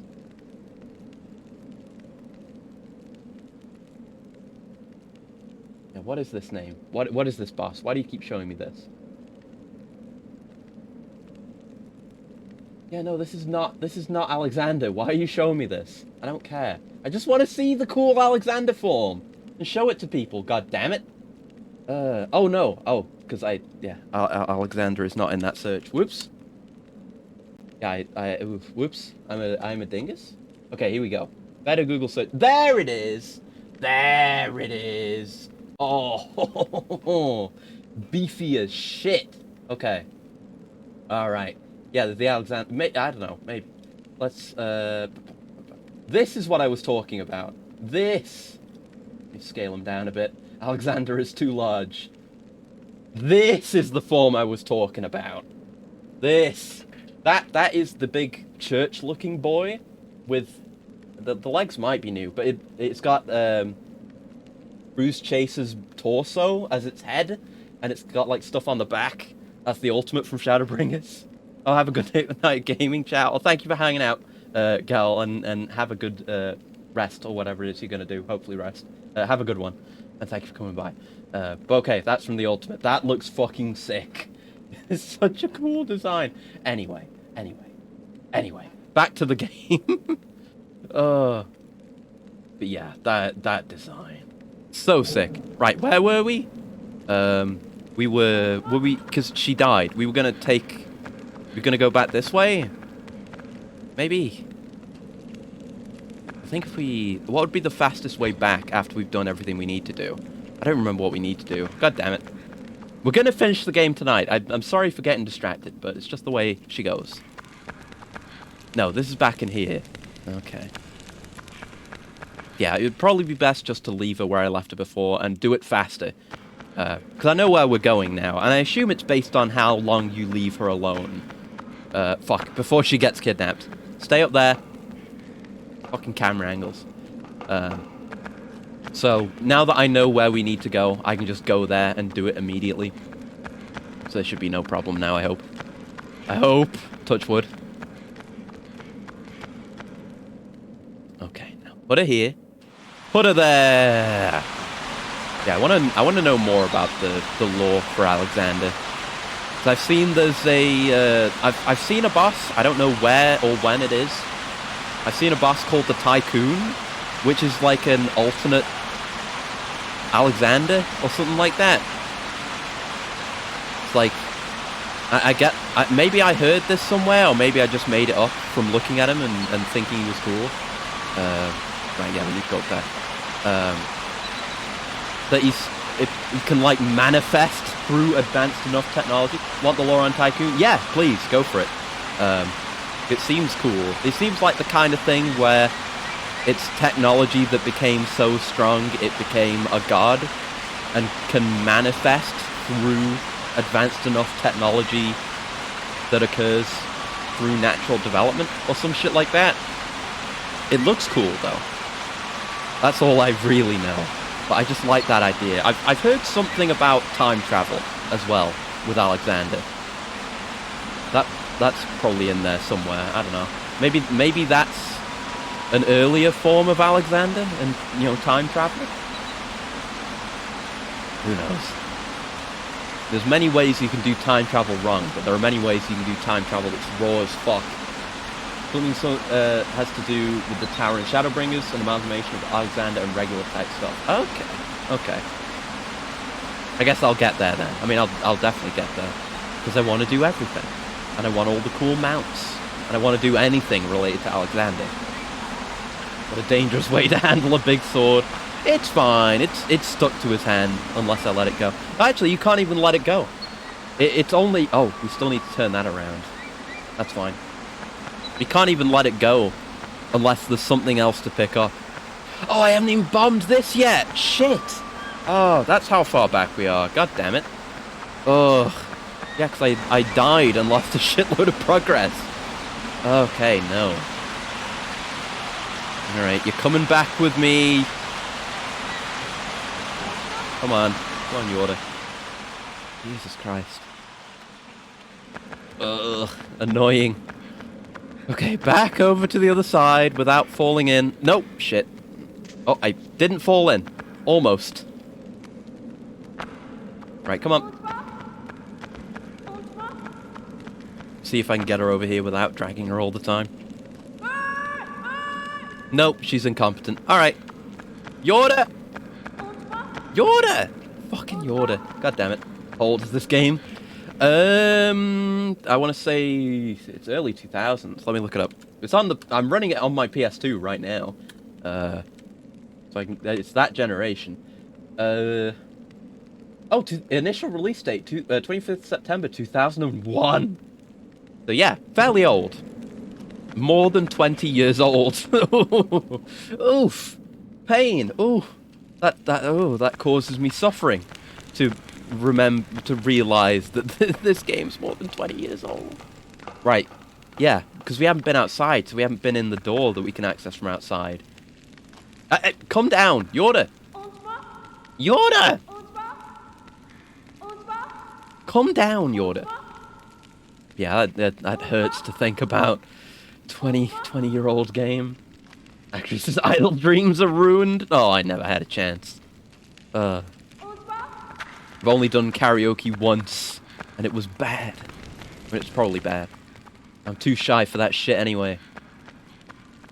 And imagine Acreus in the dress. It could never happen. No way. No way. Right, come here, you. You nuisance. We've spent so much time in here. God damn it. Okay, you wait right there. I'm gonna flip this thing around. And before shit goes too far, I'm gonna remember to save. What? What? Oh, right, I was holding the shout button, and I guess that looks over at her occasionally. Sometimes.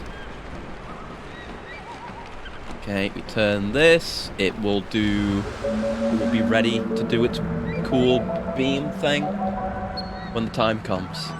Right, come on, Yorda. Yeah, I guess I'll take her up here, but, no, I want her to be in the main room, so I'm gonna...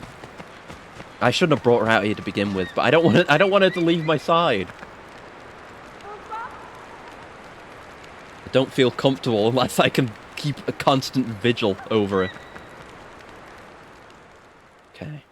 Yeah, you can stay there. That'll be fine. And we'll still be in this room for a lot of the time, so she'll probably be safe. I mean, she might not be. Like, enemies have spawned while we're in the room. So not completely safe, but ideal. We can quickly get to her if we need to. We can see it. Okay, so now we climb up. We go and get the bombs. We blow up the door. We... Fuck! God damn it. That's fine. We blow up the door. We go through that one door to flip the switch to open up the lantern things on the last remaining porthole door thing. And then we should be done with this area immediately, I think. And then we'll be able to go through the big gate, I think, as well, too. Up. Okay, we don't swang, we just climb. It's that simple. This chain looks really good. But I don't know why the chain stands out to me particularly. I guess because it's relatively, or it looks like relatively high poly count.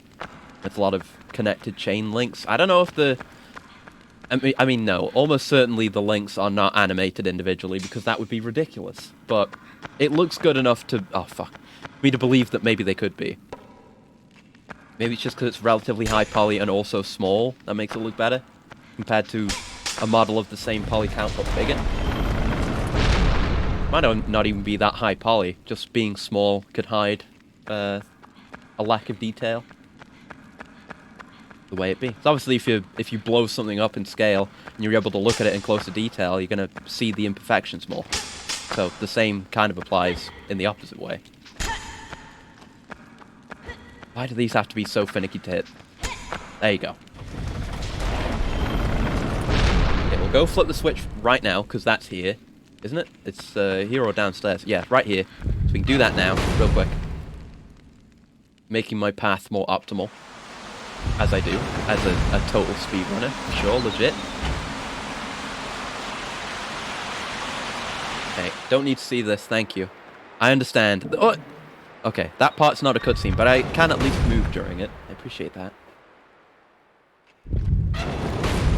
Okay, all good. Right, now, I'll hold on to the sword for now. I mean, yeah. I'll take the sword down with me. And when we're leading Yorda around to go on the faith platforms. We need the bomb, though. We need the bomb. So we need to go down there. So I guess I'll grab the stick for now. It's important. I need it. I needs it. Yeah, I think the bombs were if we go through this way. Ooh, camera movement while I'm running over a narrow bridge. Don't like that. Don't do that to me, please. Okay, bombs. Rope, lamp oil. You want it, my friend? They're yours. I don't remember the full speech. My Morshu impression is very poor. Okay, okay. So we need... I think there's a candle right here. Yeah, so that's not a problem. All right. It's easy. Oh, fucking God! That's what I get. That's what I get for having the stick tilted at all while trying to let go of the bomb. God damn it. Bomb, rope, lamp oil. This game might theoretically have all three. Because there's bombs, obviously. We've had climbable ropes. I think we've climbed... Yeah, we've climbed ropes that aren't chains and are actual woven ropes. So, yeah, we got ropes. Lamp oil, there could be. I mean, the fact that these torches are able to stay lit for so long, and some of them, like the ones on the outside out that way, are lit before we even get out there, and have been lit for God knows how long. There may be some oil in there keeping that lit. So, why have I gone out this way again? But yeah, that definitely could be said to be bombs, rope, and lamp oil. No rupees though. Fuck, it's gone because I left the room. I'm a dipshit. I got too distracted thinking about Morshoe. I couldn't do the puzzle. Idiot. Okay. For real this time. The other times were all practice runs. This is the real one. For sure. Okay. Alright. Down. We don't leave the room. I go and ignite my stick.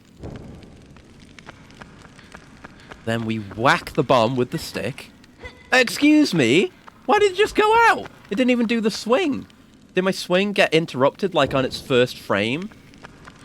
And that put the fire out? What? Why is that happening? Am I swinging too close? Oh, why does it have to be finicky? Well, it's eco, so it has to be finicky. God, because it's not circle. At least I don't think it is. Maybe circle still just works if I pick up the bomb with a lit stick. No. Why? Why didn't it work? That should have hit. The flame particles were touching that bomb. At least as far as I can tell, with the depth perception being the way it is. Come on! What, though? Why, though? Why? Why? Okay, I'll move it. I'll move it! No one will ever know! Okay. Why? This worked before! I've done this before! With other bombs and bombs here. Why? Do I have to hit circle while further away? No. Why doesn't it work now? Why? Oh my god. This is probably just like the jump block thing, where it's really fucking finicky for no good reason. Reload the area, but then the bomb's gonna disappear again. There you go. Oh. Jesus.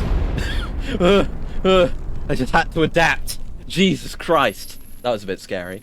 Okay, now Yorda is here, so we can go down from here. No, go down. I'm holding the stick down. Eco. Shit, man. I'm holding the stick down. Okay. I should go get my sword though, which is up here. Yeah. I mean, there's another sword there, right? I think so. Yeah, we'll go get the sword from there. Okay. Although we're gonna need another torch anyway, so it might be better to hold on to this and then come back for the sword that's here. Yeah, we need to light the torches in the first room. Okay. Come on, and yeah, we'll come back for that sword. I wish you had better following AI. I wish it was more like Half-Life 2. But you know, in the sense where like you could just press a button and then you have said the command like, please just follow me until I tell you to stop, or you can't anymore. So she would like automatically go upstairs and automatically come through doors. Okay. So, yes, whoa! Excuse me, don't run off from me. I may be fucking up and nearly falling down, but I'm not actually falling down. You don't get to run away from me, Yorda.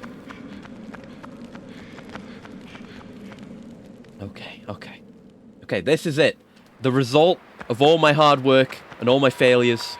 I should have probably saved, but we can still do that after we do this, but that might, enemies might spawn, but I'm taking the risk. Fuck it. Balls out. Sometimes we just go balls out. That's the way it is. All right. Take her across the bridge. Oh, I get my sword. Yeah, while we're here, I can just get my sword. Game's made for hand-holding fans. It's a very, very lewd game when you think about it. And yeah, I guess there would be much less hand-holding that way, so the core appeal of the game would be affected by that. You're right, you're right. That totally makes sense. I can see how they'd make that decision. Okay, now she can take us across the faith blocks. I sure hope they do actually appear. Yeah. Go, go, go, go. Fit through. Okay. And hopefully there'll be the elevators here again.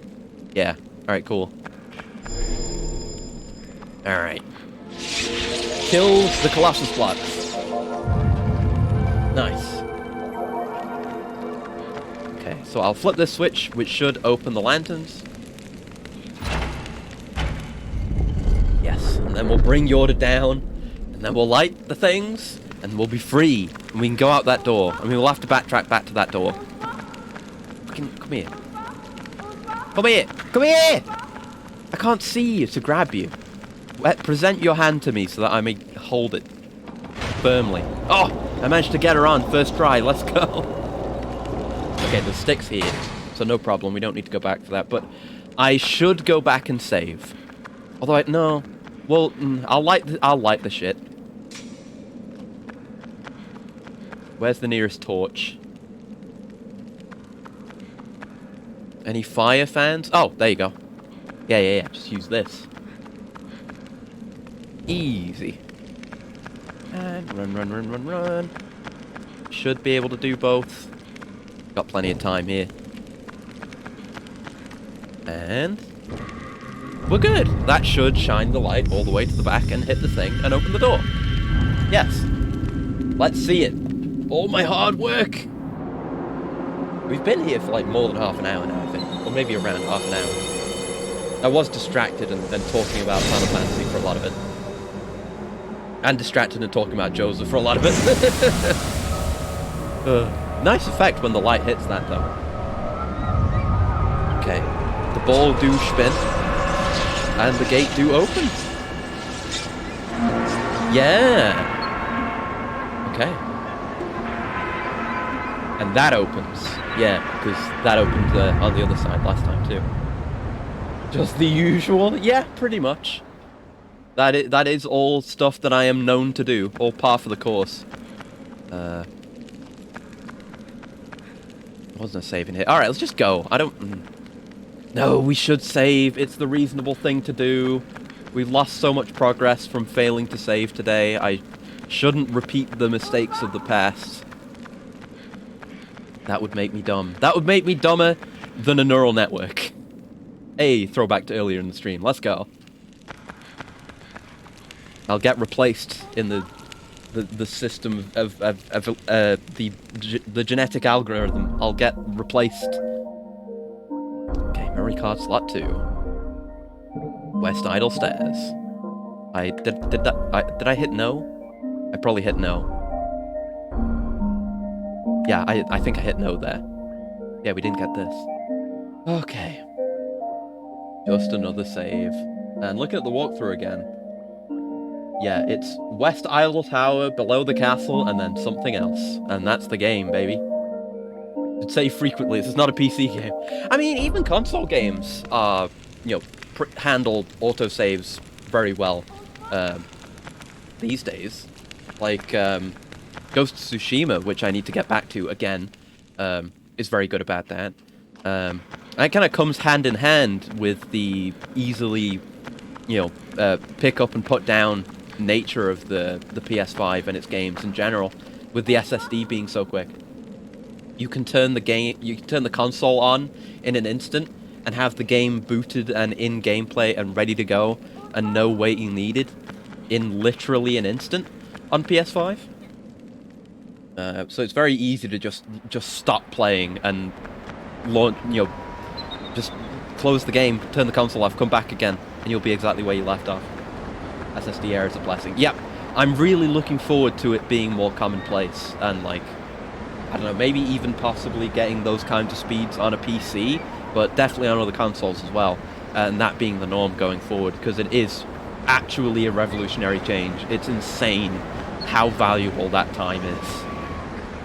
Yeah, I don't know how that would be done on PC. Like, maybe if you got, if it was put out some kind of dedicated SSD that had the kind of infrastructure shit that the PS5 has going on. Not that I really understand that all that clearly. I can't remember what it's called. They have a name for it, the particular architecture that the PS5 and its SSD use to get those literally lightning fast load times. But if that could be a more regular thing, that would be revolutionary. Like, no more being like, whoops, I accidentally installed my game to my hard drive and not my SSD. Better move it over so I can get load times that are a few seconds faster. What if we just eliminate loading entirely? And not even in the sense of just obscuring loading, because we've been doing that for decades now. Obscuring loading isn't a new thing, and it's still loading, and it's still waiting. I mean, unless it's not. You know, there is, like, more dynamic streaming stuff, where, like, you know, you're in an area, the game loads the area ahead of you and unloads the area behind you, stuff like that. There are ways to get around loading and have less loading. You can fuck up and have a lot of loading, like more loading than you need. Like Sonic 06 having loading screens just to talk to people. And then loading screens after you talk to the people as well. But yeah, eliminating loading screens would be amazing. I think, you know, you can always think of you can always have the thought of, oh, what if you showed a gamer from, you know, 10, 20, 30 years ago modern games on modern systems? What would they think? How blown away would they be? Like, imagine. But I think just as much as, you know, improvements in visuals and scale in games, if you showed someone from 10 years ago, because, you know, you have older games that are smaller, and then games get bigger and bloated. Come down, Yorda. And loading times take longer. So I think if you showed someone from 10 years ago a PS5 loading a game, they would shit their pants. I mean, honestly, I'm kind of already at that point. If you show people now PS5 load times, they'll shit their pants. It's ridiculous, and it's a huge jump. Anyway, I'll stop gushing about the PS5. I really do need to get back to Tsushima, though. I've gotten distracted with 14, but Ghost of Tsushima is a really fun game. Great combat. So good combat. And a bunch of different ways to play it, too. But it makes you feel really slick when you're using all of your... Like, you've got your ghost weapons, like you're throwing kunai at people and getting quick kills and doing sick, perfect parries and counters and shit. And there's an armor in the DLC that I want to get, that I think I talked about when I... Yeah, we're going through here again. When I originally played it. There's a DLC area called Iki Island, and there's a unique armor set you can get from there that ups the risk-reward, and I fucking love risk-reward mechanics in games. It's always sick. The way it works is, I vaguely remember how it works. Basically, you no longer have regular parries. If you do a parry with regular timing, you will fucking get hit. But if you do the perfect parry, you basically get an opening for an instant kill. So if you're really good at parrying, you can just shit the fuck out of everything. I loved playing with it. It's so cool. But I haven't gotten back to the DLC area on my most recent save. But yeah, someday. Right, so we need to get Yorda back down from here. We haven't been here in ages. Ah, there it is. I think this is the room that had the infinite enemy spawning last time we were here. That was a bit of a nightmare, and it took me a second to figure out that it was infinite enemy spawns. No, that's not where the door is. The door's over here. Yeah. I still haven't played half my PS5 games, because a lot of them I want to stream, and they require me to stream earlier games. I still haven't played Ratchet & Clank Rift Apart. And obviously I've got Judgment and Lost Judgment on there that are waiting. Okay. Sounds disgusting, but fun to execute. Yeah, pretty much. And like, enemy fear is a core mechanic as well. There's terror, and enemies will like, if you do something that can terrify an enemy, there's a chance they'll stagger back and hesitate and recoil. Or if it gets really bad and you fucking murked everyone and you've terrorized the last few people, they'll just run the fuck away. And a lot of that, like, you can get terror from doing assassinations and sudden combat openers, stuff like that. But I imagine that would be pretty good for that. Okay, here we are.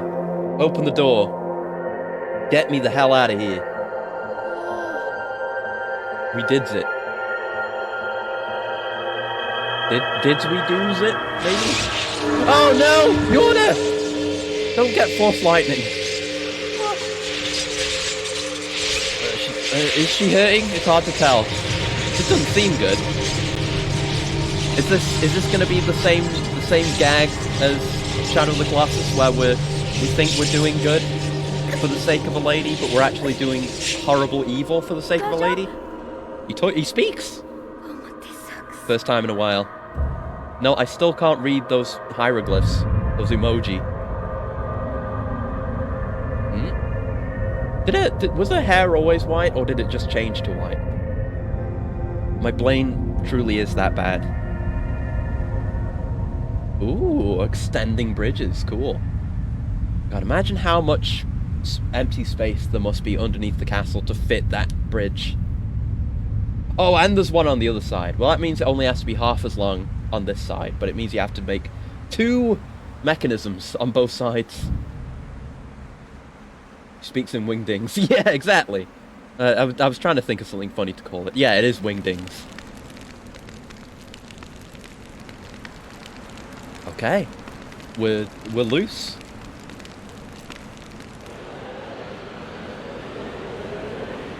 Very foreboding over there. Did she have white hair before? I don't think she did. Hold on. Hold on. Let me look at today's thumbnail. Yeah, she didn't have white hair. It was kind of a light grey before. Now it seems very white. Oh, and she can't go very fast. Oh, is she limping as well?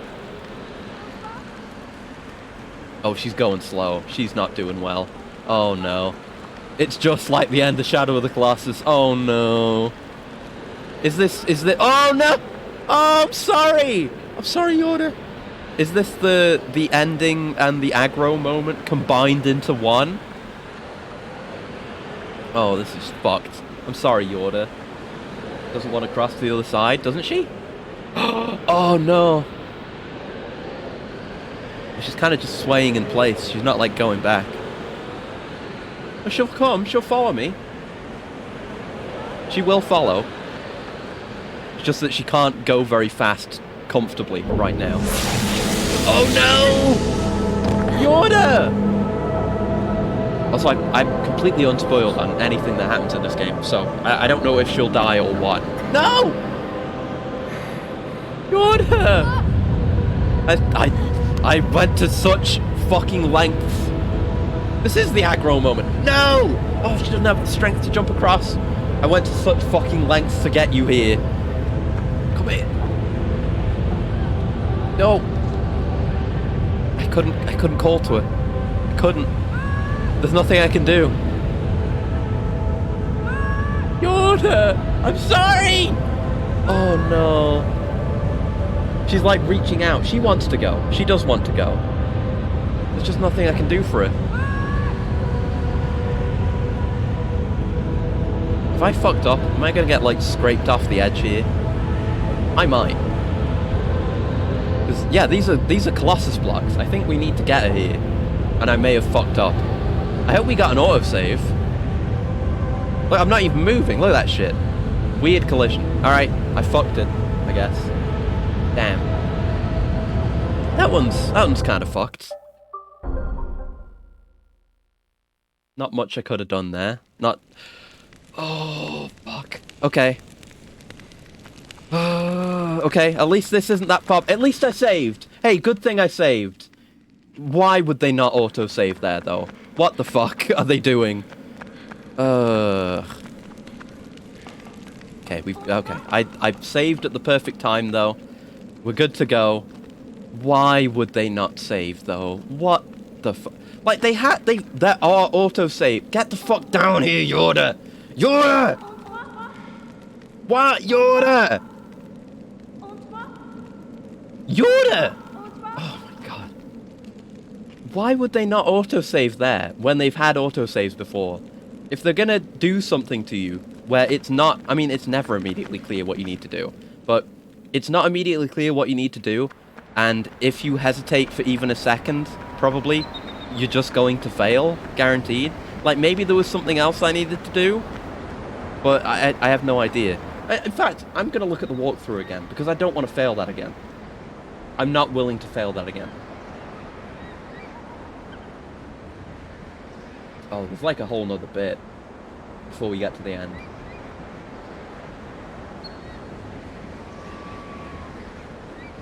Yeah, jump to or face certain death. Fuck. Well, I hesitated for a single instant and failed. Great. Oh, what great game design. This game definitely has its issues. I'd love to, I mean, I was going to say I'd love to see this redone and, you know, the same ideas and make them better, but Last Guardian already exists. I guess I'm going to have to play that then. I don't own a copy of it. I'll have to get one. But, you know, I've played 2 out of 3 games in the series now, so there's no reason why I shouldn't play all of them. And we'll see how it is. Because I could imagine having the same complaints with that as I have with this. Yeah, you stay down there, 'cause I know now I don't need you to go up here. Because, like, a lot of the stuff I heard about Last Guardian is the AI is shit, and it won't do what you tell it to do, and it's annoying. But Yoda's kind of like that. I mean, Yoda's not that bad, and you're mostly just dragging around physically, which I don't know if you can do in Last Guardian. But if you need to give more types of commands in that game, I could see it being fucking horrible. If it has the same problems but amplified, that'd be very bad. Still out here, Yoda? I saw it, like, running away. Oh, where's the camera? There's the camera. Got lost. Yoda? Yoda? Where'd you go? Why did you go all the way over there? Guess maybe she wanted to look out over at the exit or something? I will endeavour not to question you further. I think there was a safe sofa next to the door, or in the room with the door. So I probably should have used that, admittedly. I did think it was the end of the game, though. It's not. God damn it. Yeah, I definitely should have saved. I am... It is known that I am stupid. That is a fact. A well-known fact. It is part of history now. Oh, God. Okay. Run out of things to talk about now. It's gotten that bad. I'm sorry. I'm so sorry. I'm a bad streamer. Man. Man, oh man, oh man. But hey, you know, once we do beat this, though, we'll have a free slot open to do other stuff. Well, no. Well, I do need to finish Disco Elysium, because I have just, like, randomly started a bunch of games recently, so I do need to finish Disco Elysium. There's still Resistance to do as well. But I do need to think, like, what PS2 and GameCube games... Fuck! GameCube games should we do next? I don't know. If you've got any suggestions, or, you know, games you'd like to see played that are on the PS2 or the GameCube, god damn it, do feel free to chime in or weigh in. Because I'm open to pretty much anything from this era, more or less. Disco feels like it should have a dedicated week. Oh god, I don't know if I could survive that. Because, you know, with Disco Elysium, the times... Yeah, there it is. The times I've streamed it so far, I've gone for like 7 hours a stream. I don't think I could do that for an entire week. Because that game, it's not like it demands my time or anything. It's just that I never want to stop playing it. And I can just play it for hours and hours on end. And I don't want to do that too much. But it is a fucking amazing game, Disco Elysium. So I guess we'll get back to that because I do adore that game so much. We were kind of at a cliffhanger as well. We were at the Union boss's office. We had snuck past Measurehead, and I can finally. Oh fuck! What did I hit the exit button accidentally? It did save though. Oh, thank God. Oh, that scared me. Oh. Yeah, I still want to see Measurehead's reaction. I need to find how to get to him from behind, so I can see how he reacts when I've snuck past him and defeated his phrenology.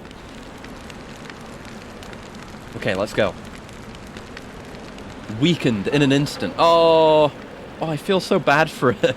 Yeah, I'm just trying to get this bit done fast, but I feel so bad. Oh, when she falls down like that. I'm sorry.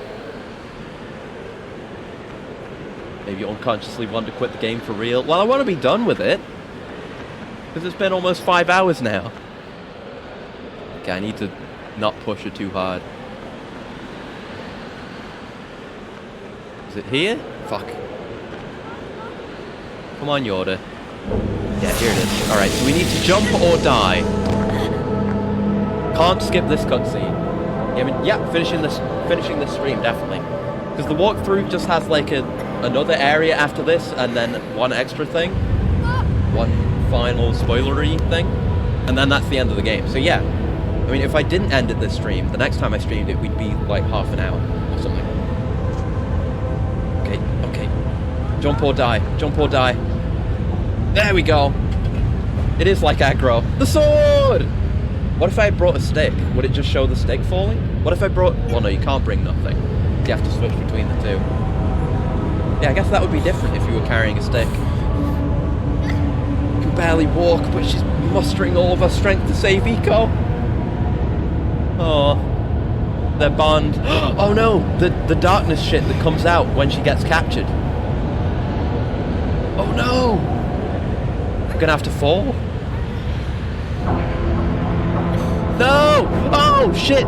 There's the queen. Oh no! Are we gonna be without her? We gotta go save her. Yeah, that turns us to stone when that touches us, so yeah. Fucking wingdings. Alright, she's captured. We gotta go get her back. And hey, now we don't have to escort Yoda. That's great. I mean, I like Yoda, but she is a chore to deal with. We're way down. It's just like the end of the... Well, no. It's like the start of Ghost of Tsushima. You fall off a bridge. We didn't fall into water, though. You fell this far onto hard metal, and you're alive? Excuse me? What happened to your fall damage, bro? Okay, I hope we're auto-saved now. Damn well better be. I guess these are prisoner cages? They're scary as fuck. Reminds me of the weird little cages on the bottom of the tripods in War of the Worlds 2005, which were absolutely terrifying. Exactly, I survived that, but not the first fall. Doesn't make any sense. That is an insane fall. Now we've got to platform through that one room from Half-Life 1 with all the containers. You know the one. The one that I did find stressful until I had done it 1 million trillion times and could just do it by muscle memory. I mean, the thing with that room in Half-Life 1 is that you can walk most of it. You don't even need to jump that many times. Because it's mostly, like, you get up and then you're going from a higher platforms to lower platforms. You literally just walk off the edge and make it. You don't need that much airtime. I swear to God, we're gonna turn a corner, and we're just gonna look in the horizon, and the last Colossus is gonna be there, throwing fireballs. Hello, Tabby. Hello. We're just at pretty much the climax of Eco. Our lady friend Yoda has been captured by the forces of darkness. We need to go get her back. Isn't this where we were before? They had the same, like, metal paneling, whatever you call this, on the side. When we went through one of the... Like, when we were going through that side of the gorge area. Is there any actual physical continuity going on there? Because this game's pretty good about physical continuity. Got a box. Yeah, I hope you're doing well, Cabby. I've been talking about I've been getting very distracted. I've been talking about FF14 and other shit all stream. Is there somewhere we can climb? But where do we actually want to go? There's a switch. Well, yeah, I guess we should flip the switch. Let's see what that does. Miss playing Eco. This is my first time playing it. And playing it on my actual PS2 as well. Okay, right. Can't get to that ladder. I don't know if we want to get the box down here. I don't know if that benefit us at all. Maybe? I played some of Shadow of the Colossus way back in the day. But can call for it still. Oh shit! God damn it. But the version of Shadow of the Colossus that I've played more extensively is the remastered. Just have the HD collection, but I need to set up your PS3 again. It's worth it. There's some. I mean, that's what I've done. I set up all my consoles now, and it's worth doing. It's so fun to be able to just. Oh, new mechanic, pushing boxes in water. Okay. Oh, this is weird as shit. How am I supposed to get it? I want to get on the right side of it here. Oh, this is finicky. Oh wait, can I? Oh, I can grab it. Holy shit. Okay. Last minute mechanic. That's cool. I don't think this was possible anywhere else. That's crazy. Cool though. Damn. Oh, god damn it. I want to play through all the Metal Gears at some point. I've got that HD collection on the PS3. That's probably how I'll play Metal Gear 1, 2, Solid 2 and 3, and Peace Walker. Those are all on there. Okay, now we can go through here. We're probably going to need the box again, so I'm going to bring the box. Preemptive box bringing. Yeah. And I've got God of War 1 and 2 on this PS2. But there's also a remaster collection for the PS3. So whenever I might buy that. Yeah, we need to get onto that chain with the box. Yeah. So I might get that. I don't know. Love the Metal Gear series, the PS2 and HD collection. Nice! Very, very nice.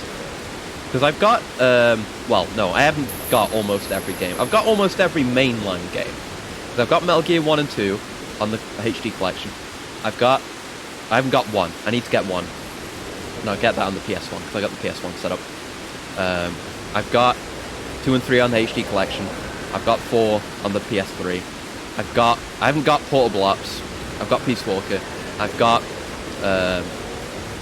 Ground Zeroes and Phantom Pain, which are easy to have. Oh, it's another one of these. Yeah. What are we doing with this? Oh, it's like a gear mechanism. Okay. Yeah.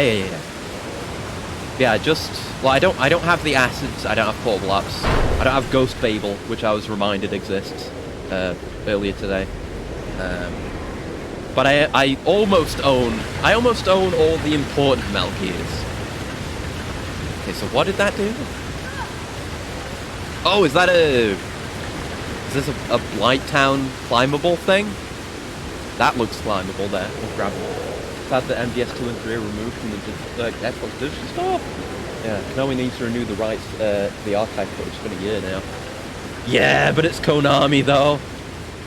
I mean, I already had absolutely no faith or trust in Konami, but especially after having played all the Castlevanias, my faith in them is completely gone. I'm sure it'll only get worse after playing the Silent Hills. Where the fuck am I? Hello? Where am I? Camera? The camera wants me to look this way. So I'm gonna let it make me look this way. Where am I? This is the default camera angle. Oh, I'm going up the other way. Oh, there I am. What? Why is the camera looking over to the right? What the fuck? Maybe because I'm facing this way on this thing? Oh wait. Oh, I was holding the shout at Yorda button. Never mind. That's on me. Nope. Real Castlevania now is Bloodstained. Exactly. Yeah. Bloodstained is fantastic. I played Curse of the Moon 1, and I never got around to finishing Curse of the Moon 2. but I did 100% Ritual of the Night, and that game is an absolute banger. So yeah, I'm very happy for that. You know, don't need more Castlevanias because Bloodstained exists. That's pretty much fine. Okay, and you know we've got stuff like Hollow Knight, which scratches the itch well enough for me.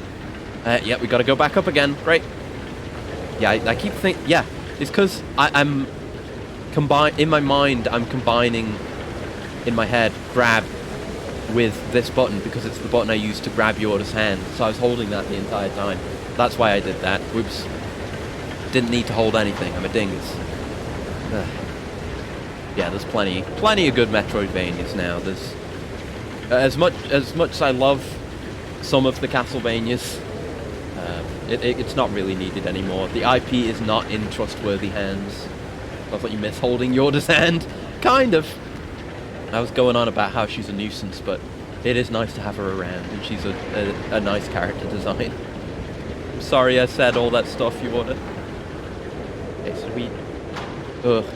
just walk across this tightrope walk. The hardest thing we've had to do. Tightrope walk with a camera I don't control the position of that could move at any second.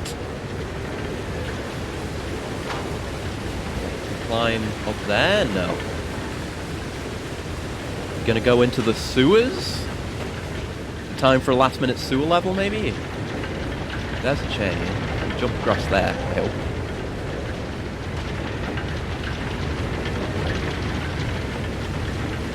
Okay, the chain there. We gotta do some leaps of faith. Ah, fucking goddamn depth perception. Oh wait, no, that's the first chain. Shit! Oh, that puts me so far back. God damn it. Man. Speaking of Metroidvanias, we've playing Dead Cells again since the Castlevania DLC came out. Oh yeah, I haven't got that yet. Once again, indie devs make better Castlevanias than Konami. Yeah, and it's actually official this time, which is hilarious. I'm still annoyed with Dead Cells though, unfortunately, because of the way you can't get the free, you can't get the update content they packaged with, they packaged as a DLC. Oh, I didn't need to go up here and shit. I cannot get that since I family share my games off another account. So you just can't get that content, which really bothers me. Because I bought all the DLCs not too long ago, and then I found out about that, and just stopped playing it immediately. That shit really bothers me, not being able to play all the content. But yeah, the Castlevania DLC does look really good. I hate that, though. There's other games that do that. Like, there's games where the games themselves cannot be family shared, and that's dumb, but whatever. It's more understandable. Like, I think all the EA games that are now on Steam are like that. So I have Dead Space 3, but it's not on my Steam library. On this account, on my account that I use. I hate that, but... It's just, like, weird, unintended behavior. Because, like, DLC isn't meant to be used for delivering update content. Like, it's not what it's for. So there's just this behavior, and like there are ways to fix it. It is possible to fix it. You can have free DLC for a game that is just given to everyone, and the Dead Cells devs, they know about it. Can we jump to that from here? I don't think so. Yeah, the Dead Cells devs know about it. There's like a thread on the support or discussions on Steam about it. They just haven't done anything about it, at least not that I know of. Okay, alright, time to look at the walkthrough. What do we do? Below the castle.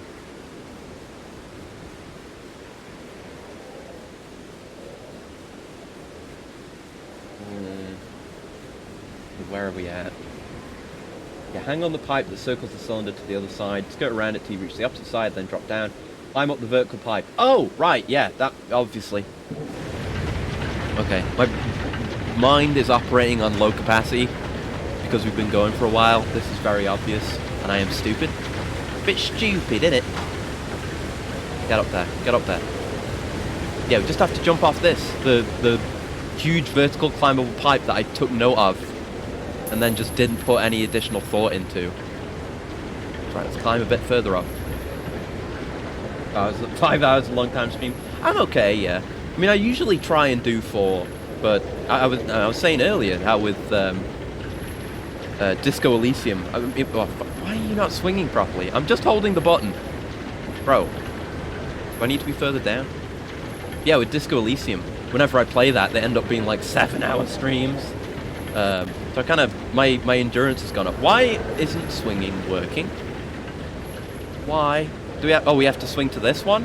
So we can't swing in that direction? I'm gonna stretch and a coolant from loading. Thank you very much for taking care of me. Let's stretch. Hey.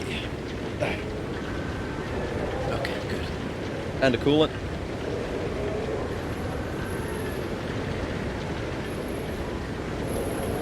There you go. Yeah, Blaine definitely becomes broken when I stream for more than 4 hours, it feels like. But I've got enough in me. I've got enough in me to beat this game. And more importantly, there's barely any of this game left. I can't just do like a 10-minute eco stream. I could, do something else, I guess, but I don't want to, because I want to do, well, I mean, I could just do it and then do Disco Elysium, but I don't want to. Damn it. Just want to finish the game. Completion is important to me. Alright. Are we even going to be able to do manual saves? Because we can't sit together on the couch anymore. And hell, the couches glow. They might even be powered by Eco's magic... Eco? No, by Yorda's magic bullshit. That seems like it might be a way up if we fall down. I'm not even going to bother exploring it. Because yeah, look at this shit. You're definitely expected to fall off this at least once. But not me! Because I'm a gamer. I don't think we would want to climb that for any reason. I guess you could jump from over there to this and get up here? I don't know. Whatever. We're going this way. Need to get my extremely in poor health lady back. Please. Under. It is like the end of Shadow of the Colossus. We had the dramatic... Oh god, the frame rate. We had the dramatic bridge separation stream. Now it's all thundery and lightning. I'm telling you.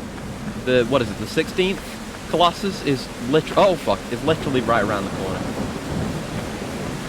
I know he is. Shit. Oh god. Yeah, hello on optimized frame rate. Yeah, the power of the PlayStation 2. Okay. I mean, the performance has been generally okay, aside from that. That's the one time that's happened. It was probably just those particle effects. At least largely. The performance has been fine. I can't really remember if I had any games back in the day on the PS2 that ran badly. I didn't really develop an eye for frame rate until much later on. So that's a thing you've got to develop. Why there are people who are like, oh, I can't tell the difference between 30 and 60. Like, yeah, because you're an unappreciative plebeian. You know, Shadow of the Colossus look like a slideshow on PS2 sometimes. It's a slow-paced game, so you tolerate it. Yeah. Like, a lot of your inputs, like things, oh god, depth perception. Are we on a flat platform? I can't tell. Okay, I think we are. Jesus. I think it even got like that a bit at the end of the remake as well, the remaster. When it was all rainy and there were fireballs everywhere.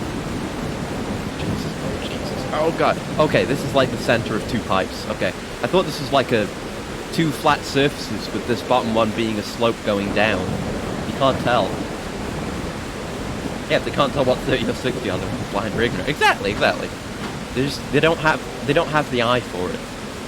And then I feel like my third eye was awakened to frame rate when I got a monitor that could go above 60, which is not my current main monitor. My current second monitor is my first monitor that could do high frame rates.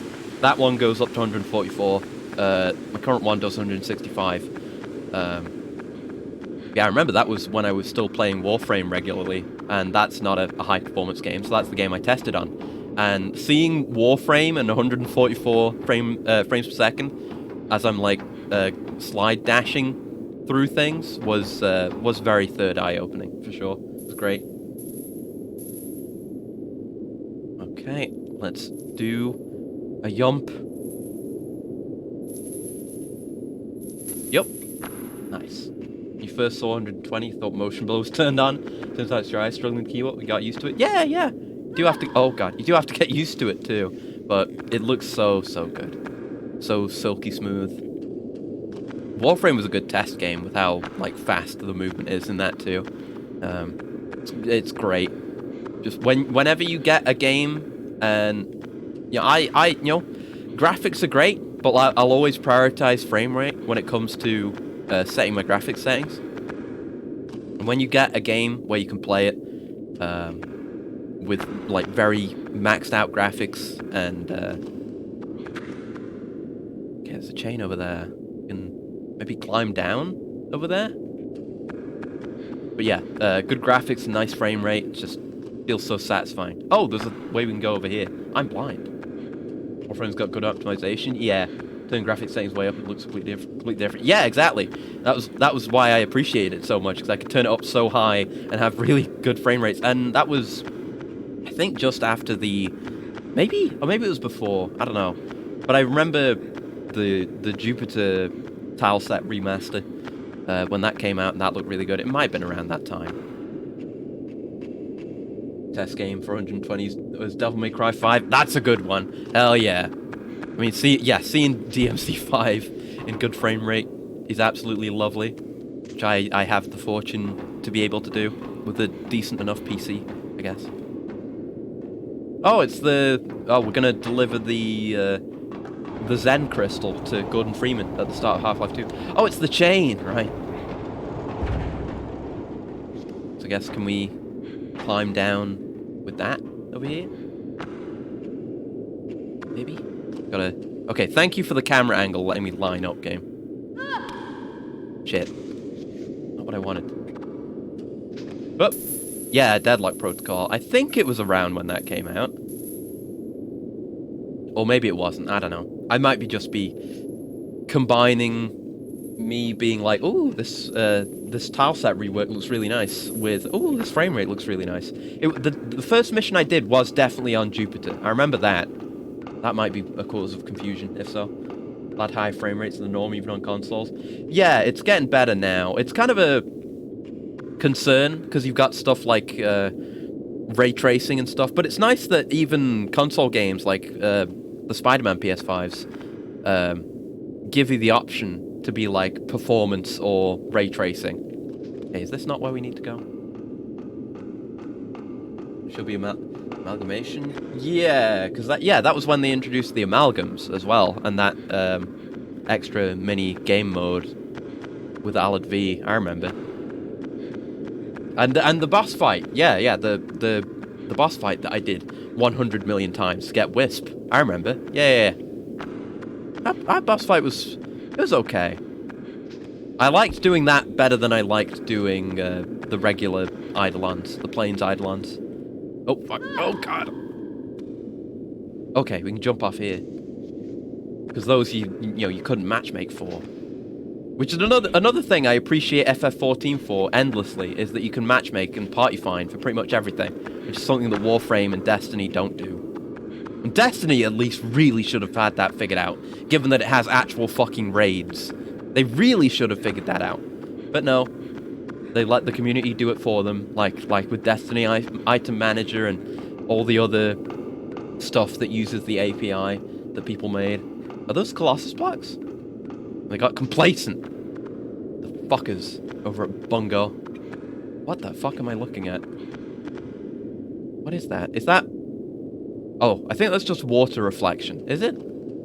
Okay, yeah, I thought that was like a bottomless pit. Alright. That's fine then. Right, yeah, those are Colossus blocks. Can't open that shit. Okay. What about over here?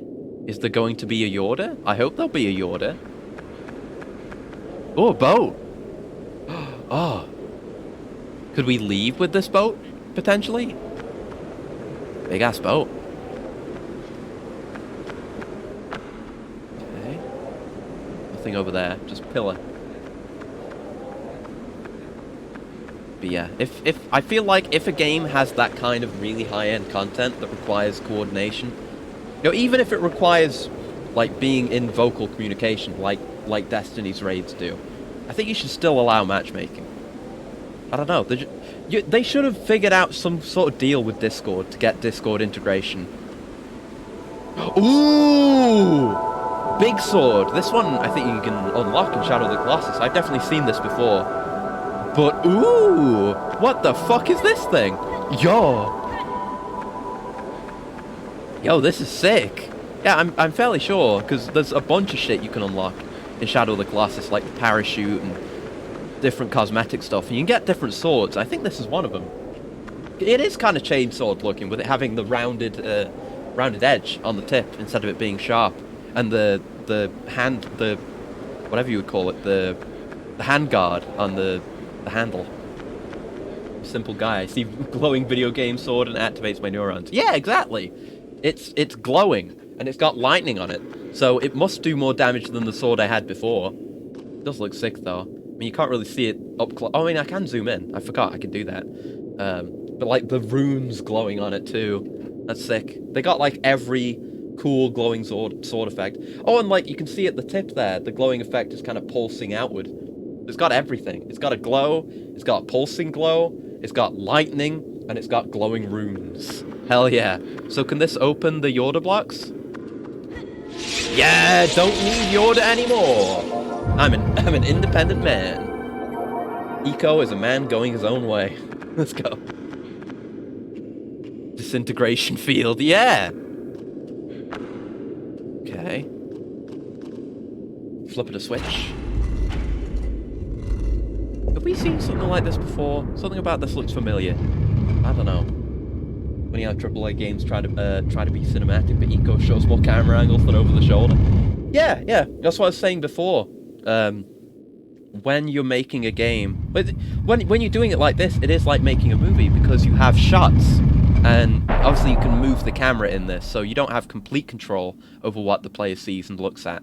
But if you look at something that has proper fixed camera, like the classic Resident Evils, there is exactly what they want you to see in shot, no more, no less.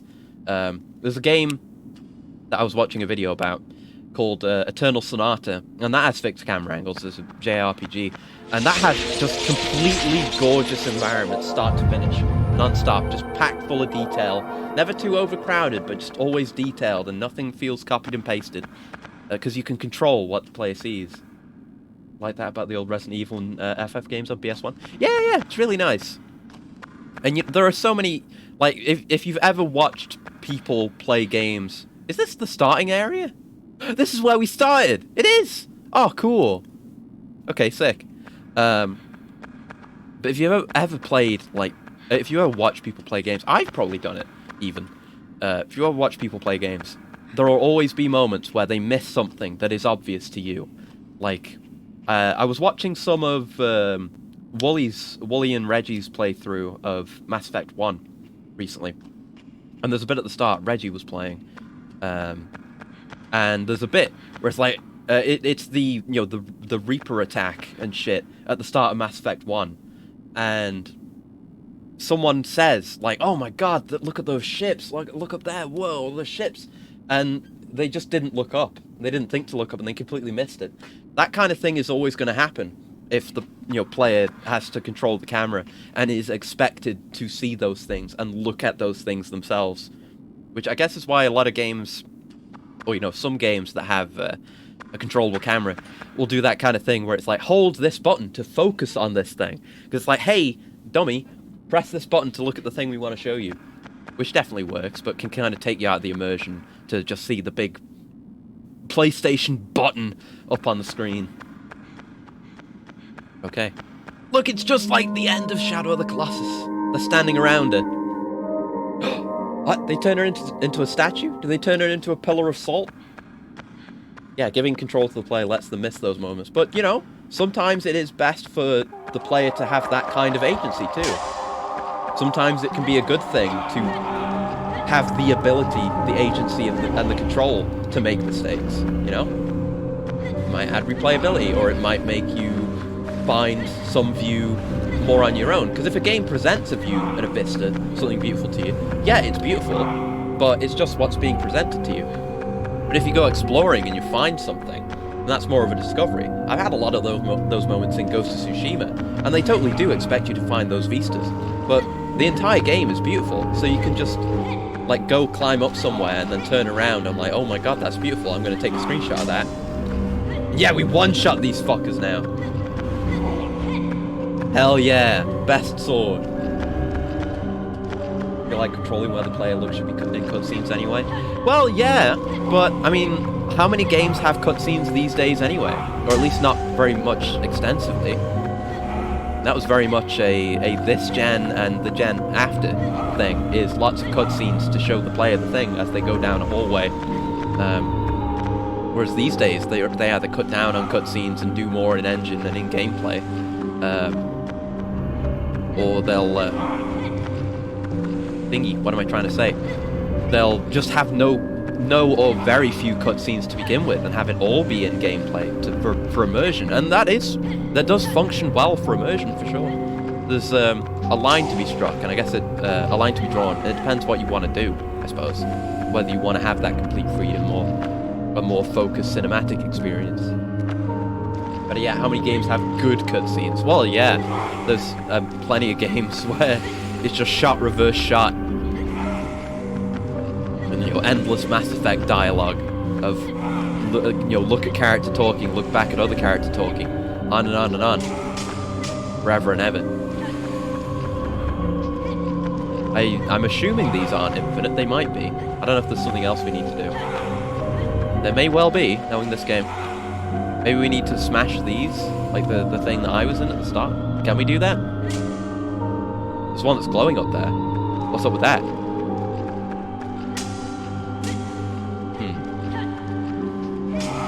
Don't seem like I can smash it.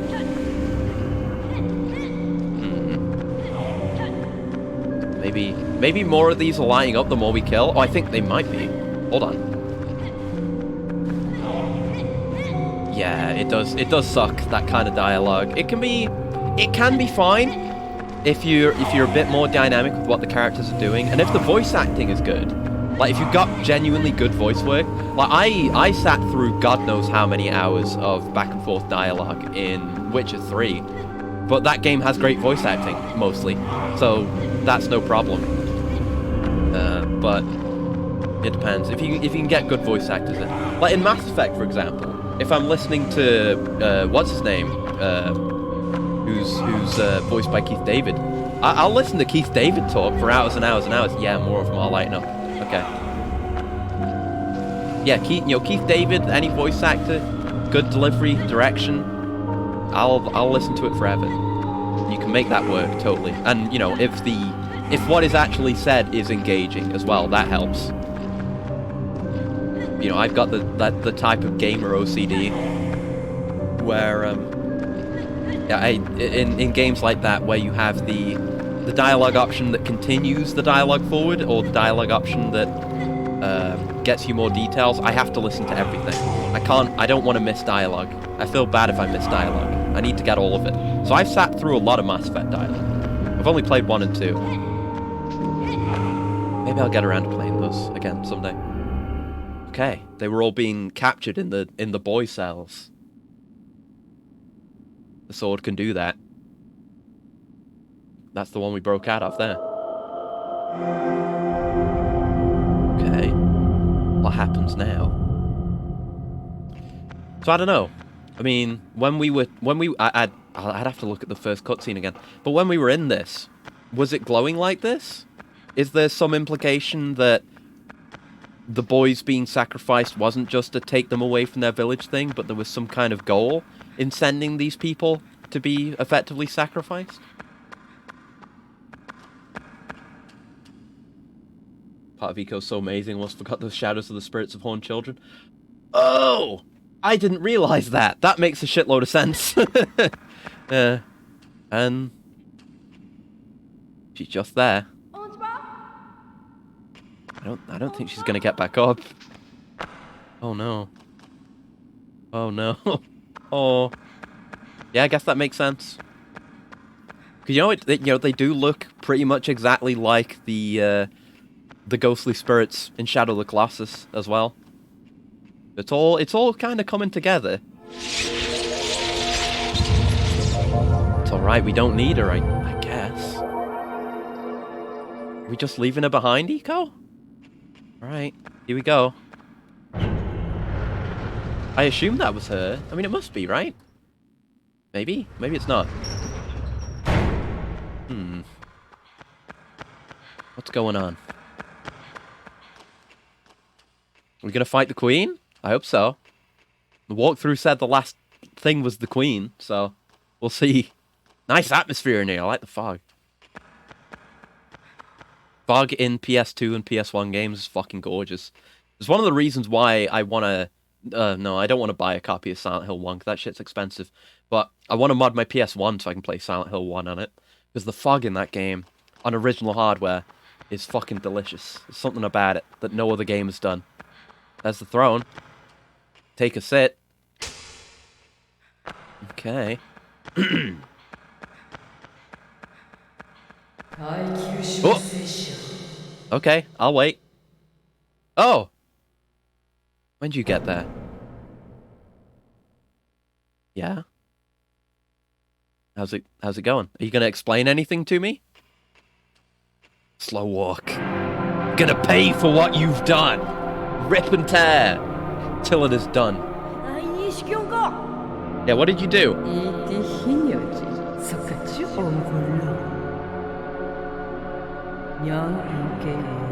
Hags. Hag alert, let's go! Ah, no, fuck you. Oh, I see. Raising her as a vessel to body swap into. I've definitely seen that somewhere before. I don't remember where.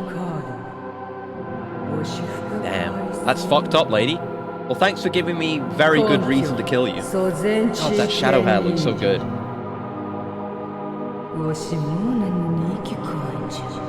I don't know about that, but she's not here right now, so I'm gonna murk the shit out of you, lady. Got a good one-liner? Nah. Devs had to be creative with their console's limits. Yeah, that's when you see the most interesting game design. It's horn. Yeah, when devs have a vision and the hardware they're working with, or the engine or anything like that, is limiting them somehow, and they have to find... it can be a shame sometimes, because it can be like, oh, they didn't get to do what they wanted to do. Damn. But when it's like, you get to see interesting ways... Oh, it's a Final Fantasy XIV mechanic. Yeah. And it is the final boss of the Final Colossus as well. Shit. This is a Final Fantasy mechanic. It's Meteor. Oh, the sword bounces off each time. Cool. And we can block with the sword as well, so we don't need to stand behind these when we've got the sword. These visuals are sick. Like the evil bouncing off. Oh, that parry reminds me of one of the moves the Paladin has in FF14. But it's cooler in FF14 because you get like wings and shit. Okay, where'd it go? There it is. That's sick. This is so cool. I mean, I wasn't expecting like a super action-packed final fight, but this is everything I could have wanted, pretty much. That's how cool this is. Yeah, it does look great. And that's one of the advantages of running on original hardware. It's why I like to run games on original hardware whenever I can. And Silent Hill 1's another good example of this. If you played Silent Hill 1 emulated, then the fog wouldn't look the same. And you wouldn't have that. I mean, maybe emulation. Oh, it's in the wall now. Oh, God. I'm dead. Fuck. Shit. I mean, yeah, of course it will do that. Oh, you can move the pillars. Oh, okay. Yeah, if I emulated this, I could have it so that everything was super sharp and I didn't have the resolution problem anymore. I could upscale it and do whatever I want. But the original vision is this, with the kind of the soft edges that kind of blends everything together, which I love about the PS2. I love soft edges. great. PS1 has dithering. PS2 has soft edges. And you know what else PS1 has? That you probably won't get if you're emulating it. I don't really know, because I haven't messed around with emulating many PS1 games that were 3D anyway. Is you have the wobbly, vertices and models in PS1 games. I love that. And that's what makes it genuine. I love that. Sometimes the best battles are in games with the least combat. Yep. One of my favorite things isn't even really a battle. The evil ending of Infamous 2, which I talk about all the time, is where you... don't spoil it too much, play it yourself. Where you have to fucking murder your best friend, basically. Who was the greedy bastard who was driving you to do selfish things most of the game. But then has a face turn at the end when he realizes things have gone too far. And you just have to murder him. He's a fat guy with a gun. Like, he can't beat you and he knows he can't. But he has to try. That's what he says. He points the gun at you and he's holding the MacGuffin that you're trying to take from him. And he says, I have to try. And you fucking murder him while really sad music plays. And the first time I did that, it made me cry robot tears. It's a really effective moment. And it's I don't remember any boss fights from that game. I need to go back and continue my playthrough that I did recently. But I don't even remember how it went. How any other boss fights went, that is. Shit! Ooh. Oh, good thing it's got kind of an AoE around it too. Where's the sword?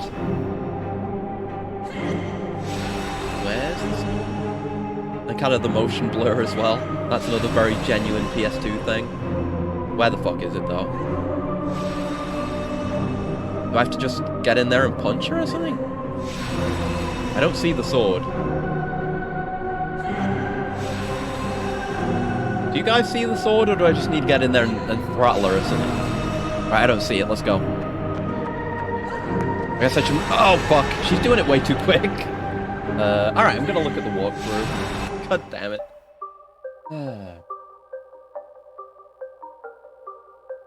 Yeah, no, I need to get the sword.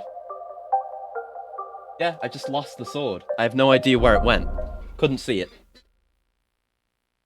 You can kind of tell which way it's bouncing off most of the time, but that time I couldn't. Thanks for the checkpoint, though, I guess. I love chains on the ends of swords as well. That's always cool. There's one thing I never really pay that much attention to in Kingdom Hearts as well, because there's the keychains on every keyblade as well. Those are always at least neat. Alright. As long as I don't lose the sword, this should be easy. That looks like it went off to the left. Get there. It's not like we need to be directly behind it, because, like we say, it's got an AoE. Yeah, it's all about the fights that have emotional meaning, that you care about. Fights that you actually want to win, instead of fights that you need to do because they have the thing you need, or you need to get through the door that will inexplicably open when you kill them. It's the good shit. Or sometimes fights with just random fuckers are fine, like Pizza Tower. Just fight Pepperman for being a weirdo, and Vigilante because he thinks you're wanted. Ooh, that was close. Grab. I love that it can stick in the wall too. That looks great. I wonder how dynamic the sword being launched is. Like if it maybe gets launched and, you know, sticks into a surface, like a few predetermined points.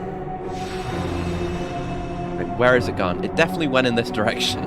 Where did it go? Why does it become hard to find here? Legit, where is it though? I can't move these much further back. Oh, is that it? No, I keep thinking I see it over there, but it's not there. Where the fuck's the sword? That's not it. Blurriness, bro. The blurriness. Where's the sword? Can't be that far behind us, surely. Where is it? Dead ass, I do not see this thing.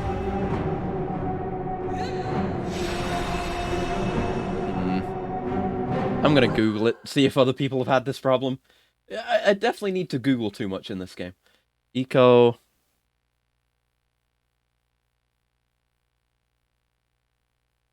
Where is it?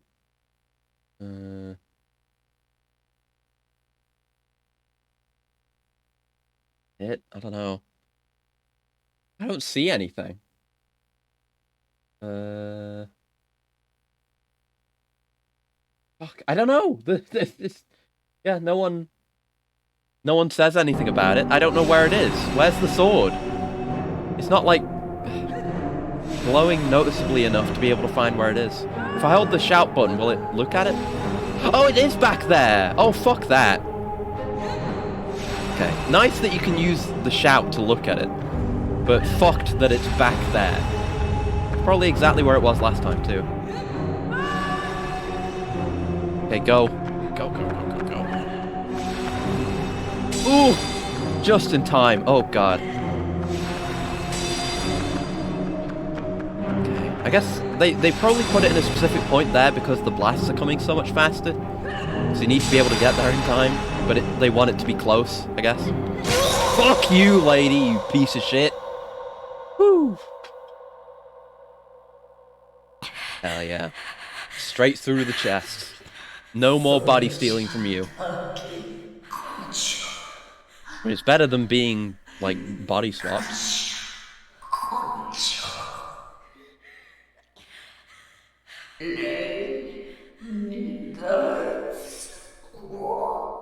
Okay, so what you're telling me is that I should take your life anyway because you're a piece of shit. That doesn't make me not want to do it. You're still awful. Oh, his other horn! Both horns. Oh no. Symbolic meaning? Is he dead? This kills the eco? Must hurt, yeah. Alright. Is it Shadow of the Colossus again? Boy dies, girl survives? Again? Oh.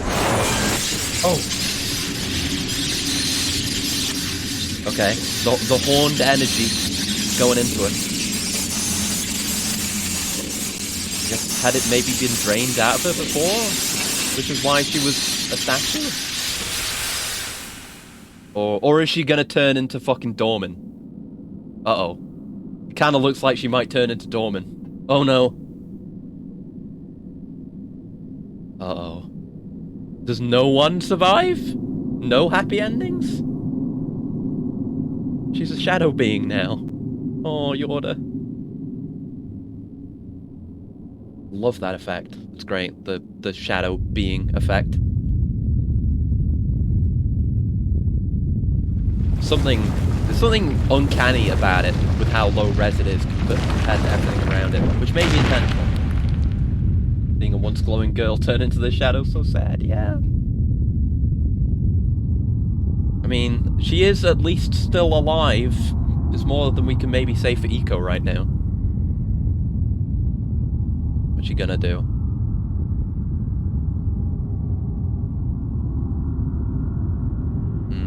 Is he gonna turn into a baby again? Or for the first time?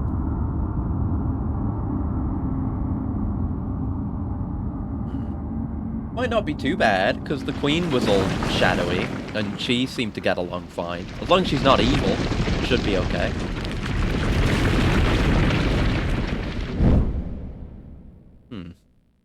Or maybe this was the Queen's plan, though, to make her body all shadowy, given that the Queen's body was all shadowy. Maybe this is what makes her into a complete vessel. But now she's like an independent vessel. It's just like Shadow of the Colossus, the bridge to breaking. Oh, look at it.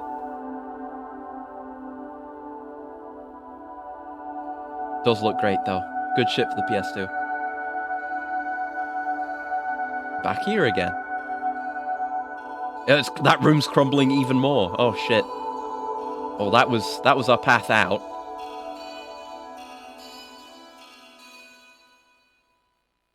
Alright, so what are we gonna do? What's the solution? What can you do with your cool shadow dart lightning powers?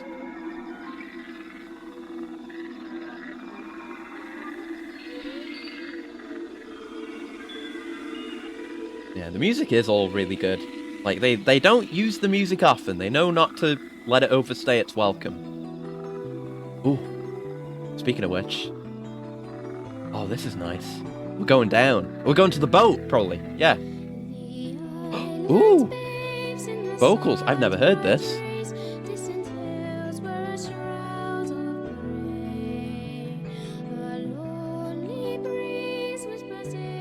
This is in English, I think. Turning the volume up.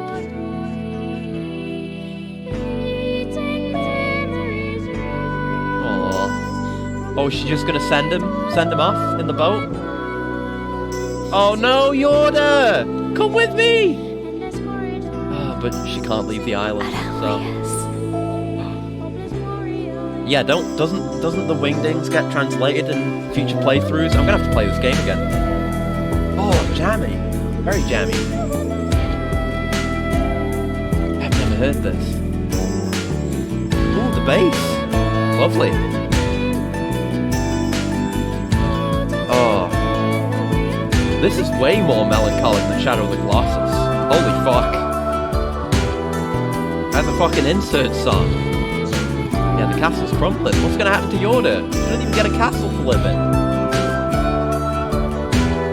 It's the end of Castlevania. There's gonna be an inverted castle coming down from the clouds, that's it. You've got to clear inverted castle to save Yorda. Turn that down again. But God, this is a great song. Oh, everything's breaking. This is great to see.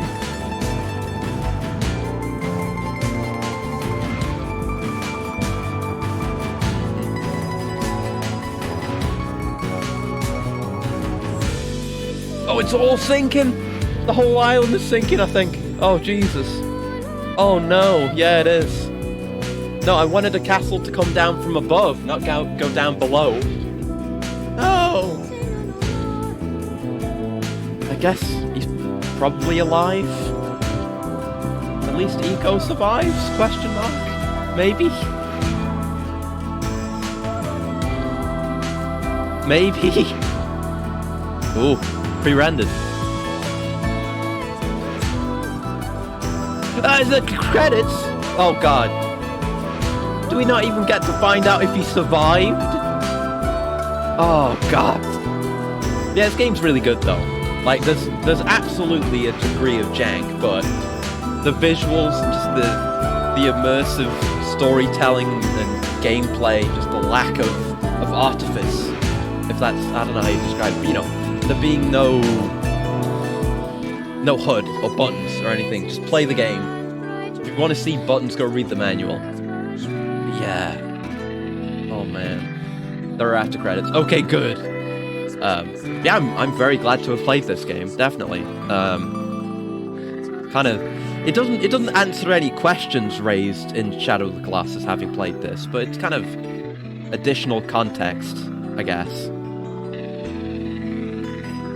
And it, you know, it's interesting to have played this after Shadow of the Colossus as well.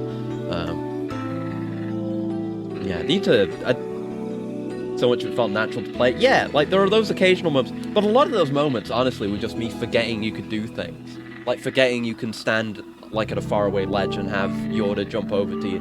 That I just forgot that. That's my fault.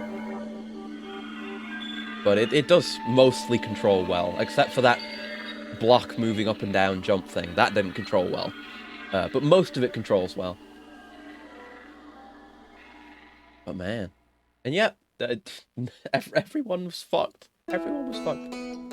I need to see if there's unlockables. Let's see. Because, you know, Shadow of the Colossus has that, and you can unlock the sword we just used. Let's see. I think someone mentioned that the Wingdings gets translated. And you can play that. Super Jump. This will only work on the PAL version. Make sure the game's set to 50 Hz. Load your game, start a new one. In order to do the Super Jump, you need to have a stick or a sword equipped. It'll also work with lightsaber. Start running in any direction and do a running jump. Right after you hit triangle, hit square. The timing needs to be exact. If executed properly, you'll see him fly further and one block higher than you usually would. Keep practicing the jump, it'll come in handy when you need to get to your order quick. You can also skip major parts of the game with this jump. Won't tell you where, but just have fun with it. Okay. And this is the PAL version, so I can totally do that. This is a lovely track as well, yeah. Okay, so that's neat. Right, unlockables. Enable Player 2 mode. Code does not apply to the North American version of the game. Which makes sense, because we did find out last time that the North American version was rushed to release for some reason. And then the PAL and Japan versions came out later for some reason. Play and finish the game once, wait until credits finish, and once you get control of Eco, search for Yorda beside the seashore. Oh shit. After the final ending, you'll be prompted with a save screen. Save it and restart the game with Yorda controllable, second player, and 5 different background musics and screens to choose from. Oh! And yeah, upon completion of the game, not only do you get to control Yorda and have different music, but the subtitles are now in English rather than hieroglyphics. Cool! Okay, Easter eggs. Alternative ending? The game must already have been completed in order for this to work. Right at the end of the game, when Eco wakes up on the beach, make your way all the way over to where the cliffs are, and continue way up to the beach. Along the way, you should come across a large rock. There should also be a couple of watermelons situated near this large rock. Pick up one of these watermelons and proceed up the beach until you reach Yorda. You'll now be treated with a slightly humorous end video. Does not work on the US version of the game. Oh shit, I guess I'll do that then. And Star Wars-like weapon. With Player 2 mode, 2-player mode enabled, play the game through the waterfall and reach an area where you get the mace by throwing a ball into a box for the first play. This time, a Star Wars-like weapon will fly in instead of mace. Mace? The weapon's very powerful and kills shadows in 1 to 2 hits. The weapon will be prolonged to triple the size of the sword if you grab Yorda's hand while attacking. Ooh! Even longer than the original lightsaber. Oh, that's neat. Okay, right. Let's go grab the watermelon and deliver it to Yorda. But Eco's alive, at least. Good. And he's clumsy as shit, still. Right, I need my watermelon. But Yorda's gonna be here. Got spoiled on that accidentally. Whoops. Right, let me look at that again while I'm running. Make your way to where the cliffs are, continue your way up the beach. Along the way, you should come across a large rock. There should be a couple of watermelons. Okay, get the watermelons, proceed up the beach.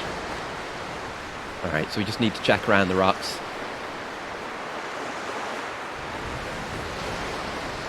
Okay. I was going to say, imagine if there was something like this for Shadow of the Colossus, but I think there is, right? In the remake. I mean, in remake, there's the medallions, I remember. And I think it is possible to get up to the garden on top of the tower as well. Now one of the Team Ico's games, including Last Guardian. Yeah, understandable. And now I want to play Last Guardian to see what it's like. And now that I've played 2 out of 3 of them, I might as well, but I've got to buy it. So I guess I'll do that. Okay, that's not a watermelon, is it? That's a bush. Is this the watermelon? I don't think that's watermelon. In fact, let me look this up so I don't accidentally miss it. Hold on. Eco watermelon. Recurring item in Eco and Shadow of the Colossus. Okay. Didn't know that. Okay, yeah. Yeah, there's the cutscene we just got. Where's the watermelon, though? I missed it. I did miss it. Yeah, it was behind the first rock. Fuck. Just couldn't see it. The game is a bit blurry, so I don't think I can really be blamed. I missed there's a nest. Some watermelon laid these watermelons on the beach here, and we're going to steal one, take it to Yorda. I guess we'll have to look at what the original ending looks like as well. We'll see how different this is, I suppose. Watermelon. Melon. And I'm fairly sure this is the PAL version. Pretty sure. I hope. Uh-oh. Uh-oh. Wait. Are they not there? Oh, shit. Uh-oh. I thought this was the PAL version. But they're not there. They're not exactly where they should be. They should be here. Unless I just can't see them. They're not there! Oh, no. Is this not the PAL version? I thought it was. Oh, shit. Oh, man. All right. Well, guess you're going to have to play the game yourself and get the watermelon ending. I'm going to have to play the game again. Fuck. God damn it. Oh, that's annoying. So we might not unlock the other stuff, too. What? I thought I had the PAL version. I was sure I had the PAL version. Unless that's a remastered thing. No, it's the PS2 version. Alright, okay. We'll just get the regular ending. It's fine. We'll get the regular ending for the first playthrough. That's fine. That's fine. Just play the game yourself. Make sure to play with the PAL version. God damn it. That really pisses me. It's fine. A robot denied his watermelon. God damn it. God damn it. So unreasonably angry about melon. Oh well. At least I got spoiled that we're gonna find Yorda! Yorda! Oh, she's okay. Well, I mean, she's not a shadow lightning being anymore. That's good. Oh. Fingers moving. Yeah! She's okay. We both made it out. And her hair's back to normal, too. Oh! End. I don't know what she said, but end!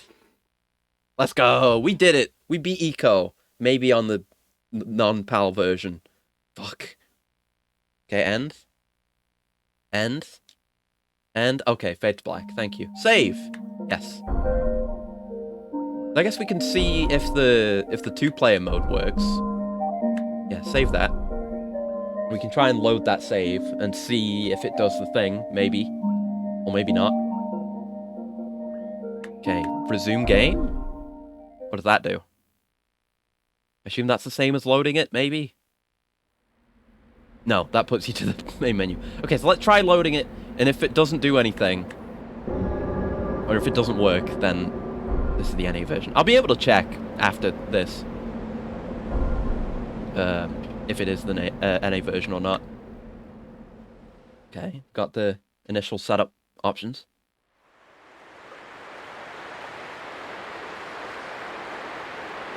I guess this... she's not going to be in the intro, so we can just skip this. Yeah. We might not even be able to tell immediately if things are working. Yeah. Oh, it's been 6 hours, Jesus Christ. We'll just check this, and then we're done. Promise. That's Eco. Alright, that's definitely Eco. Yeah, it feels like the other stuff might... It just might not be... I might just have the NA version. Alright, yeah, that's it. Okay. Okay, we're done with Eco. Thank you very much for joining me, watching me play Eco, which I had a lot of fun with. We'll be back on Thursday for Red Matter 2, and then Yakuza on Sunday. Yeah, thank you very much for coming by. I'm gonna send you over to Egg. Egg's playing Alpha Centauri, which is a cool game. I'll send you over there. Thank you very much for coming by. I'll hopefully see you again on Thursday. Till then, hope you have a very lovely morning, noon, afternoon, evening, night, whatever time of day it is. And I'm gonna rage at myself for having the wrong version of the game. Goodbye. Goodbye.